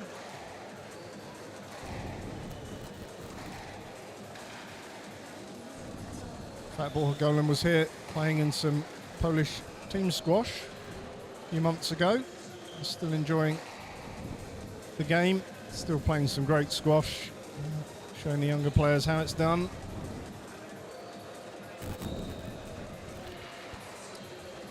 So, players spin. It's going to be Lopez to serve. So they go off, do their final prep, talk to their coaches.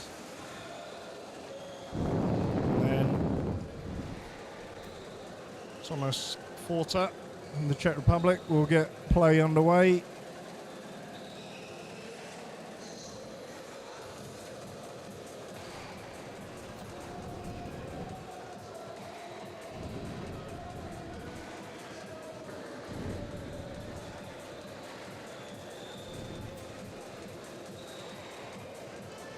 Play will start in 30 seconds. Is it on? Is it on? So, the only history I could find between these two had Lopez winning, but that was about 6 years ago. So, Individual Championships 2023. not sure that will have any bearing on what's going to happen here today. Dimitri Steinman of Switzerland to receive. Best of 5 games.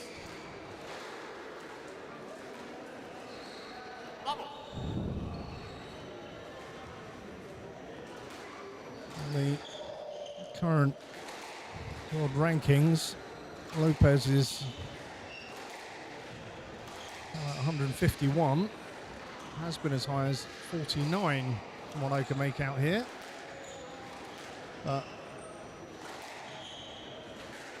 Steinman is very much in the ascendancy in his career. As of today, he sits at 25 in the world.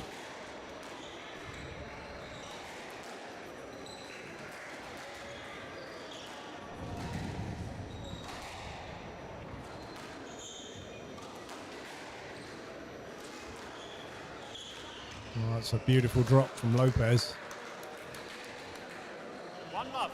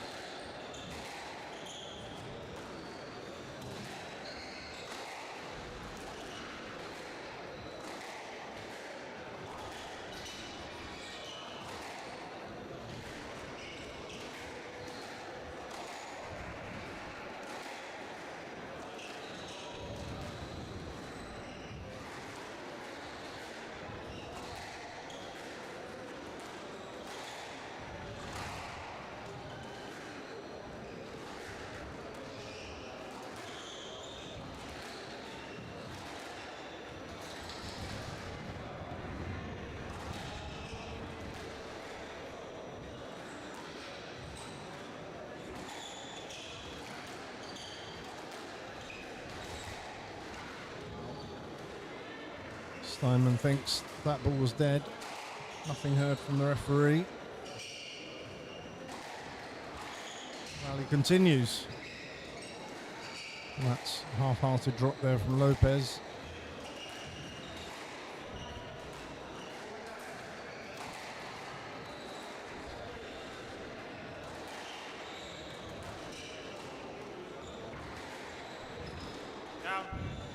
So Steinman pointing to where he thought he'd hit a winner about 15 minutes ago. Slight exaggeration. No, nothing from the referee. So after that long testing rally, it's Lopez. He takes the point.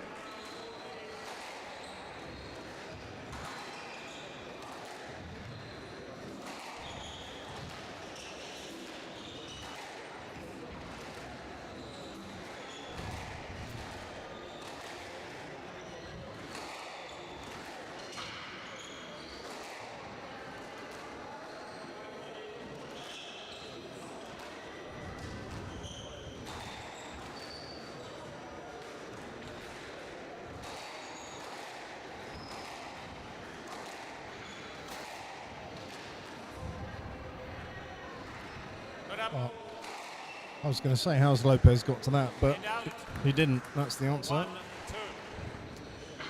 So, pretty much blow for blow at the moment. As these two, there we go. Once again, commentator's curse. As Steinman canes it into the tin.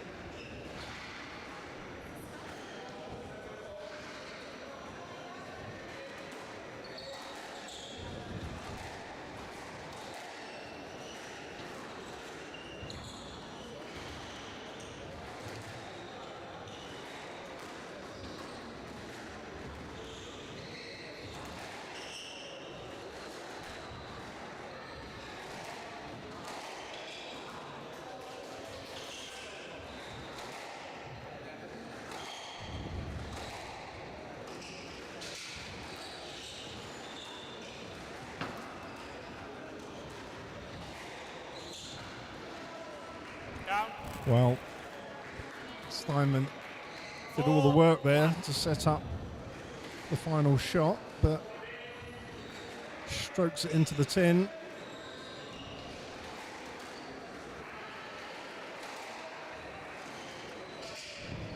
That's a better one, but the counter drop from Lopez and quick hands to put it cross court.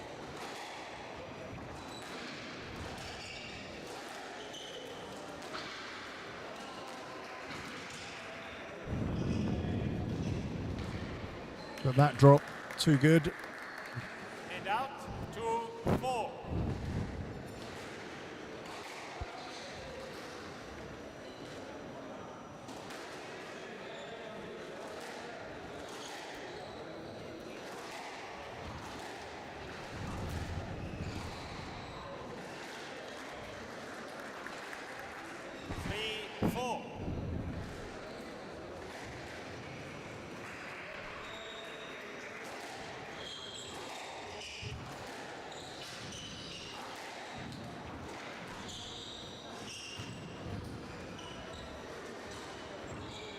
There's a couple of really nice drops there from Lopez, but Steinman's quickly onto them.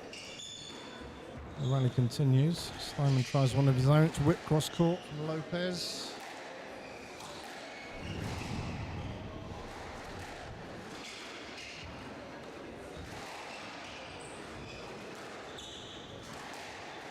Well, early on in this match, it seems pretty clear that points are going to be hard fought and won. The dynamic of squash, of moving your opponent further and further out of position in order to execute a winning shot. And that's a great drop from Steinman, but Lopez is there. He's all over the place. I think Steinman thinks there must be two of him. Well, this is a really testing rally for both players. Really high quality hitting. They're both trying to take the ascendancy in the rally. It's not all one way. And that quickly went cross court from Lopez. And out. 5, 3. I think both players lost and won that rally about 6 times. It was fantastic to watch. Great athleticism, great shot play. Steinman's not overly impressed with it by the looks of things. 5, 3. So Lopez, a couple of points ahead early on. Long way to go.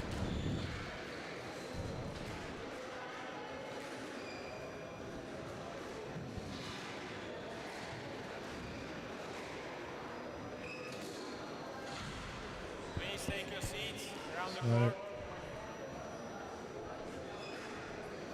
So not a spare seat in the house. It's already starting to fill up. Great atmosphere here at the Hasta La Vista Club. Now. And that 6, is 3. what the second unforced error we've seen from Steinman.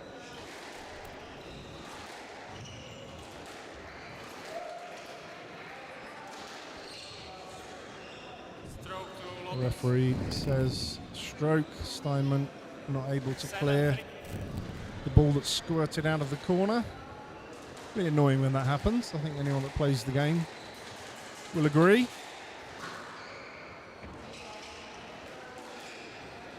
So Steinman looking for the neck, but fails to get it. Yes, lad.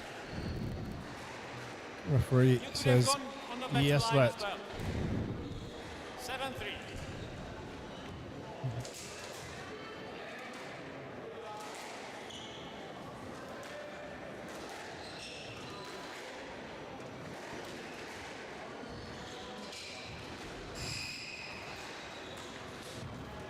I have to say, looking at that last decision back, I can sort of see why Steinman thinks it should have been a stroke. Well, that's a beautiful shot. I saw it. Oh, it's all going on now. It's all going on. 4, 7. I think it's all in good humour. Well, certainly from Lopez's point of view it is. 4, 7. So 3 points adrift.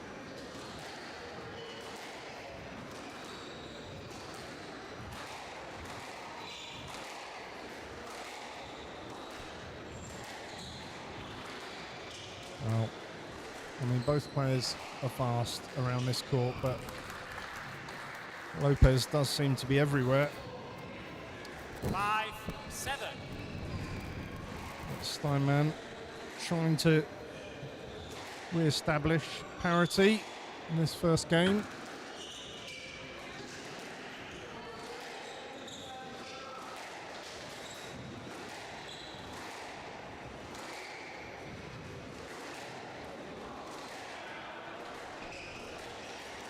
Down. Oh, and a little hold there from the Spaniard just as he whipped it cross court. It's amazing how sometimes just the timing of the shot can have as much effect as the target itself. So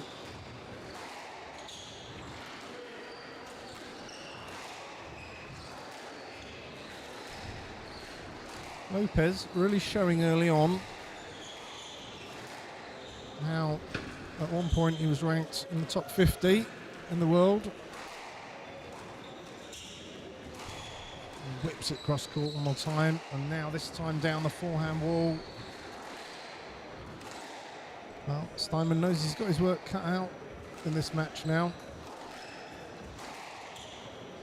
Good long testing rallies, so fitness might start to become an issue if this goes the full distance. And Steinman pulls off his headband halfway through that rally, and that's what I think Lopez is complaining about. But it didn't go onto the court, so I don't think it affects anything.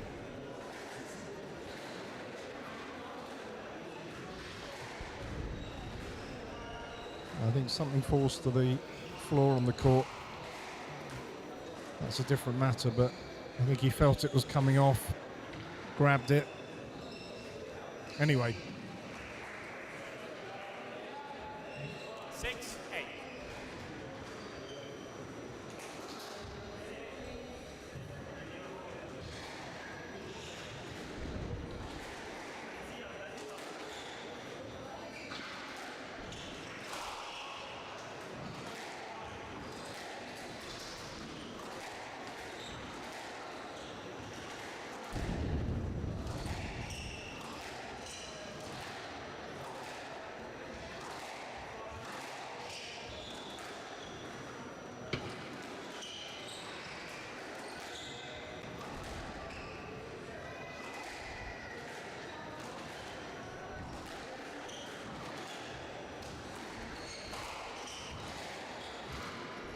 Steinman's really starting to move Lopez now, but doesn't look like it's bothering the Spanish player. Looks like he's enjoying this. Great physicality from both players. Really nice hands there, flicking that cross court. And again, we start to see an extended rally.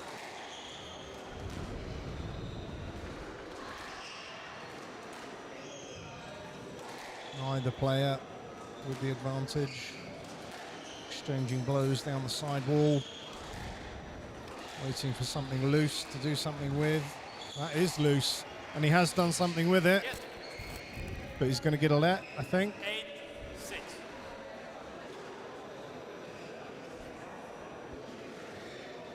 Yes. Yeah. Don't think the referee's going to refuse a towel down after that exchange. 8. 6. I was going to say he called 8-6, but it is actually 6-8. Steinman serving, just 2 points adrift in this first set. And that is an unforced error that have been few and far between, really, from Lopez so far.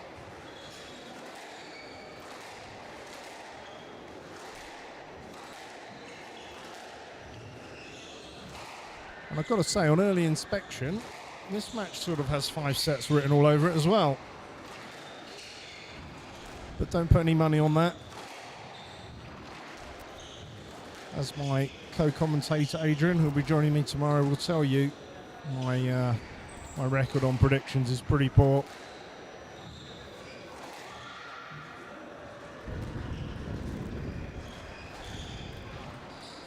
Well, I'm not sure from Lopez that was the right shot. He had Steinman pinned in the forehand corner there.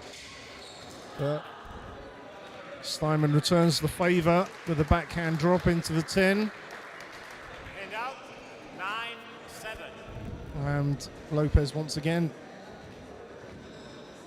opens up a 2-point lead. But this time at the business end. And that's not a good drop from Lopez, but Steinman didn't do much with it. Oh, and he's just squirted that one off the side wall. The counter drop exchange. Oh my gosh. Wow. Another drop, a counter drop. Oh, this is amazing stuff. And the straight drive from Steinman.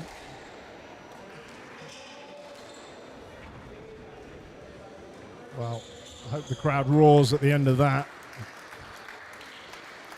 A little trickle of applause. I know what these guys have to do to get some action out of the crowd. Steinman pulls one back. 8-9. Referee recalls the score. It is 8-9. Wow. It's a thriller so far, but who's going to win the first game here? Let's say it's Lopez that's pretty much been ahead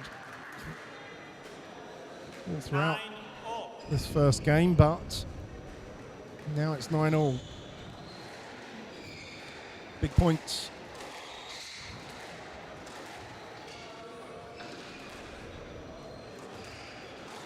Lopez changes his mind there, but didn't really do much with it.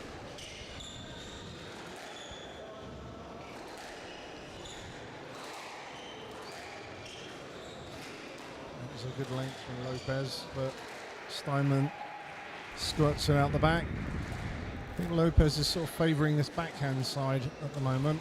Feels like he's going to get more action. Oh, that's an amazing drop from Lopez. Steinman was there, but it was just too good. And the crowd's starting to come alive now, and rightly so. Being absolutely treated to a show here by these two. So it's Lopez with 1 game ball against Dimitri Steinman of Switzerland.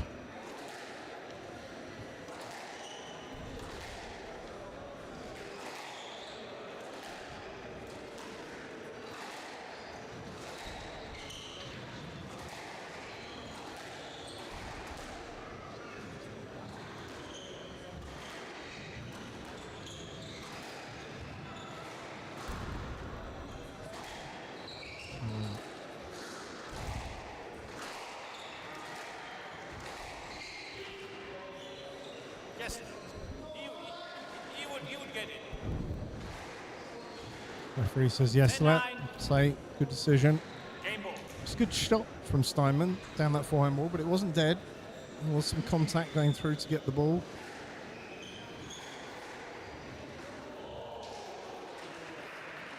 Steinman does a quick towel down.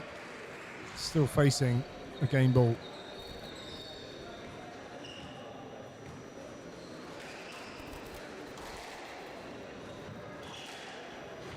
And this time Lopez deciding to push the rally down the forehand wall. The drops there, the counter drop, the cross court hard, but quick hands from Steinman. But he's not going to get that. It's Lopez. He's taken the first game. He leads 1-0. Game to Lopez.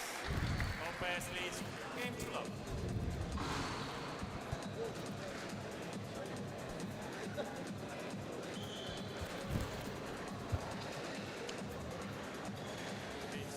Started late. They started late.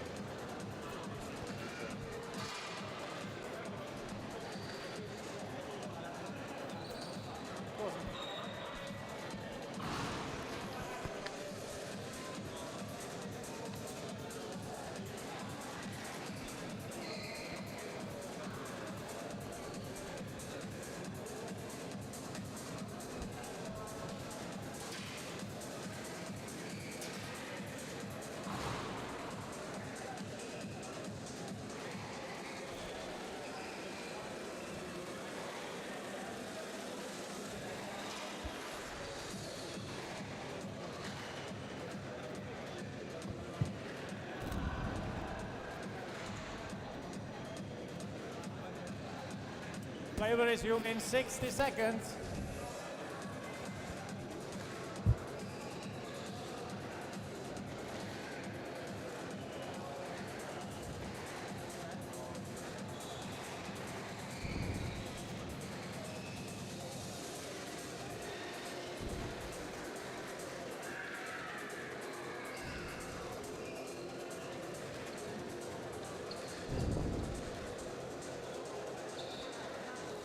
Play will resume in 30 seconds.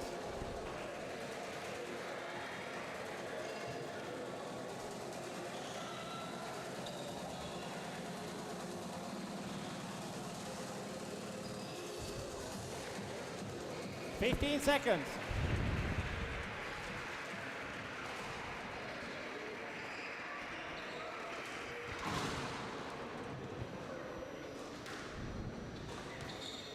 So as the players come back on court to do battle again, Steinman chastising himself,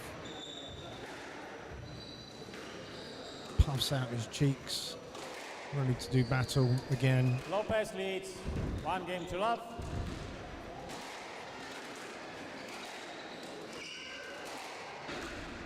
But as the referee just confirmed with us, it was first blood to Lopez, so Lavo. he's already upset the seedings once. Can he do it again? Go one better for a place in the semi-final where he'll face, for sure, the Frenchman. Just a case of which one.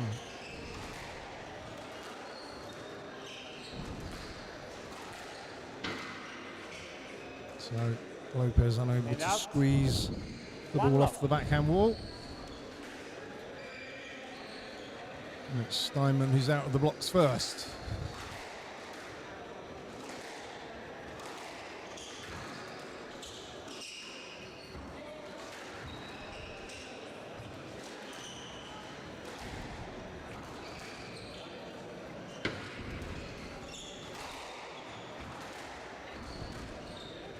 I was saying, I'm really liking Lopez's variation in shot. It's causing Steinman quite a lot of difficulty. Oh, look at that. It's a perfect example of a player that is caning the ball to the back of the court, but then can execute that deft drop.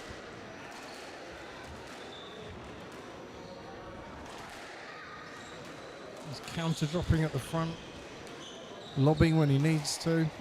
Really impressive display so far by Lopez. But listen, Steinman's no mug. He knows how to play this game.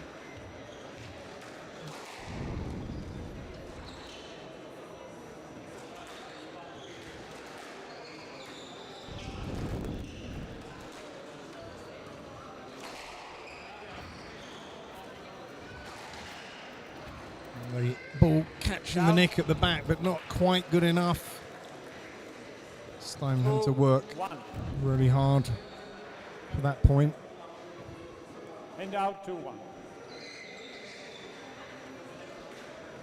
Questions the referee with the score. He probably feels like he deserved more than 1 point for that rally. But here we go again. Part of the problem for Steinman is that Lopez is really, really quick around the court, and not only is he getting to pretty much everything. Well, there we go, commentator's curse. Didn't even see that, I don't think. 3-1. No, when he is getting to it, he's sort of pretty much doing something useful with it every time, so.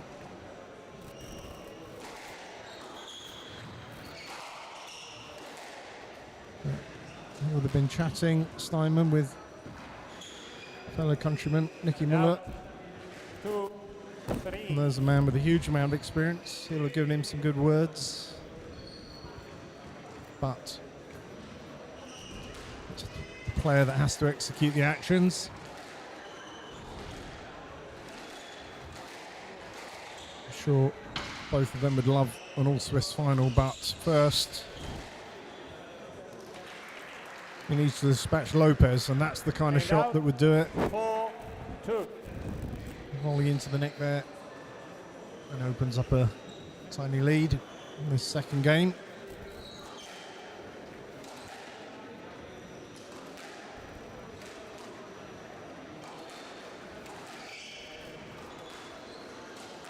And that's a very nice shot, but again, see, Lopez is there. But, yeah, Steinman shrugs his shoulders. He knows the targets are going to have to be good. They're going to have to be great. Players sweating pretty heavily. It's pretty good temperatures inside here, but 6-2. beautifully hot weather here in Poland. The temperature is scorching outside, but the level of the squash is pretty hot inside. So Lopez whips it cross court, and that's a great straight drive. Cross court to the other side. Goes Stroke to Lopez. so referee's giving a stroke. And out. I don't think Steinman's arguing too much with that. His ball wasn't the greatest of quality.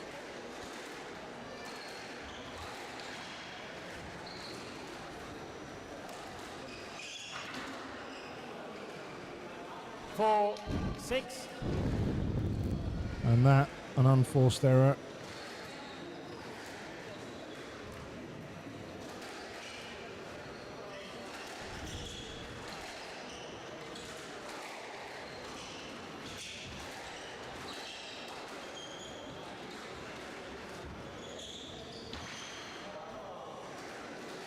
I think Steinman feels he's not really hitting with as much purpose and accuracy 4.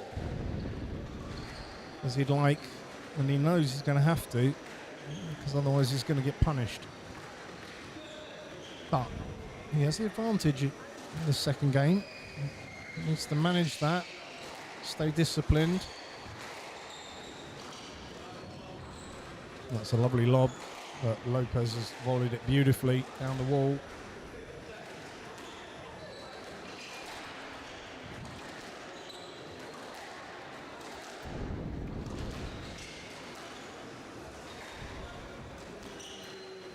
Floats it down the side wall.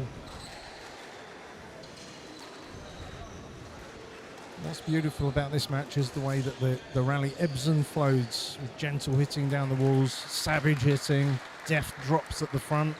8-4. The crowd there really appreciating that rally. So Steinman establishes a 4-point lead again.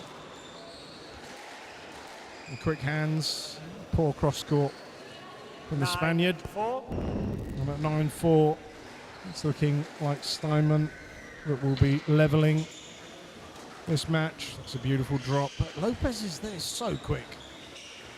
But that I think is going to be a stroke. Probably needed the cross court. Easy game from here. 9. Wow. Can Lopez get his way back into this game? Or has the damage already been done by the Swiss player? That's not the best drop that Lopez has ever played. And the ball's dispatched. Hand out. 10-5. Bring Game up ball. 5 game balls for Steinman to level the match.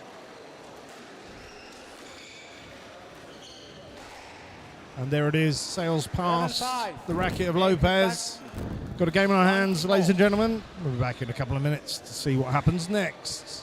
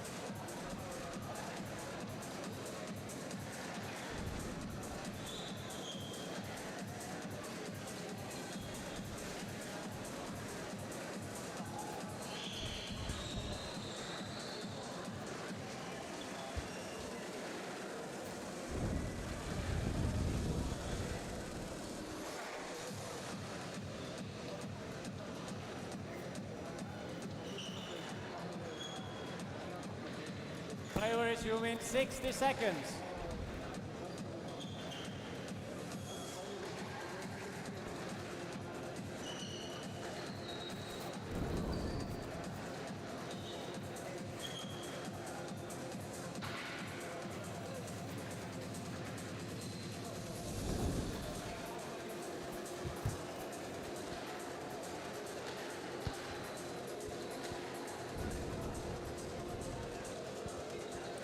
Play will resume in 30 seconds.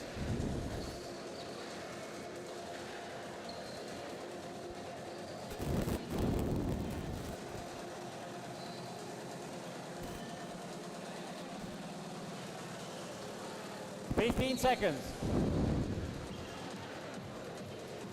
So as the referee calls 15 seconds, both players are back on court.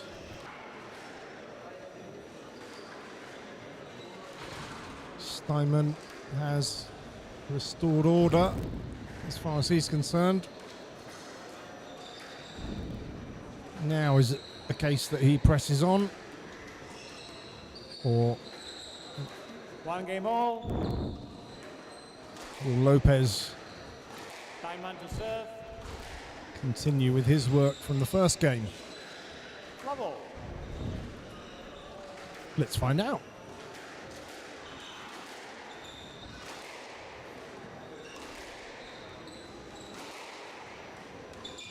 Count. One love.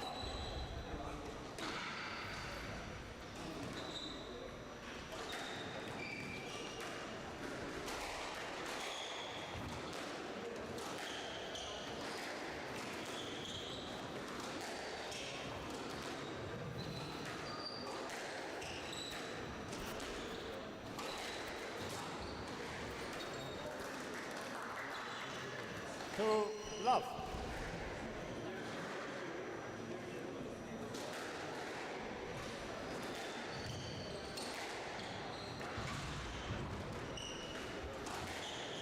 Down.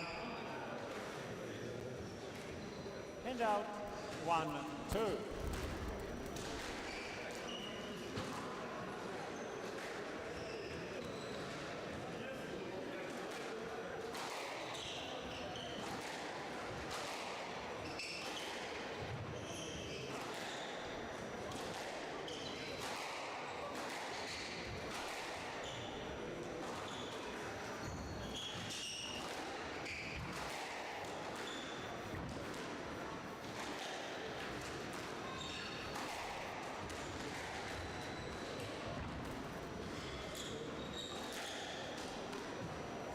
Well, Lopez lost his hand into the air. What was working in the first game isn't working now, and I think it's not so much down to his play, but his opponent. I think has just stepped up a gear, reading the ball much better. Choice of shot, I think, for me has improved from Steinman. Down. And there it is. Once again, the commentator's curse. Hand out. 2, 3.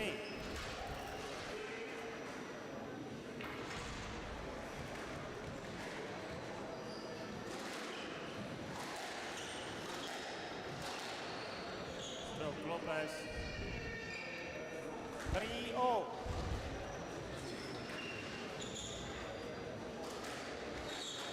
So as you saw there, high praise for Steinman, but with that, the pendulum swings for points for his opponent. Stroke to Steinman. Hand out. We've got a racket into the throat. 4, 3. Hope he's okay. It's just going to take a moment by the looks of things. Just checking to see if any blood has been drawn. Steinman says no. Are you okay, Mr. Lopez? The referee's checking also, but I think he's all right. 3.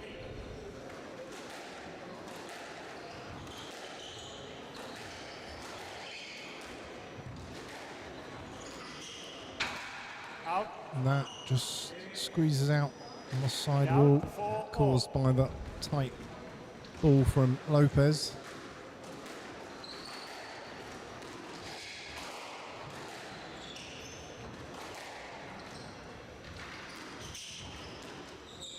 And that's beautifully floated down the sidewall from Steinman. Oh, and tries to drop it into the net. Oh, look at the hands from Lopez. It's just back and forth between these two. That one, look at that, the fist pump. The gritted teeth, he's loving that. 5-4. Steinman isn't.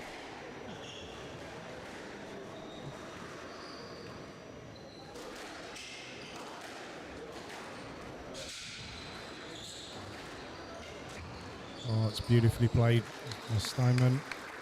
Hand out. 5-0. And that's the quality that's going to be required to beat Lopez, because it feels at times like there's two of him on the court, the speed, and Steinman's not slow, don't get me wrong.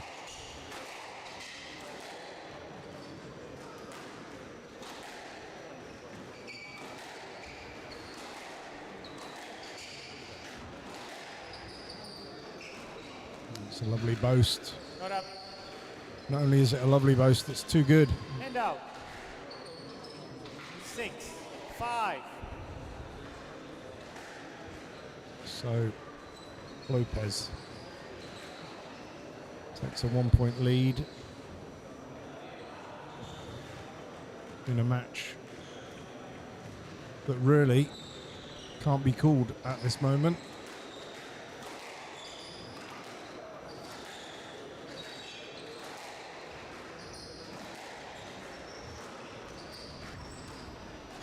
Tries that boast again, but this time Steinman's on it. He's pushing around. 7-5. And you see, was that an unforced error? It was, but he knows if it's not a perfect drop, that Lopez is going to be there. So in that respect, it's sort of forced. Oh, it's a lovely counter drop, and another counter drop. He squeezes it down the wall, but it's out at the back of the court. 8-5. And now, Lopez Mr. Steinman has got a 3-point lead. It's a racket change required for Steinman. Also gives him an opportunity to just mentally reset. Really enjoying this one. This is a great battle.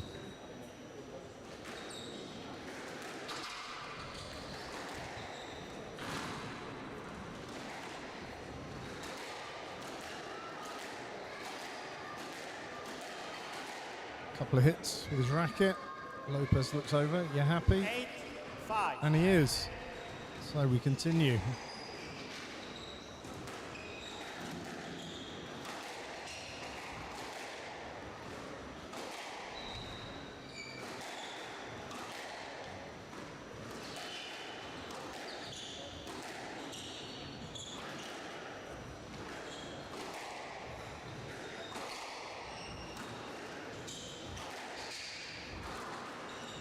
Oh, that's hit the neck. Referee says nothing. Academic now after that shot. And out 6-8. Steinman pulls the deficit back.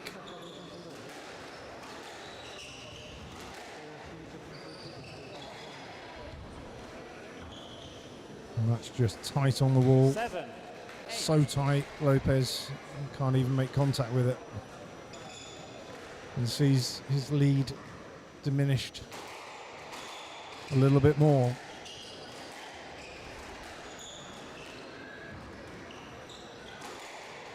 Thundered down the forehand side, whipped cross court by Steinman.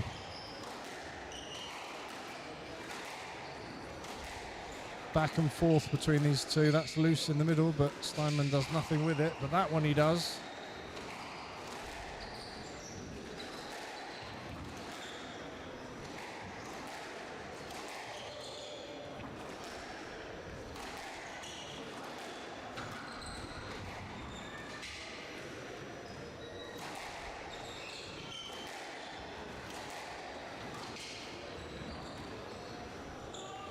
Testing boast there from Lopez. Steinman. Oh, well. I saw the ball not up. I So saw it not up. Thomas Forster saying that's not up. 8-0. I don't think Yes. that rolled. And I've just seen it back on the replay. I'm not 100% sure. Anyway, what Thomas Forster says goes. He's the referee in the chair. So we won't argue with him. Both players seem reasonably happy. 8-0. And now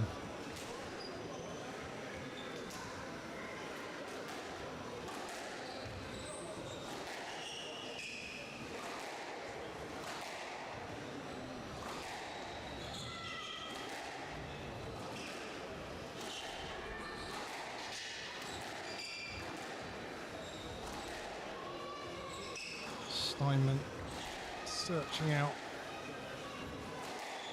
all four corners and forces 9-8. an error.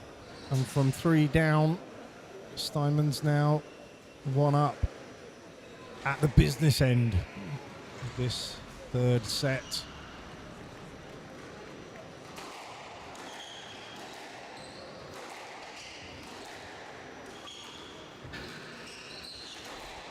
Lopez crunches it on the backhand side, but it's not a good target. Just back and forth. But he was left stranded in the middle. He just took his own space. Thomas Walter says Steinman was taking his own space. Lopez knows that. Mr. Steinman. Mr. Steinman. No. It's too often. 10-8. Game ball. So denied the towel by Thomas Forter. Please continue. 2 game balls.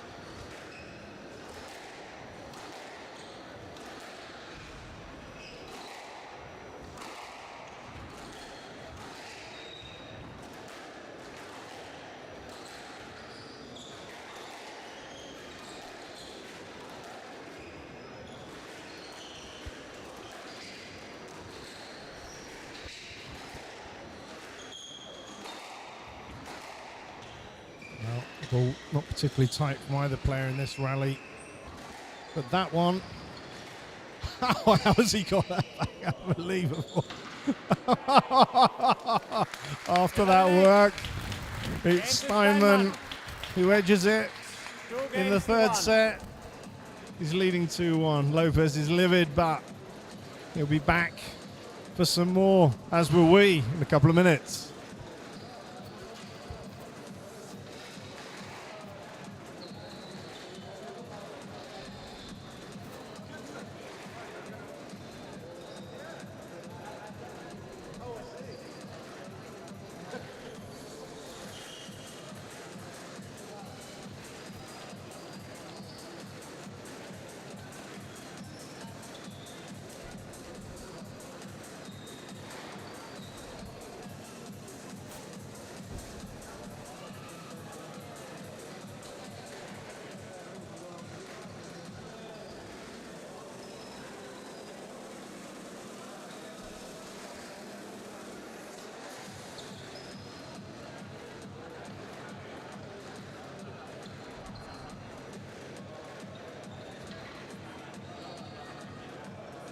resume in 60 seconds.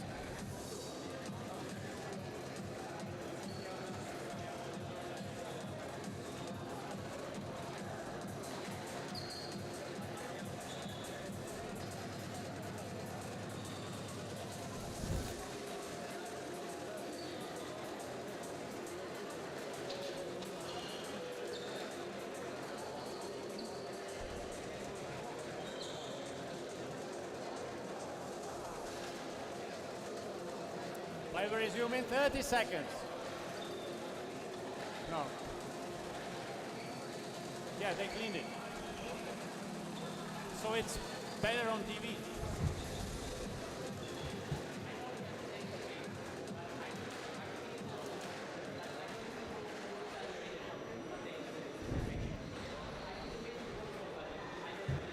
I understand. So we're back. And I'm just trying to establish what the conversation was between the players and the referee as they came back on court. Diamond leads 2 games to 1. Diamond to serve. There was something about the ball, but anyway, we're underway. Steinman now 1 away from a place in the semi-final. What can Lopez do about it? Wow, that's a good start, isn't it? Lovely little deft drop. 1 love.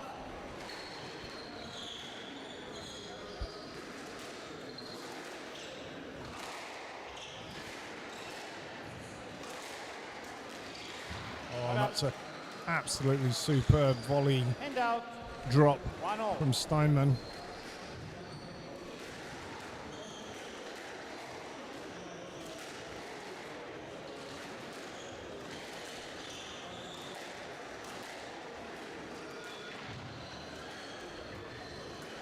Yeah, Lopez there in no man's land.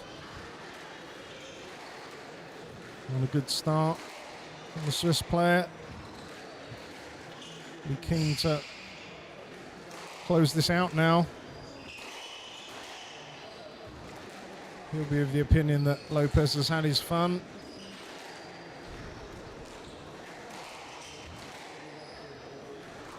And now normal service should resume, but there's still some more squash to enjoy before that. And the ball is loose. Oh, he's done nothing with that. He's forced the loose ball and did nothing with it, but he's done something with that. He punches his fist. He grits his teeth. Hand out. 2-0.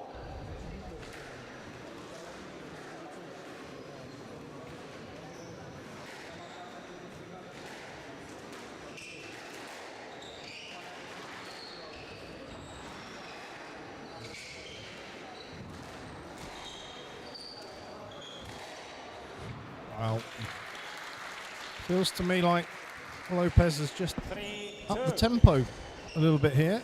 Some really quick playing. Oh, and that's an absolutely fantastic boast. And very, very quickly. 4-2. From 2-0 Steinman with 4-2 Lopez. That, pretty sure, wasn't part of the Swissman's plan, but that's where we are. The drop, the counter drop, the cross court. We've seen that over and over, but a short kill from Steinman. Yes. And he asks for permission to use the towel. Hand out. 3-4.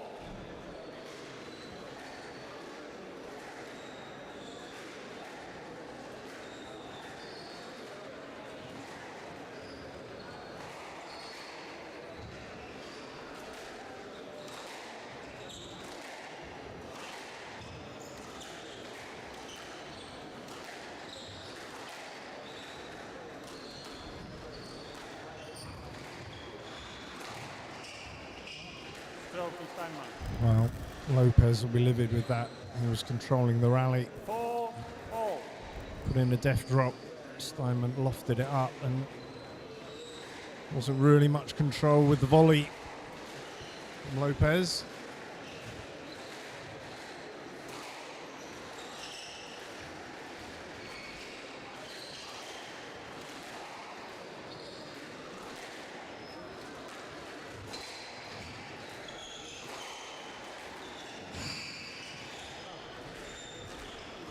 Well, that's good to see.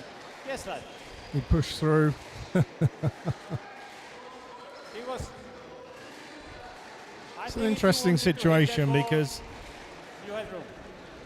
the referee said there was enough room, but, well, Lopez did what we like to see, push through previously when he could have asked for a let, but almost in doing so could have ended up with a stroke, but let ball is the decision from Thomas Forter. And now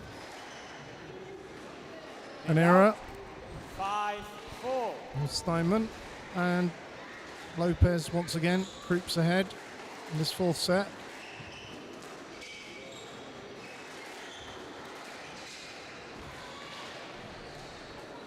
Apologises to his opponent, caught the nick at the back of the court there.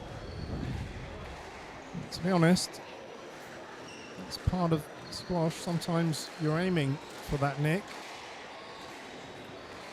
Stroke to Steinman. Yeah, the ball was pretty loose down the centre of the Mr. service Steinman, box there's there. no need to put. You would get the stroke anyway.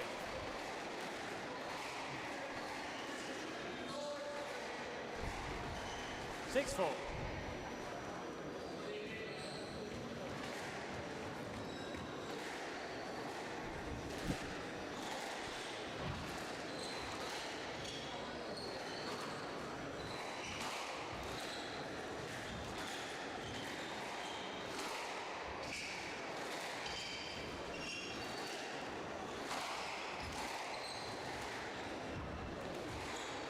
Well, once again we see a couple of counter drops, and then the ball makes its way to the back of the court again. Lopez is working extremely hard here, as is Steinman.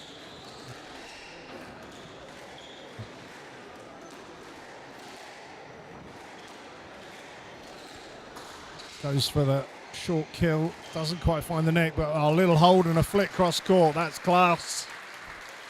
Absolute class.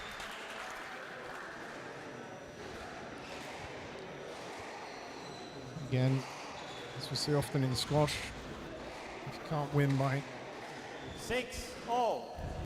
hitting a particular target, sometimes just the hold and changing the direction of the ball at the last minute is the only way to end the rally.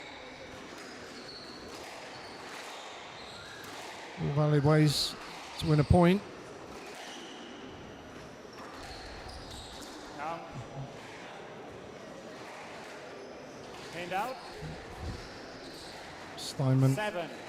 comes to the corner, chastising himself for that error.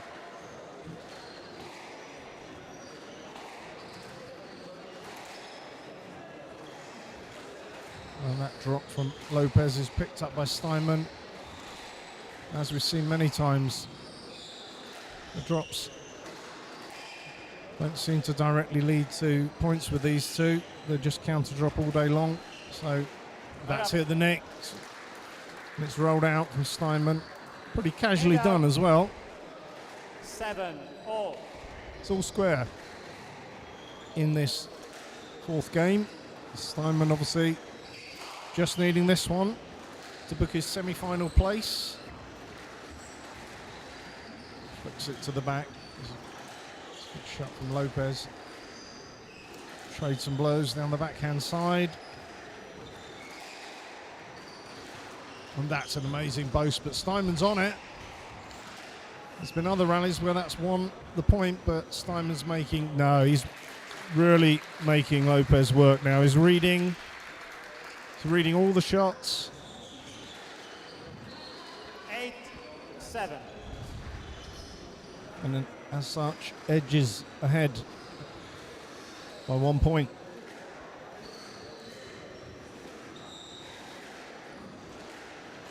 Can Lopez take this to a nail-biting fifth set?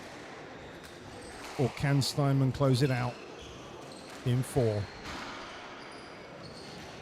That moves him one step closer. 9-7. No, too early. You just did it a few rallies ago. 9-7. Lopez denied the towel. Who thought that would be a phrase in sport? Denied the towel.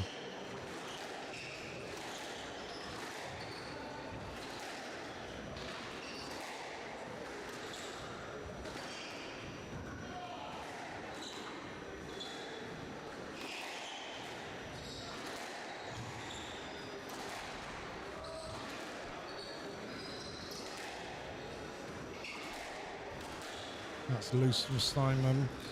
Lopez can't do much with it. Whips it cross court on the volley. Steinman tries to power it down the forehand side. I think that drop hit the top. It did. Hit the top of the tin. But if it's any consolation, I think Steinman was on it like a thing.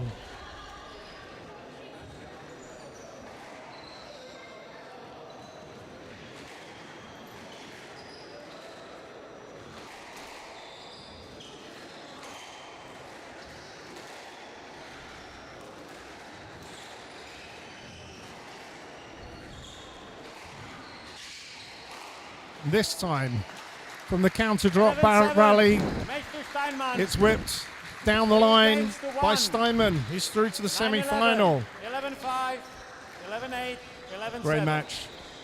Let's go and have a chat with him.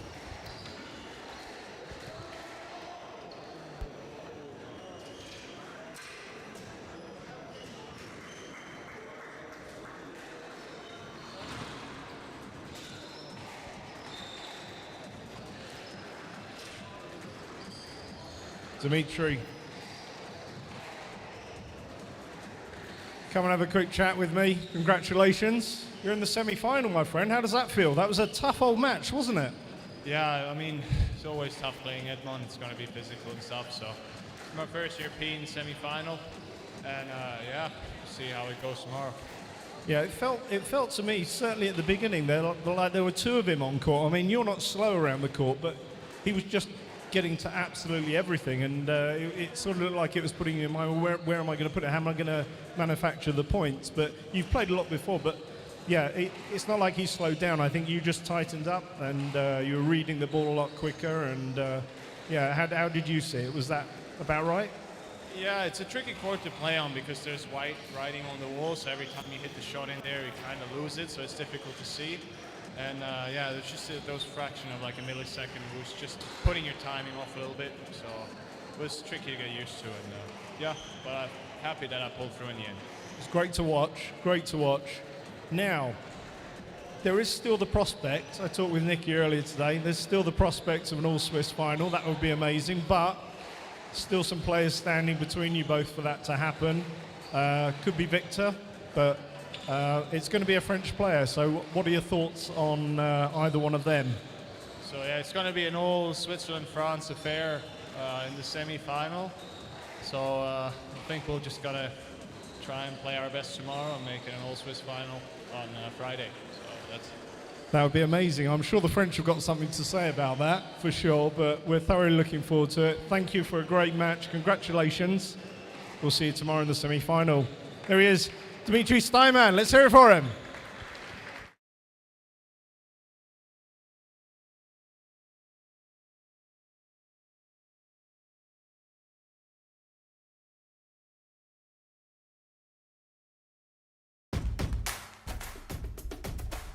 W BETARD od ponad 30 lat produkujemy prefabrykaty betonowe dla wszystkich typów budownictwa. Wspieramy największe realizacje w kraju.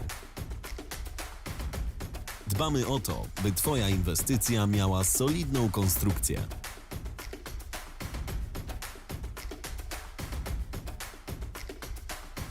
BETARD. Mocny partner w budownictwie.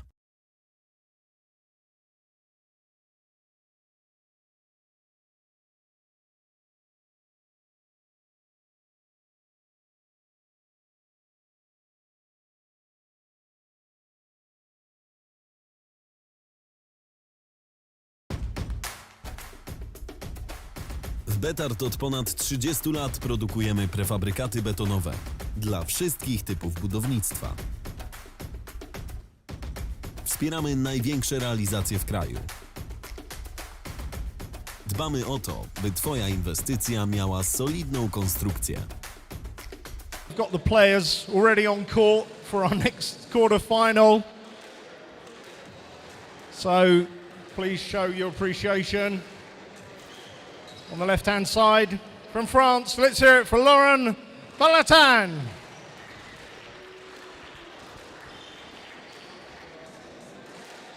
And her opponent needs no introduction, but she's going to get one. She's the number 1 seed from Belgium, the world number 7, Nelly Gillis.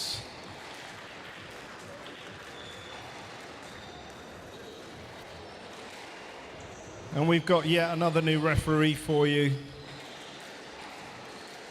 Some say he loves to give a no-let. I just say he's consistent. And from the Czech Republic, Thomas Rashke.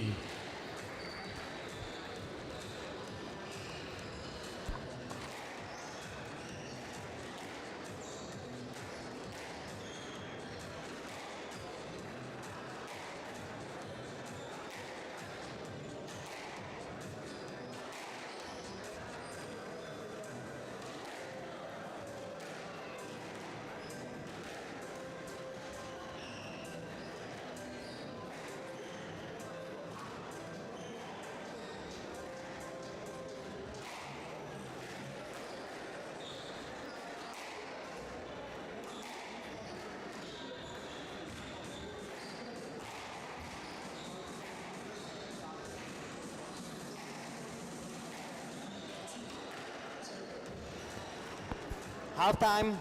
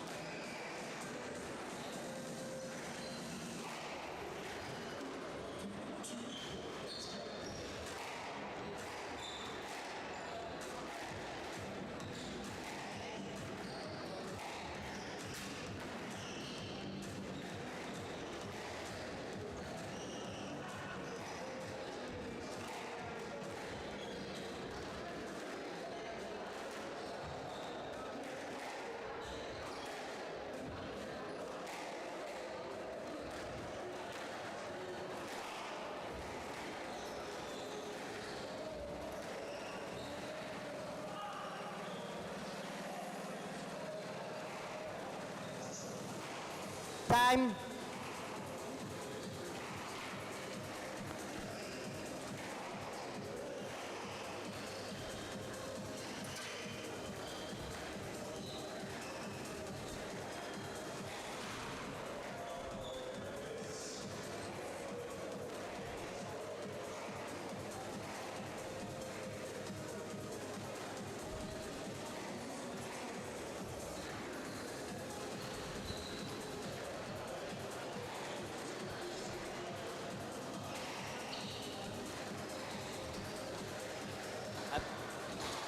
Play will start in 30 seconds.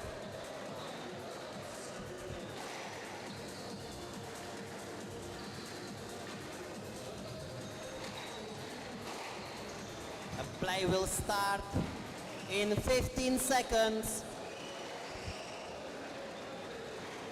European Individual Close Championship 2023. Lauren Baltayan, women's quarterfinal. Lauren Baltayan from France to serve. Nella Gillis from Belgium to receive. Best of 5 games. Level. So squash fans, we're back for our penultimate quarterfinal. And out. 1 lap. Running a little behind, just about 10 minutes behind schedule as a result of some longer matches earlier on. But thrilling nonetheless, we've enjoyed them. But this, 2 lap. on paper, is a bit of a David and Goliath situation. Nellie Gillis on her squash journey, number 7 in the world at the moment, is looking to knock on the door of the top 5 or better over the next season, and who would bet against it? 3 lap. She's looking sharp. She was saying yesterday she's really happy with how training's gone in the off season. Really relishing the idea of adding a second title here. Won the competition 2019, Gillis, 4 lap. and then after a hiatus for COVID, lost to her sister Tina Gillis in the final. So sure she would love to become one of only a few players that have won this title more than once, and few would bet against that happening. And out. But 1-4. there's a couple of French players at least in the way of that happening.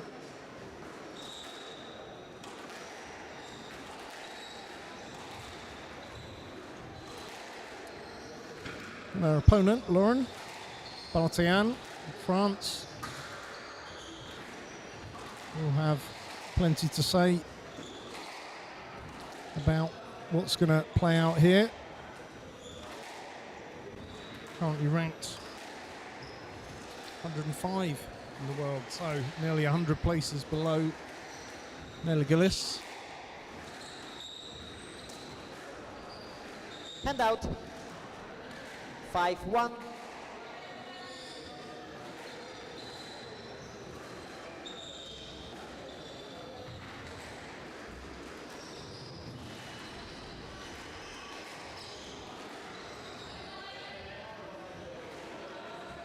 Six-1.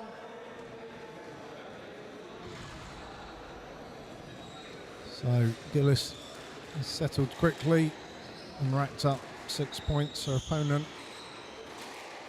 hasn't really settled, but pretty sure that's partly down to her opponent not giving the opportunity. But that's a beautiful, beautiful shot. Out.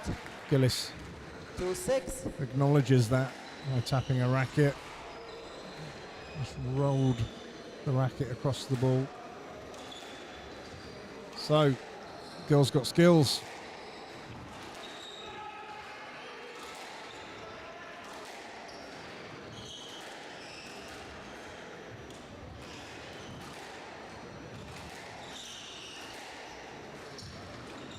And that was a good target. 3-6. So, good couple of points there from Lauren.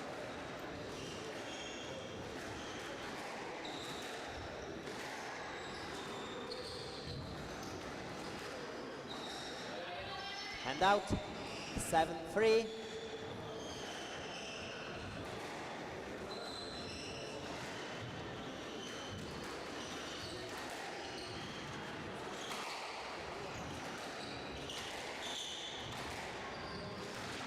Out. And that's just squeezed out. And out. So a couple of bits of success pushing Gillis into that backhand corner there.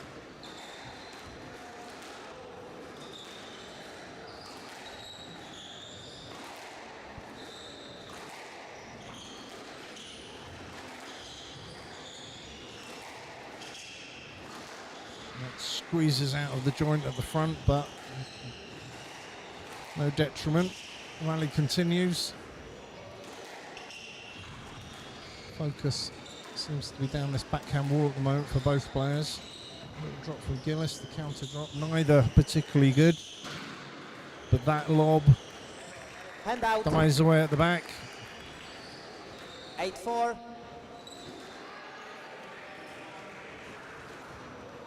And the lob from the drop, whilst technically a defensive shot, can often, if played well, lead to a devastating winner.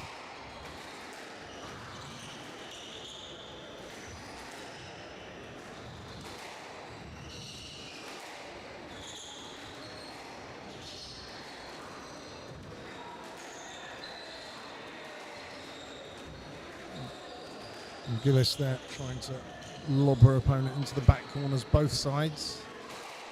And Lauren, the third time into that back corner, unable to 9-4. retrieve. And Gillis moves on to a 5-point lead in this first game. This will be a good experience for Lauren against arguably one of the best players in the world right now. Hand out. 5-9.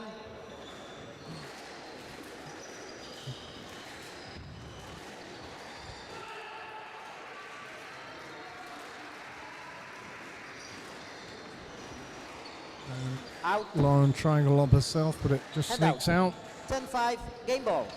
5 game balls for Nelly Gillis of Belgium.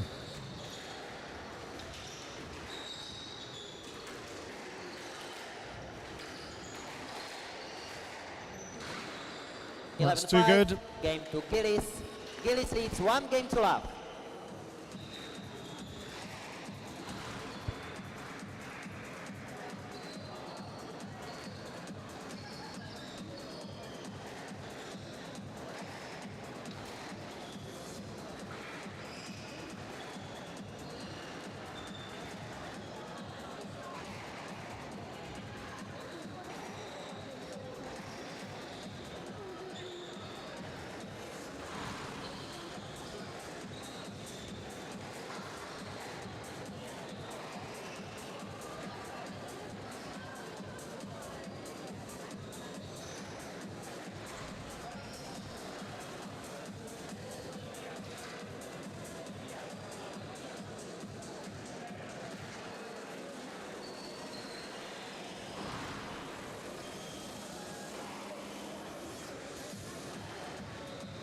Play will resume in 60 seconds.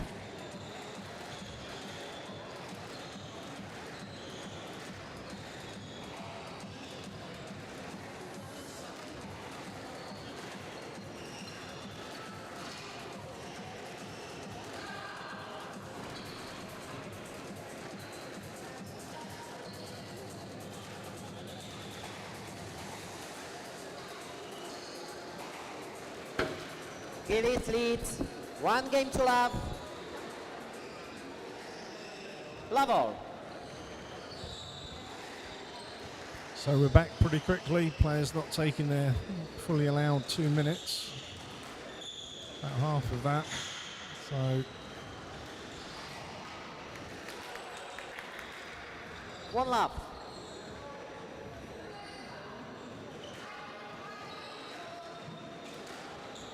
I think for Lauren, really should have taken the full 2 minutes, even if not just to upset the momentum. But she obviously just wanted to get on with it. Gillis stayed on court during that break. Apologises to her opponent for that 2-1. slightly fortunate shot.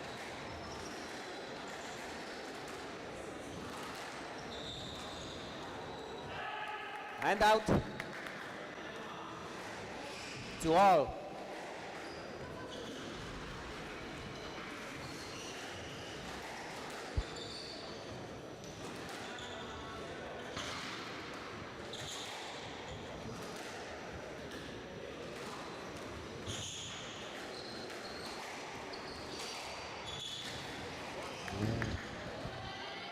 So It's okay, thank you. a courageous And dive hand there out. 3-2. from Lauren. unable to get the ball, but maximum effort.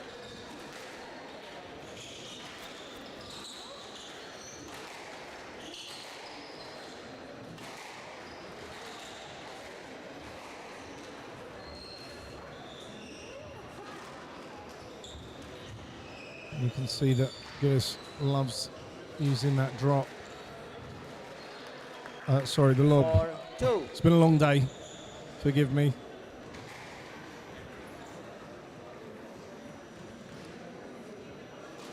Personally, one of my favourite shots, the lob, not only to give you time to recover, but played well.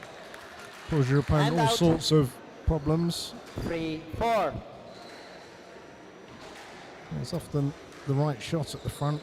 Playing a counter drop if you can't clear the ball can often lead to a stroke. So Out.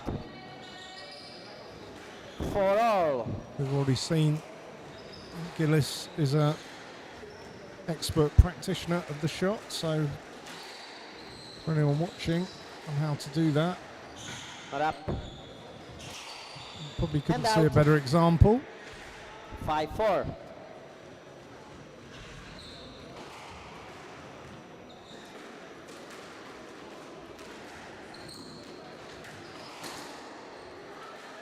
Six, 4.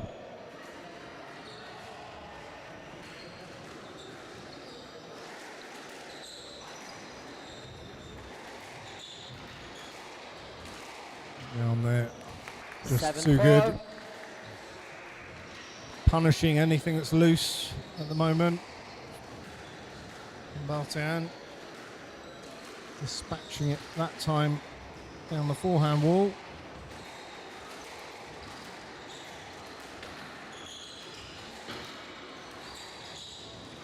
And this time, 8-4.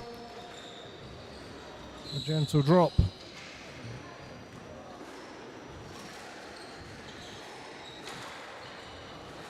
Nine, 4. And I think it's fair to say that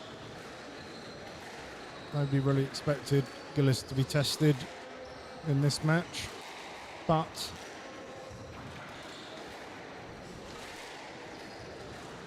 you never know. It's a nice shot. 10-4. Left box, please. Gillis making the court pretty big for the French girl. Game ball. And once again, the game ball comes up in quick time.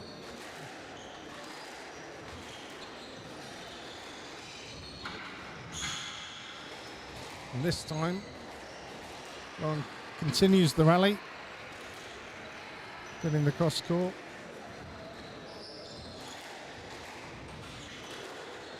Eleven, 4. Goes for the shot. Game to Gillis. Into the Gillis 10. leads 2 games to love.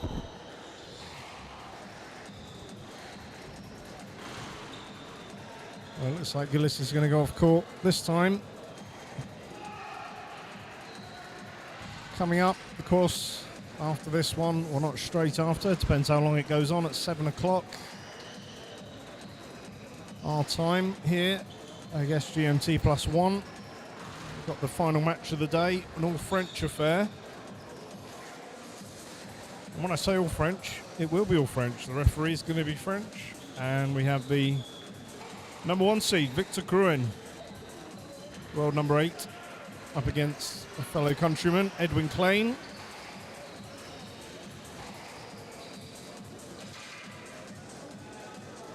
So hang around for that one.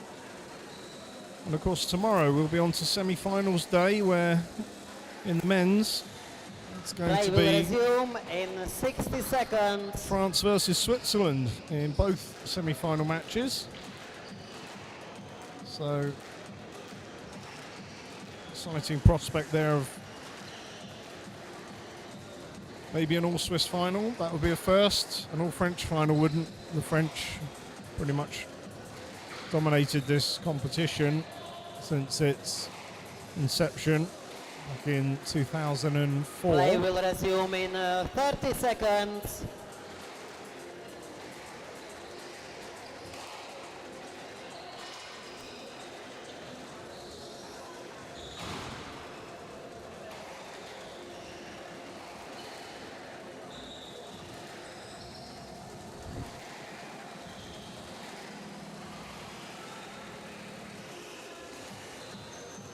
Gillis leads 2 games to love. Level. So, can Gillis make short work of this, as she has done in the first 2? Well, the first One love. point would suggest so. 3 shots and a point on the board.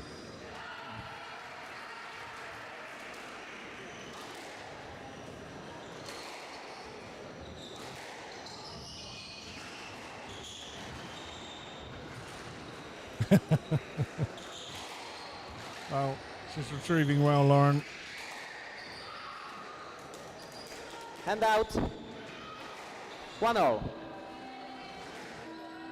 So Gillis stopped there, but I think it's a no-let situation by the looks of things.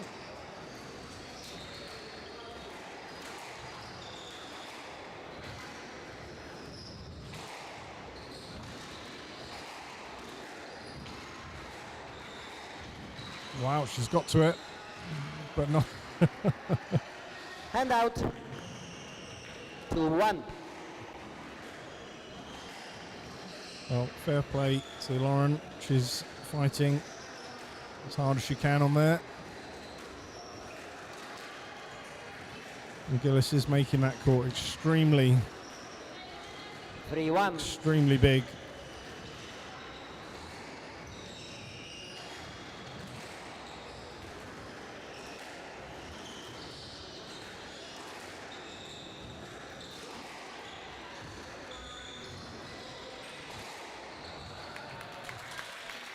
But that time, it's the French girl that had the Belgian running around all over the court.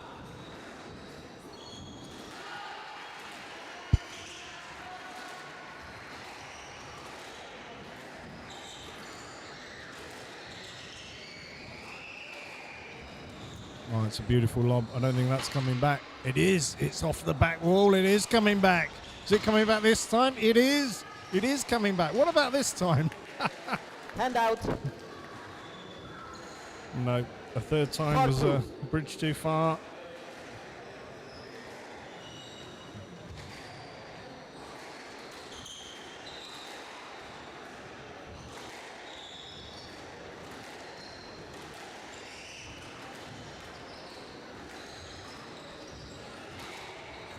Whip cross court. Hand out.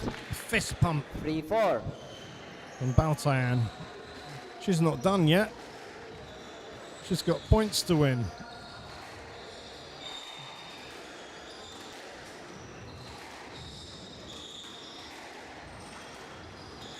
And that's good work there from both girls, just cutting out the lofted ball. Well, not up. It was a nice idea from Baltayan with the long drop, but 5-3. she's played that shot better before. So Gillis, there's a couple of points clear.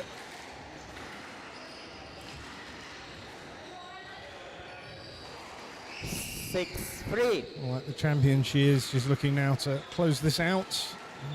No work is done.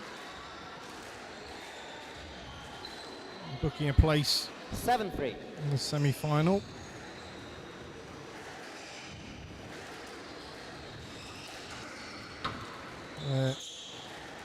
Assuming she does. Oh, it's a counter drop situation in the corner there. Oh, look at that. That's a great shot. And out. 4-7. This girl's not done here yet. Don't write the name in the next round just yet.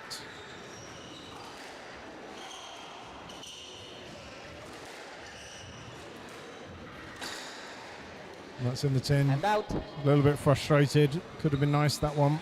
8-4. But yeah, winner of this, playing Maria Stefan, who has had some epic 5-set matches in the last 2 days, but she's enjoyed them and sort of seems to have got better the longer they've gone on. Oh my God, that's a great dive. 9-4. Unfortunately, Someone once pointed out to me years ago, how many points have you won from the dive? You might get the ball, but can you get the next one? That's the problem. Anyway.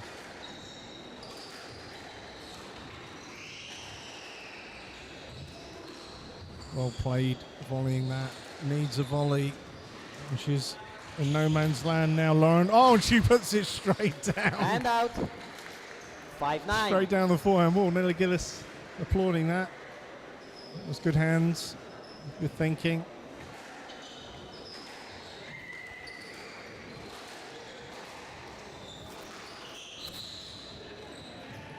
And a out. lovely drop. 10-5. Match ball. 5 match balls for Belgium's Nelly Gillis to take one step closer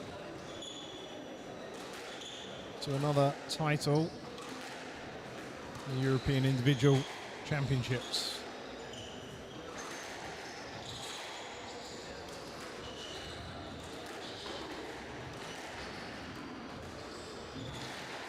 There it is. 11-5.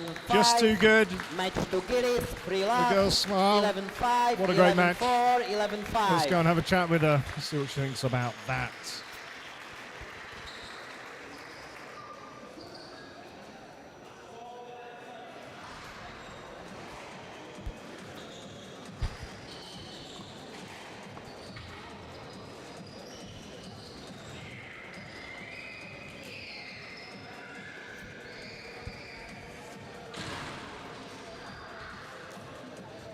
Nelly Gillis, come and talk to me.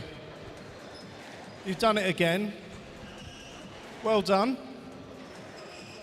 That was very quick. Have you got an appointment or something? No, I don't know.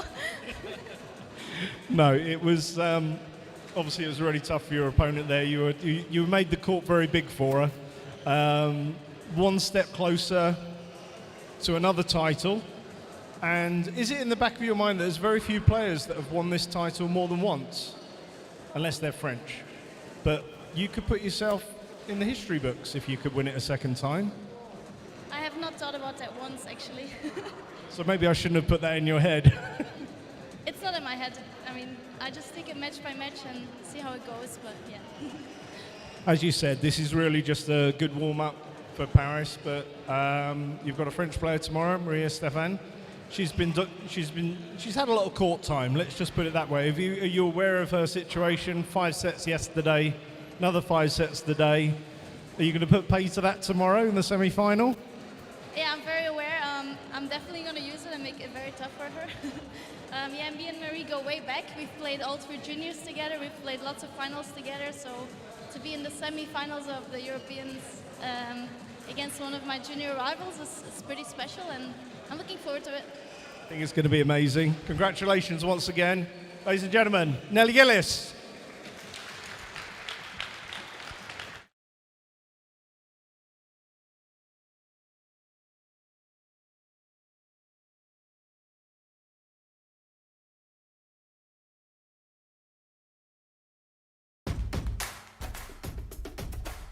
W BETARD od ponad 30 lat produkujemy prefabrykaty betonowe dla wszystkich typów budownictwa. Wspieramy największe realizacje w kraju. Dbamy o to, by Twoja inwestycja miała solidną konstrukcję.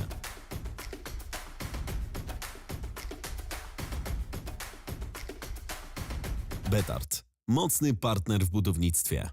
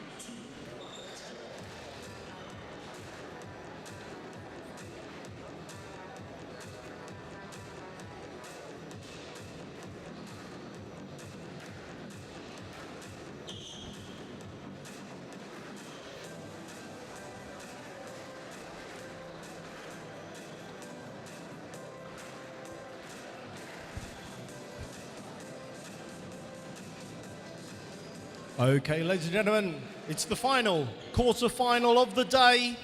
One place left in the semi-finals. It's going to be a French player, but which one? Please put your hands together. Welcome on court, from France, Edwin Klein.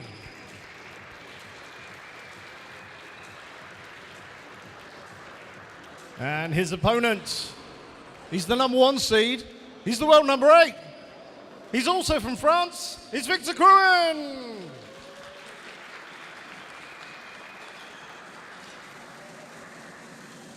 And we've even got, for this match, a French referee. I don't think he's calling in French. I think he's going to call in English, but we'll see. Let's give some appreciation to our referee, Simon Saunders.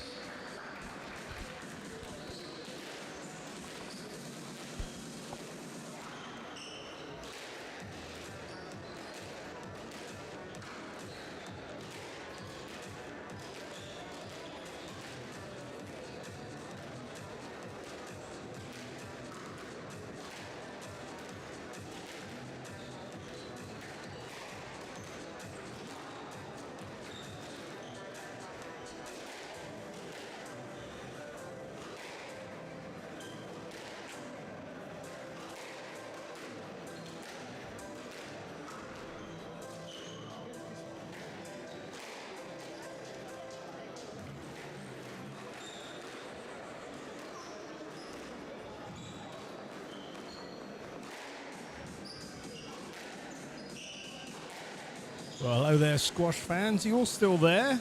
Are you all still watching? We've made our way to the last quarterfinal of the day. It's an all-French affair, including the referee. So you would argue that the man on the left of your screen in the white, the number 1 seed here, and the world number 8, Victor Crouin, is big favourite. It's up against Edwin Klein, who's in the blue on your right. But we will see. In sport, strange things happen sometimes.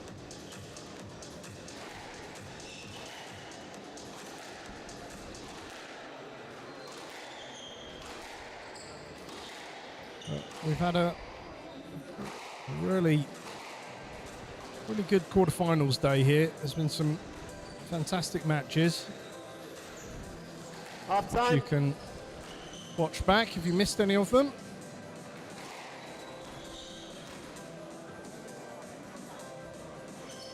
And of course, this is the last place in the semi-final being booked. And whatever happens, in the men's side, it's going to be Switzerland versus France in both halves.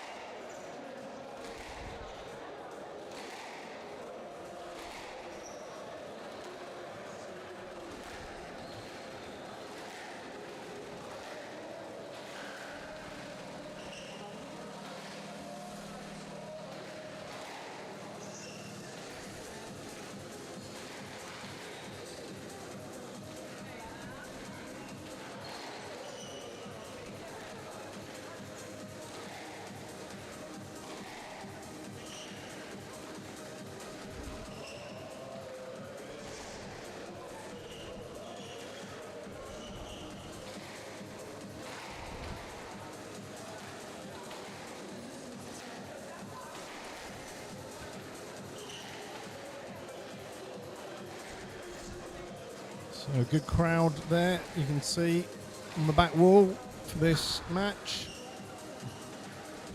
Been enjoying the squash here.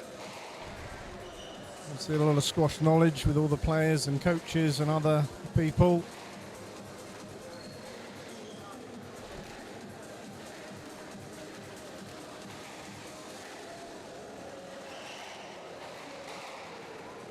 And as always, Hasta La Vista putting on world-class events.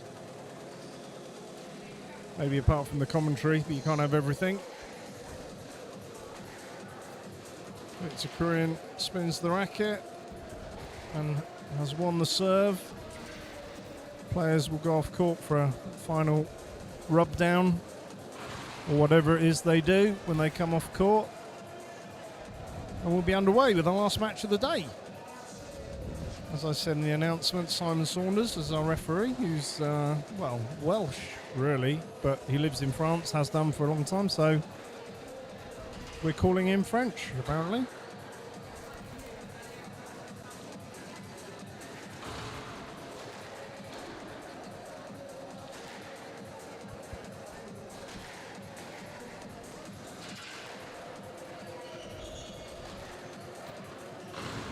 European Individual Championships 2023 men's quarter-final match. Victor Couin from France to serve, Edwin Klein from France to receive. Best of 5 games, level.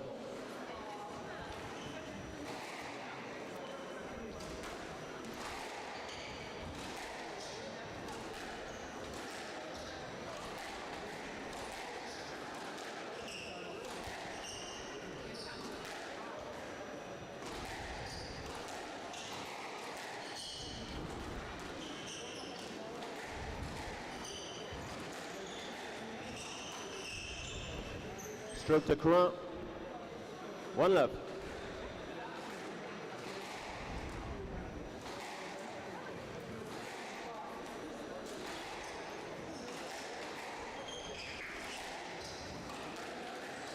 Down and out. 1-0. So the match is underway. 1 stroke, 1 unforced error.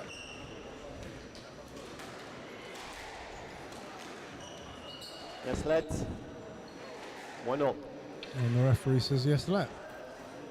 Klein is not convinced, but too early on to get involved in a round with the referee.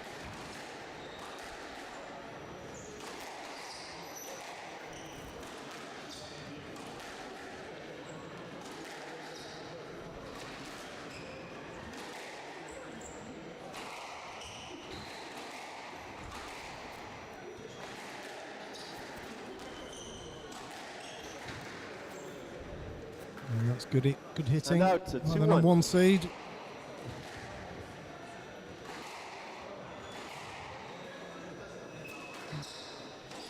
I'm just wondering, should it be needed, what the situation is between games with coaching, although there are quite a large entourage for the French, so whether René Levine gets involved when there's 2 French players, I'm not sure how that works. I'll maybe have a peek between games and maybe I can let you know. Anyway, a long way off from that at the moment.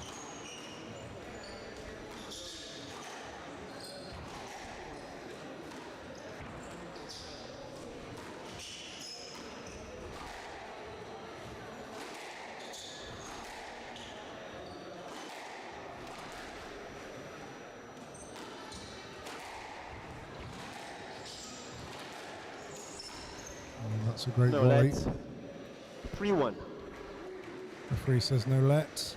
Ball was too good from Couin.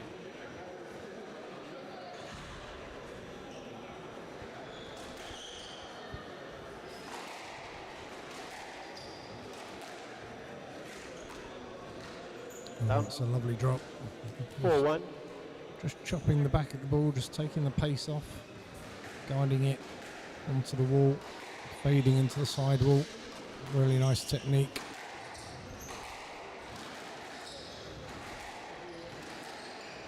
This time looking for the nick, for the short kill, not finding it.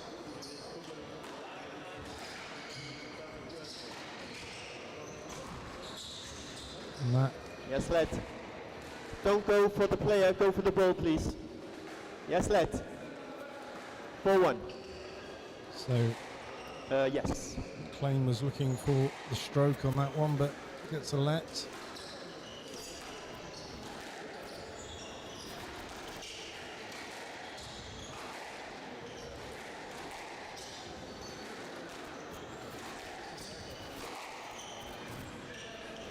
And out. 2-4. I've got to say, I'm looking at a sort of replay of that last decision. Looked like a stroke all day to me, but you tell me what you think.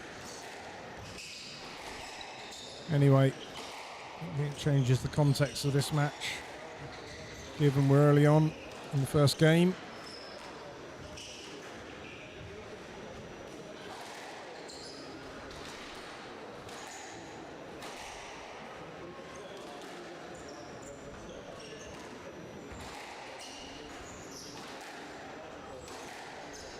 Curran seeking out those back corners, one side then the other, looking for a ball he can attack, and that's a good candidate. Yes, let's. Ball's tight to the wall. Well, 4-2. Referee is at least consistent. 2-4, sorry. That's, in my opinion, the most important thing.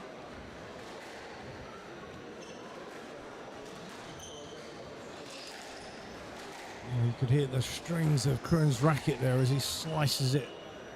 3-4. Short kill. So, early on, the number one seed not having it all his own way, for sure.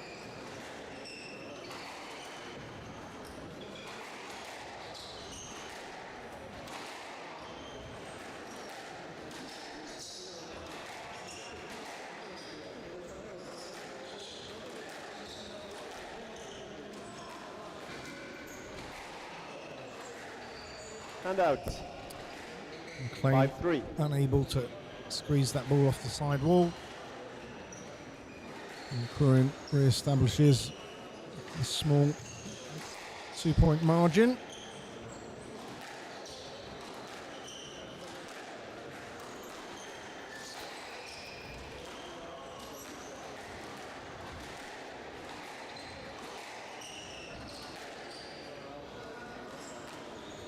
Well, it was a good long drop from Klein, but Curran was on it like a thing.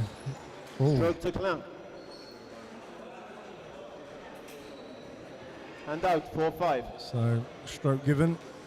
Wasn't the best drop from Curran, just caught the angle, popped out.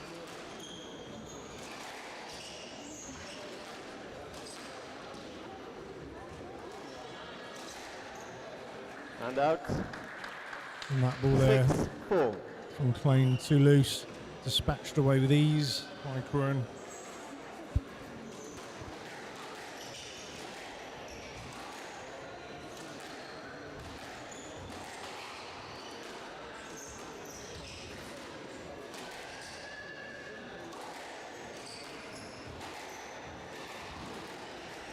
Down. 7-4. Well, it looks like Curran's trying to make most of the play down this backhand wall. I don't know if 7-4. that's by choice or by plan, but we're not seeing quite as much of a battle down this forehand wall. And that drop catches the top of the tin. Thank you. I And don't out, think the referee 5-7. quite heard it. We heard it close to the court. But Curran, well, that's just No too let. good. Yeah, no let from the referee.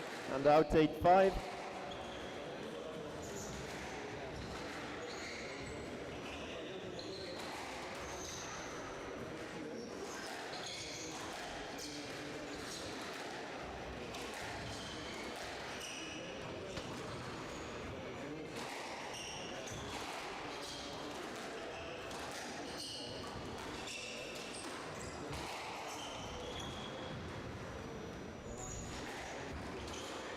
Out.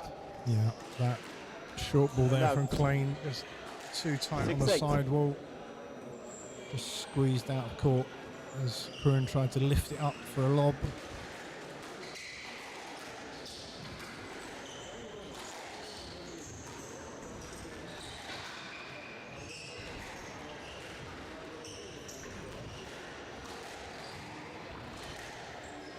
It's always a really difficult shot to play, lob straight down the wall.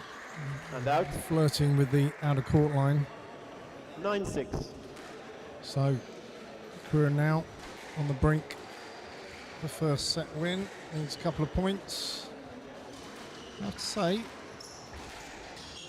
his fellow countryman has made a good account of himself in the first game.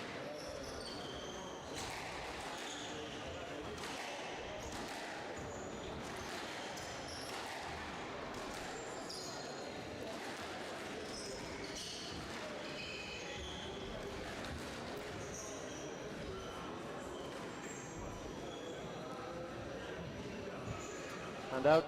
So Corinne not 7-9. asking for anything there. Ball too far out of reach. 7-9. 7-9, sorry. So Edwin Klein, 84 in the world, against the number 8. As we always say, it's just numbers.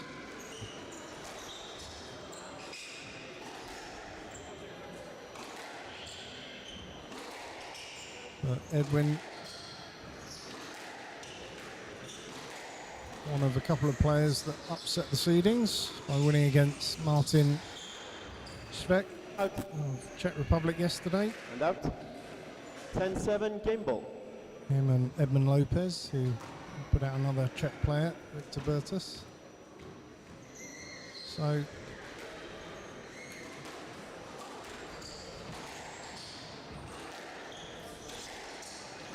Down. and that 11-7, game to Kruan. is the end of the first Kruan needs game. one game to Goes love. to Kruan, and that's going to plan, according to Victor.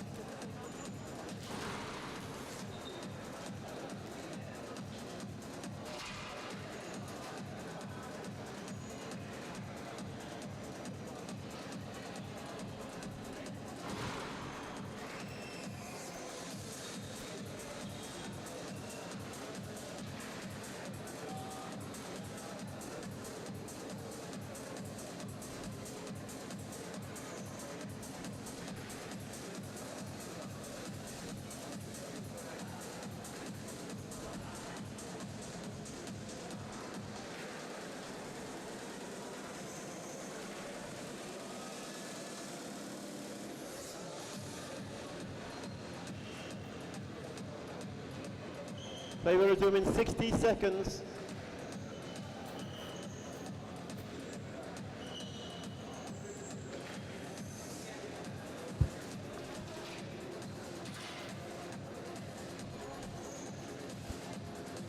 So the answer to the question of what happens when two French players are playing, what do the team do? The answer seems to be they stay firmly planted on their seats and don't get involved. Don't know if that's always the They case, will but resume in 30 seconds. see Ron Levine just on the front row there, along with the rest of the team. So looks like they're on their own out there now. 15 seconds.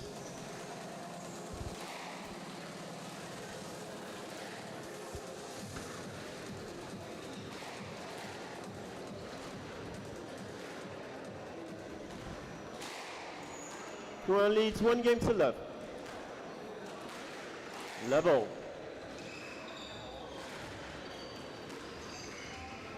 So let's see. Is Victor Kruan going to have it all his own way? Or is his team, well, not teammate, but fellow countryman, got something to say about that? Down. Oh, it's an unfortunate counter drop. One love. Just caught the top of the tin. So a quick point to get the campaign back underway for Kruan. Oh, that's just sublime. Two love. Absolutely sublime.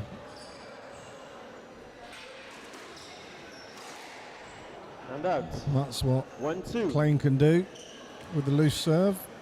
Dispatched away. Some quick points here.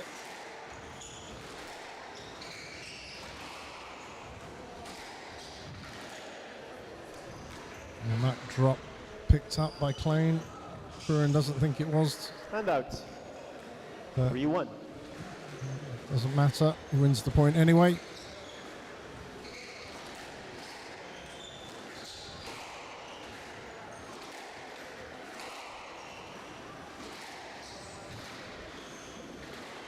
That was a vicious 4-1. cross-court. And of course, the key with that shot is the width. It's beyond his opponent's racket. It was the pace of it. This time, Klein with the counter drop. We're in trouble, but is retrieving brilliantly, and now it's Kruin has control of the tee.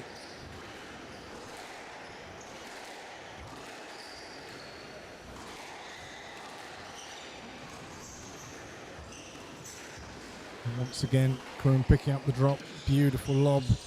And he's got Klein in trouble here. Out. Yeah. From the right, 5-1. Victor Kruin there showing why he's a top 10 player. Went from being out of control of the rally, in all sorts of trouble, defending the situation, turning it around. And a similar thing here. He's got cheeky little fake, but Klein's on it. He's obviously seen that trick before. And Kruin dispatches it away down the backhand 6-1. side. 6-1 in pretty quick time, it has to be said. We might be going for our dinner early this evening.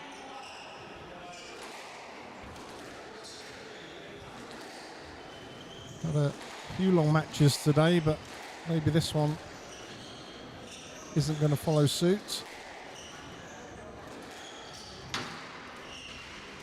Down. So, And out. he is human after all. 2-6. Unforced error. Gives his opponent a ray of hope. And that's loose in the middle of the court. Yeah, and that drop on that forehand side from Klein is really more of a liability than a benefit. He's just putting himself in trouble with it. Well, well, they have a little exchange about that one. 7-2. A little bit lucky, but Hand out. 7-2.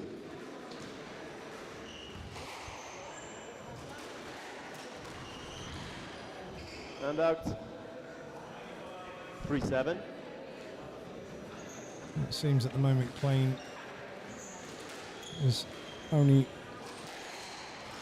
adding to his tally either by an unforced error from Kruin 4-7. or an outright winner. Sorry, hand out 8-3. Once a rally gets underway, it seems that Kruin is always the victor, if you'll forgive the pun.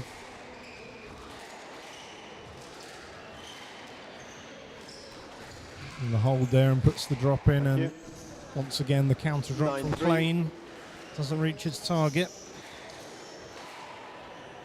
And Kruin now on the brink of Down. taking 10-3 game ball. the second game in pretty quick time. He's looking for the ball. Can't find the ball, they've lost the ball.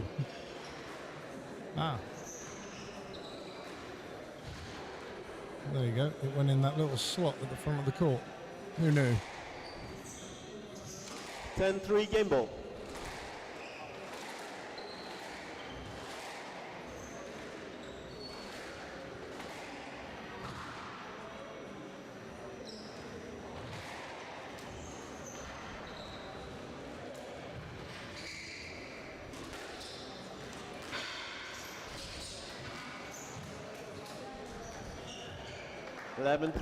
Game And to that's Kruin. it. Victor Kruin Kruin leads. in quick time. 2 games to love.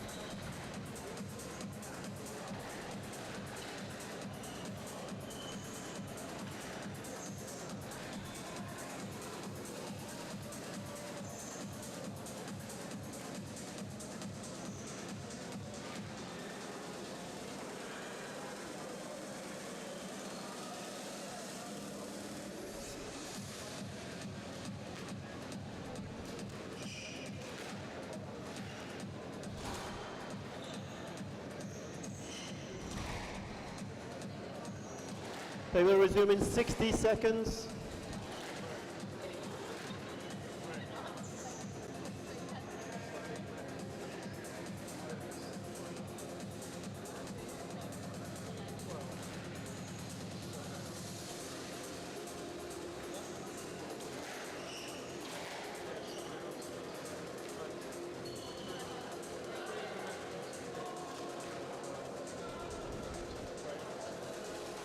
Play will resume in 30 seconds.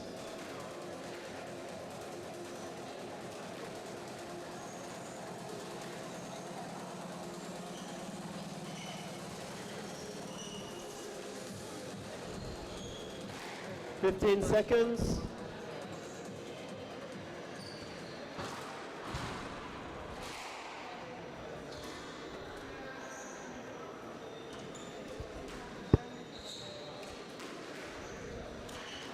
Courant leads 2 games to love. Level. So, squash fans, is this the last game of the day? Or has Edwin Klein got something to say about that? Or will Courant be the victor? I've done that pun already. But I just did it because Karina Timmer, One love. don't know if you know, she was, still is, in fact, 6-time Polish national champion. She keeps telling me.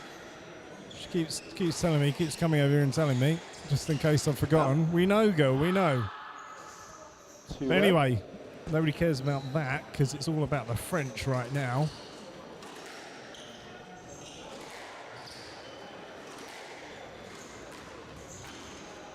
Stroke to Courant. 3 love. So 3 love in quick time.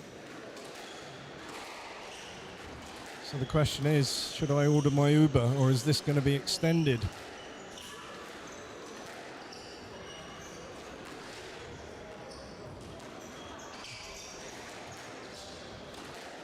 And I have to say, maybe there was a particular game plan for Corinne, but he does seem to be concentrating on this backhand side. Yes, let's. No, because the ball is behind. The ball is behind and you're not quite taking the right line. So 3 love. Explanation there from Simon Saunders as to why it was a let. Not entirely the correct line. Tend to agree. Fair decision, I think. And boom, that's it.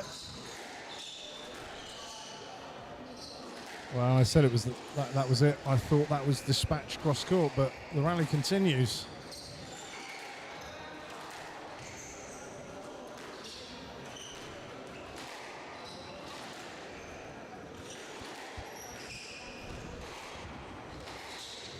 Come. We've seen that a few times in this match. Just not able to execute the counter drop. Not even sure it's the right shot given the speed of Kruin into those corners. Probably just delaying the inevitable. But just better targets from the number 1 seed. And the pace seems to have gone up a gear now. And out. But that one was nowhere near. That hit the towel bucket. 1-4. I'm not sure why it's called the towel bucket. That's a new thing, the towel thing. We've seen towel denied. Maybe I'll ask Karina, she might know. Is that an actual rule, Karina, about being denied the towel? Okay. We've seen it a couple of times today. The players have asked, can I have the towel? And the referee said, no, you can't have the towel. Towel denial. Anyway, every 10 points. Interesting. I will look that up. And maybe 8. So Karina Timmer, 6-time national champion. She doesn't know, so she doesn't know. She doesn't use the towel apparently. She doesn't sweat. Doesn't sweat on court, that girl. Okay. Stroke this time. Ball was short. From the right, 3-4. So, can Edwin Klein extend this quarterfinal match?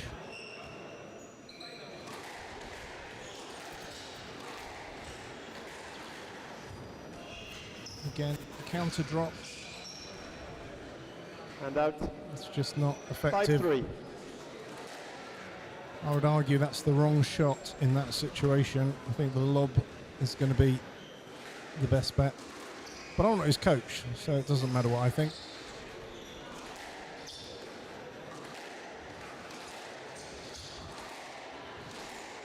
And targets at the back of the court from Kurun are really consistent. And that's causing his opponent. Oh, there we go.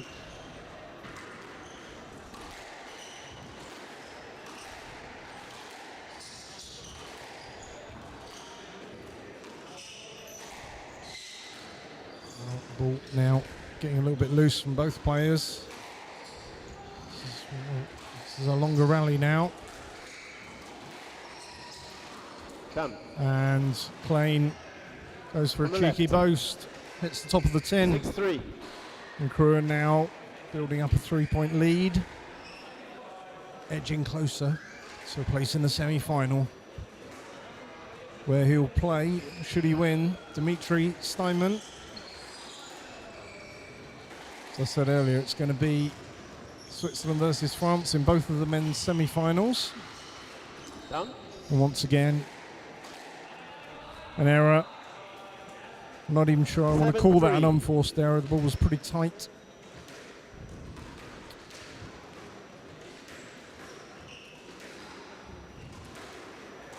Down. 8-3.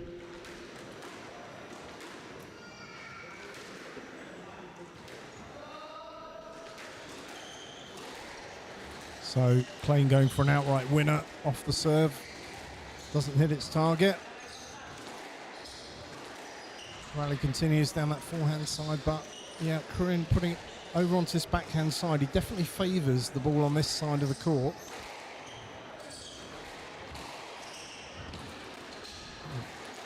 And that's loose. And Klein's in trouble, but Kurun's not done much with it. And that post, how's that got to the front wall? Wonderful lob. This is great play by both these players, forward and back. And then again the counter drop, it's a liability, but he's got it off the back wall. And now the drop, and now the post.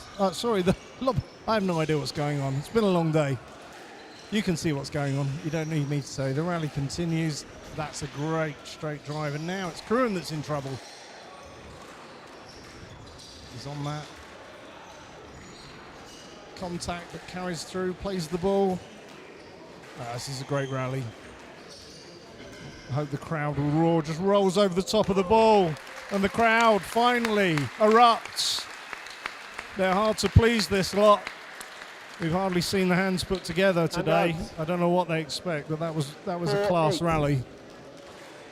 4-8. Shame about the commentating, but there you go. So 4-8.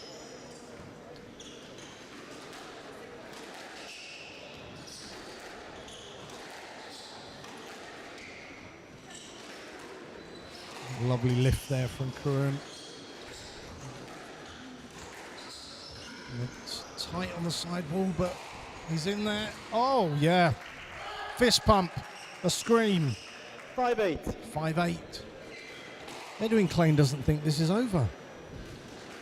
Does it need wiping? Kurun's calling for a bit of court service. I think she's gone for a... Let's just wipe it with your feet. Gone for a coffee. With your feet. Referee with says your wipe feet. With the feet. It's okay. Maybe we should get Karina Timmer, 6-time national champion, on there with the mop. We'd all like to see that. 5-8. No, she's here now. Bit late. To be fair, she's had nothing to do, the 5-8. girl, for the court cleaning. And What?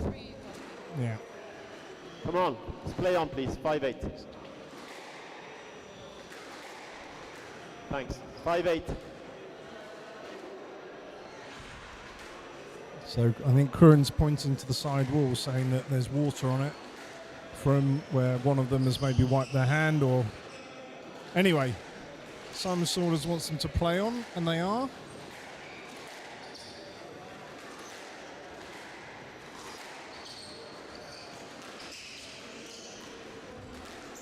Yeah, it looks like Klein has given up on the counter drop, which I think is a good decision. Stroke to Kurun. It wasn't working. But And out. Kurun 9-5. has now got his 4-point lead back. He's on the brink of a place in the semi-final. Of course, Kuren last year, finalist, lost to Nikki Muller in 3 games. That could be the final again. But we'll have to wait until the matches tomorrow to see. That's great retrieving off the back wall from Kuren. It's not a good drop, and Klein is in all sorts of trouble now.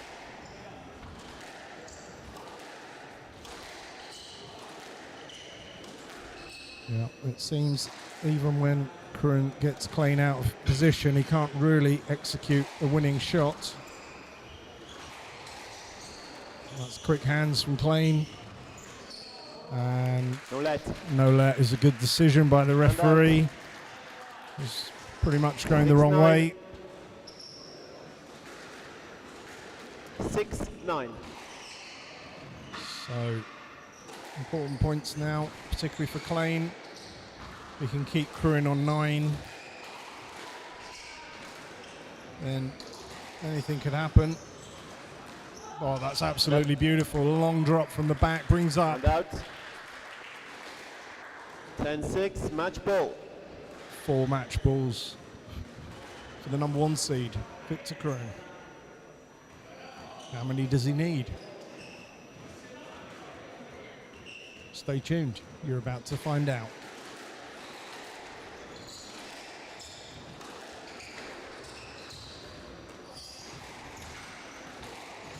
The answer is at least 1.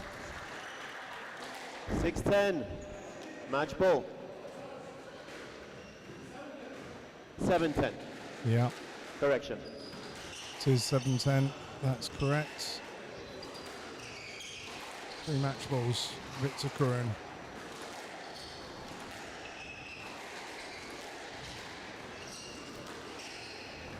That's tight to the sidewall. But there's the drop. I think it's going to be a let. You're going a little bit too far forward and not to the ball on the side. So 7-10 match ball. So we play the point again. Gonna have a quick look on the replay in a moment. Not that it matters, but I think yes, let is the right decision there.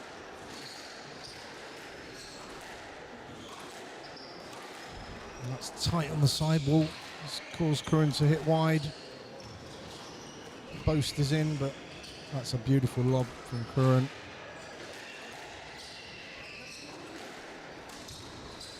And that's the winning shot 11-7, match for Kuren. from the number 1 seed, Victor Kuren. He goes through to tomorrow's semi-final.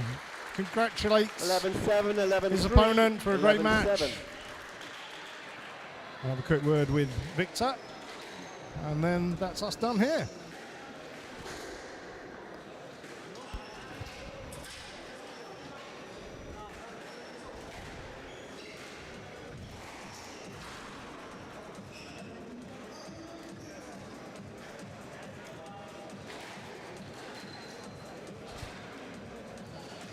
Victor,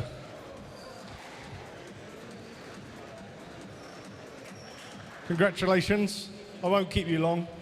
You're obviously in a hurry. You've obviously got a table booked somewhere. That was, again, comprehensive work. You must be really pleased with your performance there. It seemed to me you were keeping the ball down this backhand side. Was that by plan or not? Well, I felt really good yesterday on the backhand side. We've done good lines, and today it wasn't the case. I tried to improve that throughout the match. But yeah, it was a slow start on the backhand side, and try and use the attacking shot a little more, and it worked. So I'm pleased that I was able to adapt quickly and to win that first game. And after that, I felt a little better on court. Yeah. Yeah, no, it was a great performance, and of course tomorrow, Switzerland, France in both halves of that. Dimitri Steinman, have you played many times before? Yeah, we played many times before throughout our junior career and on the PSA Tour. We played in the quarterfinal last year at the Euro Champs. So he's a tough competitor, and it's always a tough battle on court. So I'm looking forward to it. It's a good match to start off the season, and hopefully I can go one more and reach the final. Absolutely. Of course, you reached the final last year, lost out to Nikki Muller. Could be the final again. It's perfectly possible, but I've talked about the French legacy in this tournament for a reason. It's the great players like Gaultier and Linku, and there's a lot of dominance. I bet you'd love to add your name to that roll call of players. Yeah, I mean, Camille won it many times as well, and yeah, it's important for us French players to win this event. I haven't won it yet, so every time I come here, I try to go for a title, and hopefully I'll come home this year. But if not, I'll come back next year. I'm sure you will. Could be a clean sweep for France, but we're going to see. We look forward to seeing the semi-final tomorrow. Congratulations, well played. Thank you for a great show. Cheers, Victor. Victor Curran, everybody.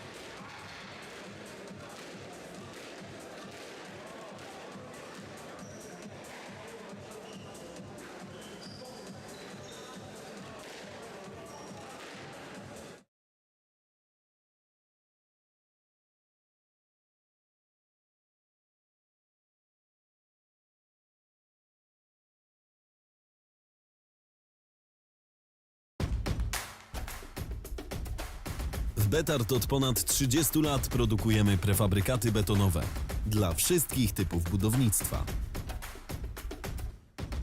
Wspieramy największe realizacje w kraju.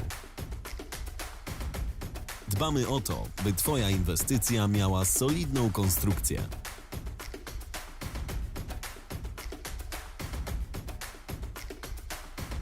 BETARD. Mocny partner w budownictwie.